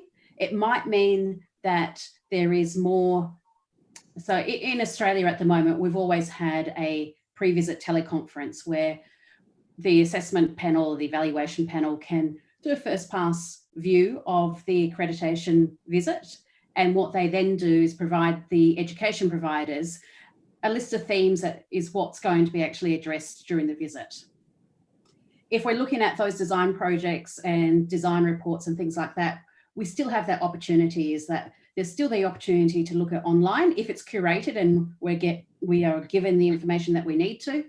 And that means that we can actually then be probably more deliberate in the types of questions we ask, and or if we need to organise other interviews as well, we can still do so. So for me, that type of verification and validation is not limited by the virtual environment. It's not the same for practical and those psychometric skills that we spoke of earlier, and I might hand that over to one of the other presenters. Thank you. Ms. Watkin, if you would like to make comment on this, please. So I would agree with almost essentially everything that Professor Foley said. I think it's a matter of preparedness and preparation, and allowing the institution or the program the time and the space to curate that material and make it available to the visiting team. But then also making it clear that the expectation of the visiting team is to now invest the time up front versus going on site to review that material and to triangulate that. Some of the things that we've heard from our institutions about challenges right now, providing some of that material up front is a technical barrier perhaps to and security, data security, privacy and confidentiality and protection of the names of students, of professors, as well as faculty and their intellectual property. So I think some of it is a logistical challenge that I think we need the time and the space to overcome, which obviously we didn't get in the 3 days warning that we had before everything shut down in March. But I do agree that my personal feeling is that we can achieve the same outcomes just with a little bit of time and planning. And I really think that those conversations with the institutions are vital to the success and the change management that needs to happen here. Thank you very much. I have a few questions, particularly on integrity related issues on virtual accreditation. And Professor Migad responded in his talk. So I would request Professor Migad to kindly comment and see, based on your experience, that how would you like to make comment and the alternate modes for virtual accreditation. Thank you. Yeah, thank you, Professor Fazal. Integrity issue is always a very difficult issue. I mean, it's something that you cannot really see most of the time, but you can actually observe in some cases based on certain evidences. That's the reason why the on-site visit cannot really be replaced altogether. And if you look at the Board of Engineers' approach, is that if the time or if, let's say, the condition permits, we would actually go to the site. But we tend to put this, the onus on the institution, whereby they have to ensure that the integrity of their system is actually in place. They have to actually conduct some kind of a risk assessment as to ensure that the issue of integrity will not crop up. That means to say, in terms of the way that they do conduct assessment, as far as the Board of Engineers is concerned, we would like them to think about that. How do they actually solve their problem as far as issue of integrity is concerned? So they need to actually plan ahead. As far as the accrediting body is concerned, it's going to be a snapshot. We will have an opportunity to actually interview. It can be a virtual interview. We can actually triangulate. I think the evaluators have been trained to do that. It's just that whether they are familiar with the tools that are actually being used to actually communicate at the moment using the video conferencing and so on. But as you can see, a lot of this evidence can actually be obtained. For example, the portfolio could be one of the ways where they can actually submit in advance to the evaluators. And then it can be cross-checked to ensure integrity, whether the students were actually doing it or they were actually sort of getting help from others. And then the way that the teaching and learning, I think that's one of the things that can also be actually utilized by university to ensure that if they do actually conduct the pedagogy, that would eliminate as much of this issue. For example, if we talk about let's say, project-based, problem-oriented kind of pedagogy, you would expect that students to collaborate. You would expect that students can also consult others. But at the end of the day, everybody should be learning. Now, we can actually isolate those who are actually just passengers and so on. I mean, there are ways and means to do those things. So maybe one of the things that universities should move into is to think about the pedagogy that could actually reduce.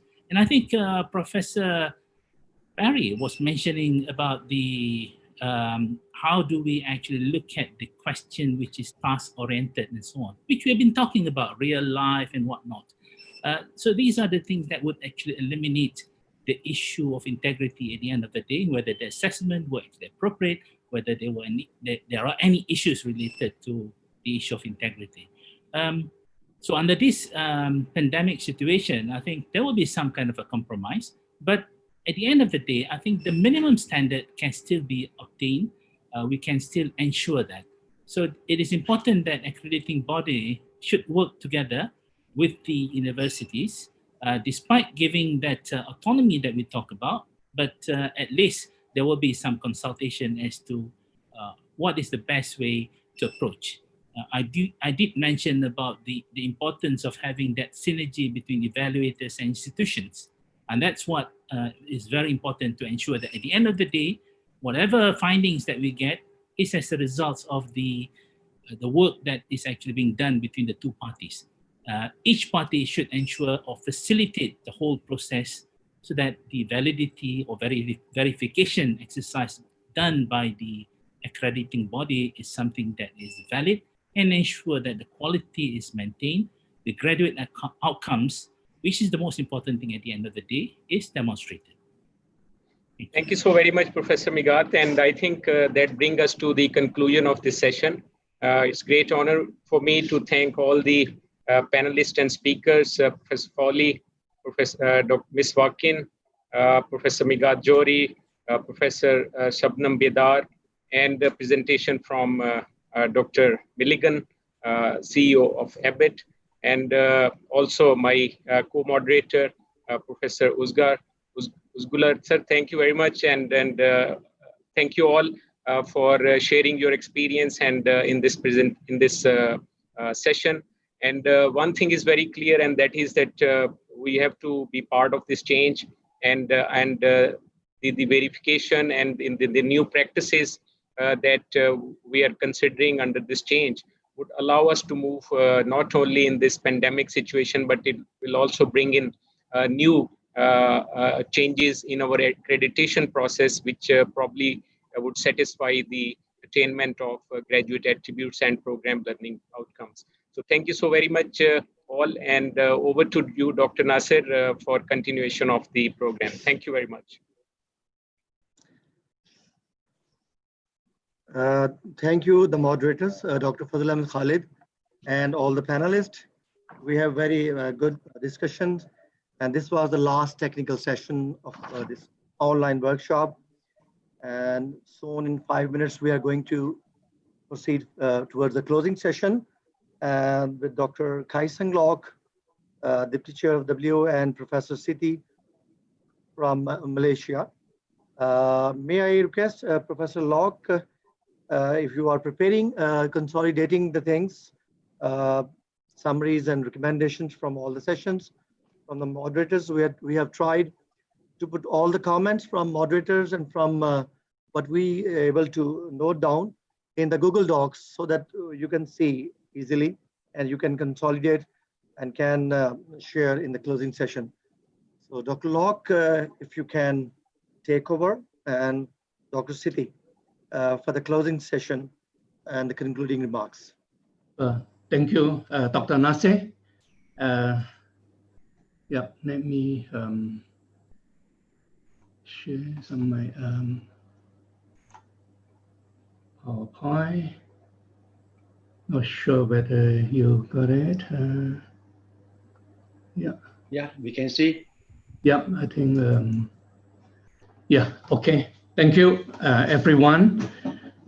It's my pleasure to conclude the session together with the support of Dr. Siti Hawa Hamza from Malaysia, Board of Engineer, Malaysia.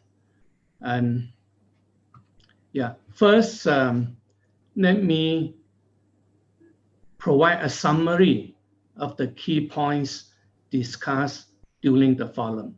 And this key point have been compiled by the team of PEC colleagues together with the moderators, of course, with consolidation by Dr. Siti. Let me just go to that, look at the, okay. So if we look at the key points discussed, during the first session, we focus on online teaching, learning, and there were 5 speakers sharing the session with PEC, Singapore, South Africa, and also Indonesia. I think the main point that we take away is that there's the utmost challenge for online teaching, learning, and assessment because we need to ensure quality and standard, make sure that they are not compromised, and also for accreditation purpose, for our IEA community, the attainment of the graduate attribute is very important. So we must have evidence that this alternative online TLA can be reliable. So there are challenges in attaining the psychomotor domain in particular, and how to have the good ethics to be imparted and to be practiced.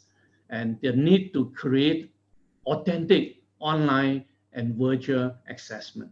The assessment is a very important part and further discussed in the second session. E-learning should be enabled at the program, the university level, rather than only at the instructor's level.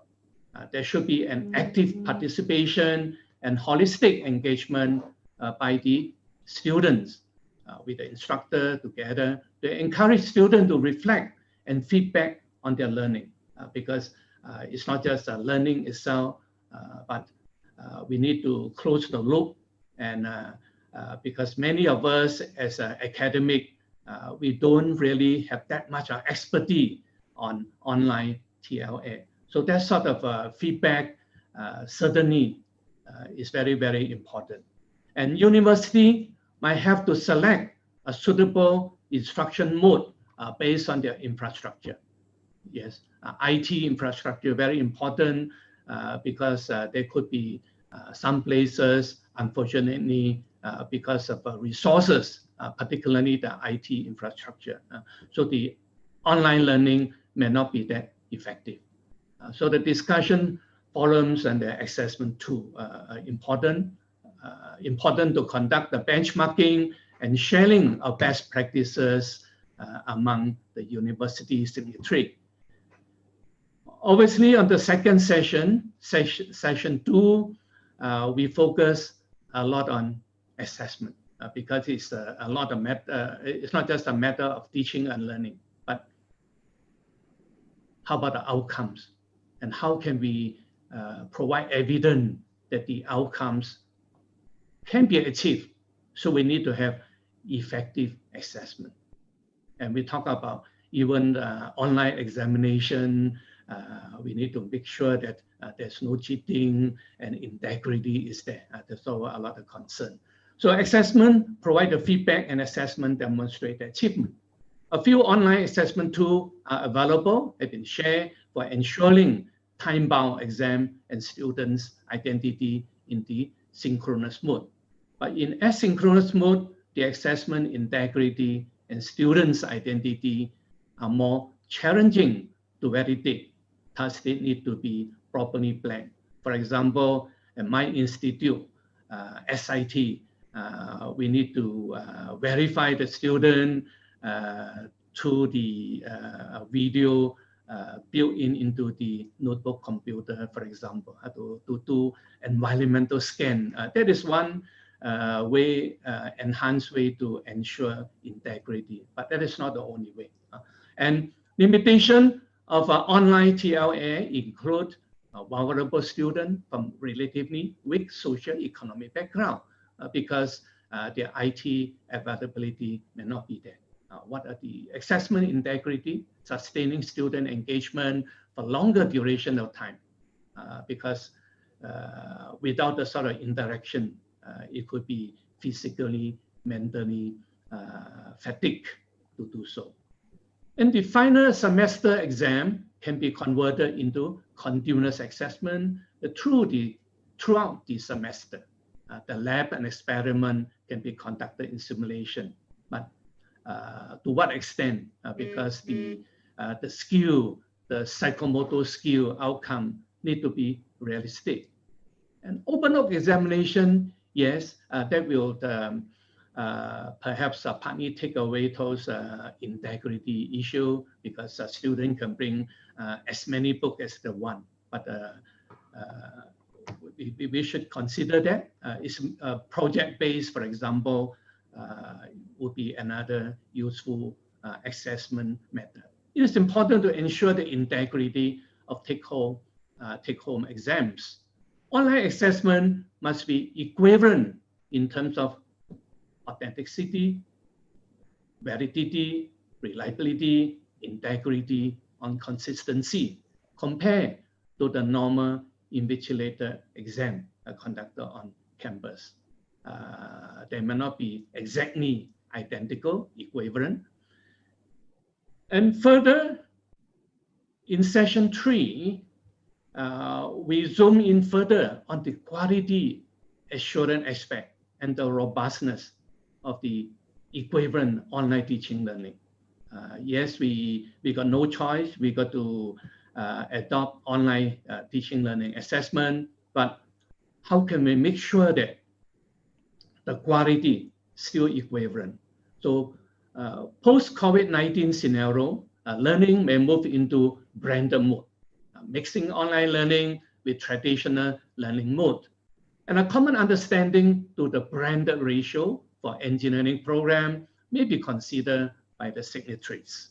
And conducting accreditation completely online mode is not a desirable option, because there are certain aspects that we need to be on site, we need to access, we need to smell the environment, we got to see the real condition, not just a report or a virtual visit on its own. So this is to ensure that the evaluators can probe, collaborate, and discuss their concerns with the program's owner to conclude the quality assessment of the program. Configuration management of knowledge delivery mechanism has to be documented to maintain the learning trace to have a reliable and effective quality assessment system. Yeah, online is very difficult for the psychomotor aspect. And I think there were questions, the speaker, moderator discuss about it. So for psychomotor assessment and conducting lab experiment, completing design project requiring the use of real hardware, the curriculum must ensure that the desired skill are achieved through some innovative alternative physical activities, in lieu of having them to be carried out in the lab.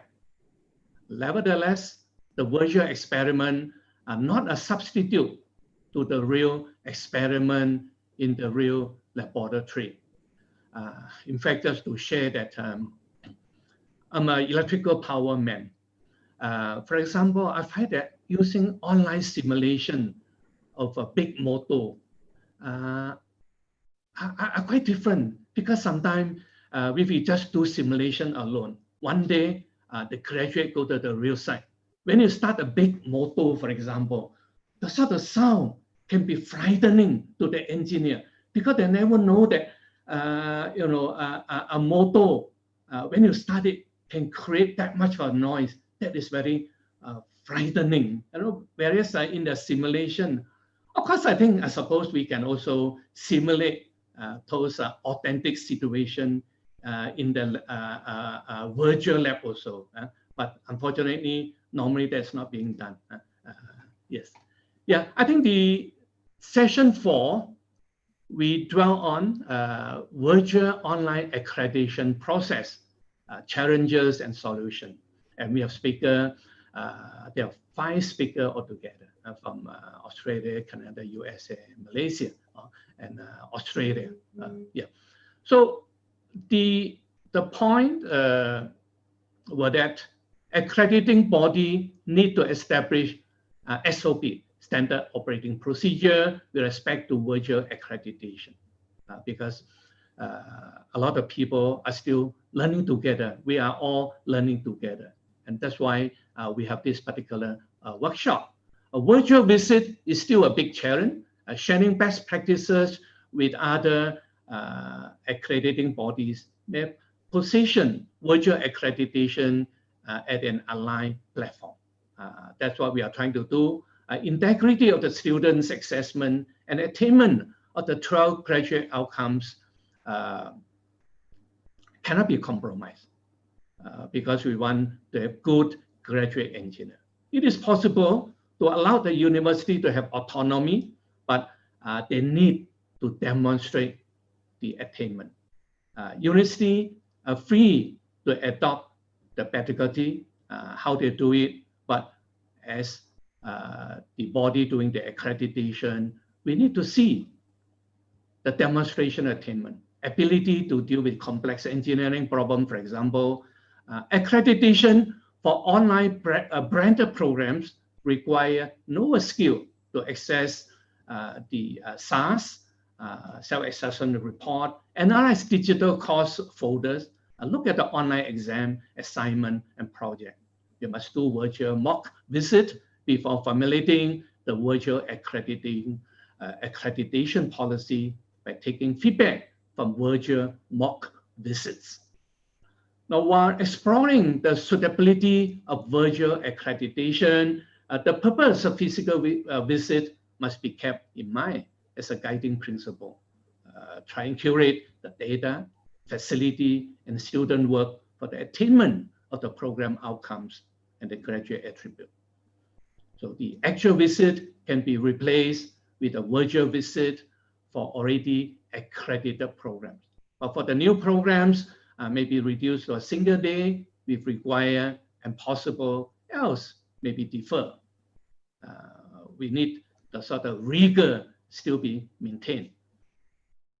In a virtual accreditation, the pre-visit phase is very important, extended to an online collaborative mode among the evaluator for example, 2 to 3 days or even longer. The actual visit day is redesigned as a virtual visit, a conference day, where interviews with the faculty, chairperson, student, alumni, employee are conducted online. However, this interaction may not be recorded without the explicit consent of the individuals due to ethical and privacy concern. Any questions or query or missing document are sought. Finally, the post-visit phase is the same and conducted online, including the report and summary findings. So the blended learning programs have to demonstrate similar achievement of learning outcomes and attainment of graduate attribute, as those of face-to-face on-campus engineering program to grant them the accreditation, because it's not an analytical domain, psychomotor, affective domain we need to access.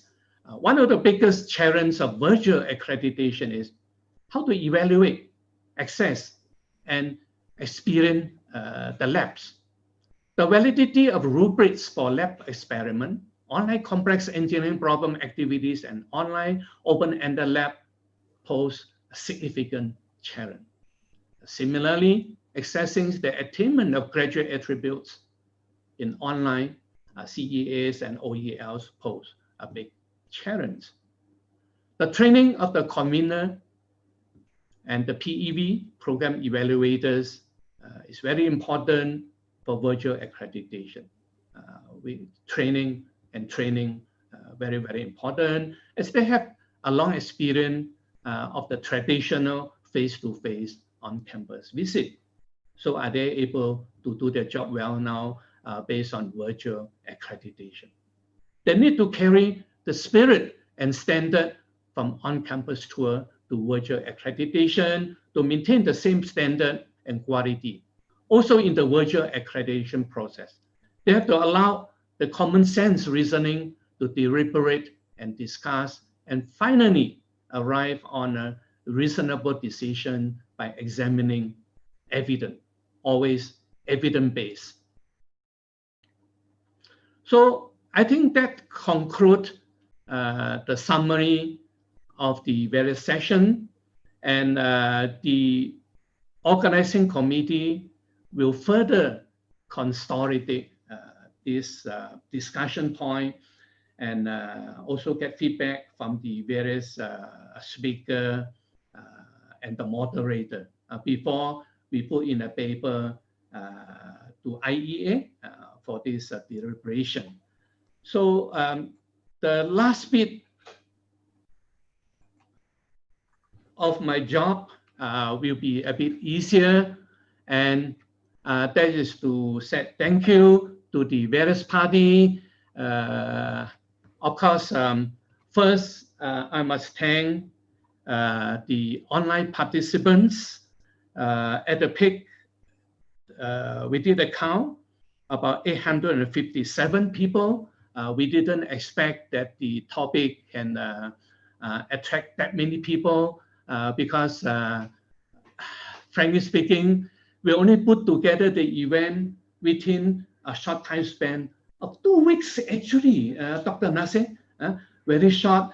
We asked for speaker, presenter, and we ask for moderator. But I think, well, that demonstrates that nowadays we need to move at internet speed. I don't know what the speed is that. Thank you for all the participants, for their enthusiasm, for the various questions they put together. Of course, well, I need to thank the organizing committee, Dr. Nasser in particular, put together a team. A lot of people working behind the scene, as I mentioned, that to put together this event within half a month is something very, very significant. Thank you, Dr. Nasser and your team from PEC. Of course, I also need to thank my team from IES side, Singapore side. They put in a lot of work behind the scene. And then, of course, BEM, Professor Megat, Professor Wan Hamidon, Professor CD. Just now I want to ask Professor CD to present the conclusion. She said, oh, Doctor, you go ahead and do it. I must thank her, I think, because she actually compiled all those points that I just read out just now. Thank you, Prof. CD, on that. And of course, the moderators, the speaker are very important. It was their sharing that attract the crowd, 800 over of them. So thank you, Professor Elizabeth, Silok, Kang Wee, Wan Hamidon, Damien, Nasser Khan. These are the moderator. Of course, the speaker, I think many of them, you have listened to them already. I said, thank you very much, all the team, the speaker, moderator, and the participants. So I pass this back to Dr. Nasser. Dr. Nasser, you take charge now. Thank you very much, Dr. Locke, for having a wonderful concluding session and consolidating all the key points from different sessions. Thanks also to all the organizing team.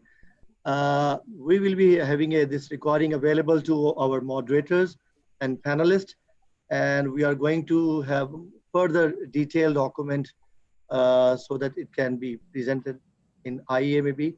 And also in future, we can work further to develop principles and policies and procedures to have further substantial equivalence of the engineering program in the virtual world. With this remarks, really thanks, and such an encouraging workshops. We have first workshop under the WA in a short time. Actually it is really not 2 weeks even. We start talking about the workshop, I think 7-8 days before we were just discussing on the base camp, and 7-8 days all we worked together, and we made a very good success. Thanks to all the leadership in IEA, WA, Executive Committee and Organizing Committee, and especially to the signatories, the participants joined and make this session wonderful. With these remarks, I would like to thank and up to the host to end the meeting, please. Yes, well, thank you, everyone. Thank you. Thank you, everyone. Thank you. Thank you. Thank you. Goodbye. Thank you.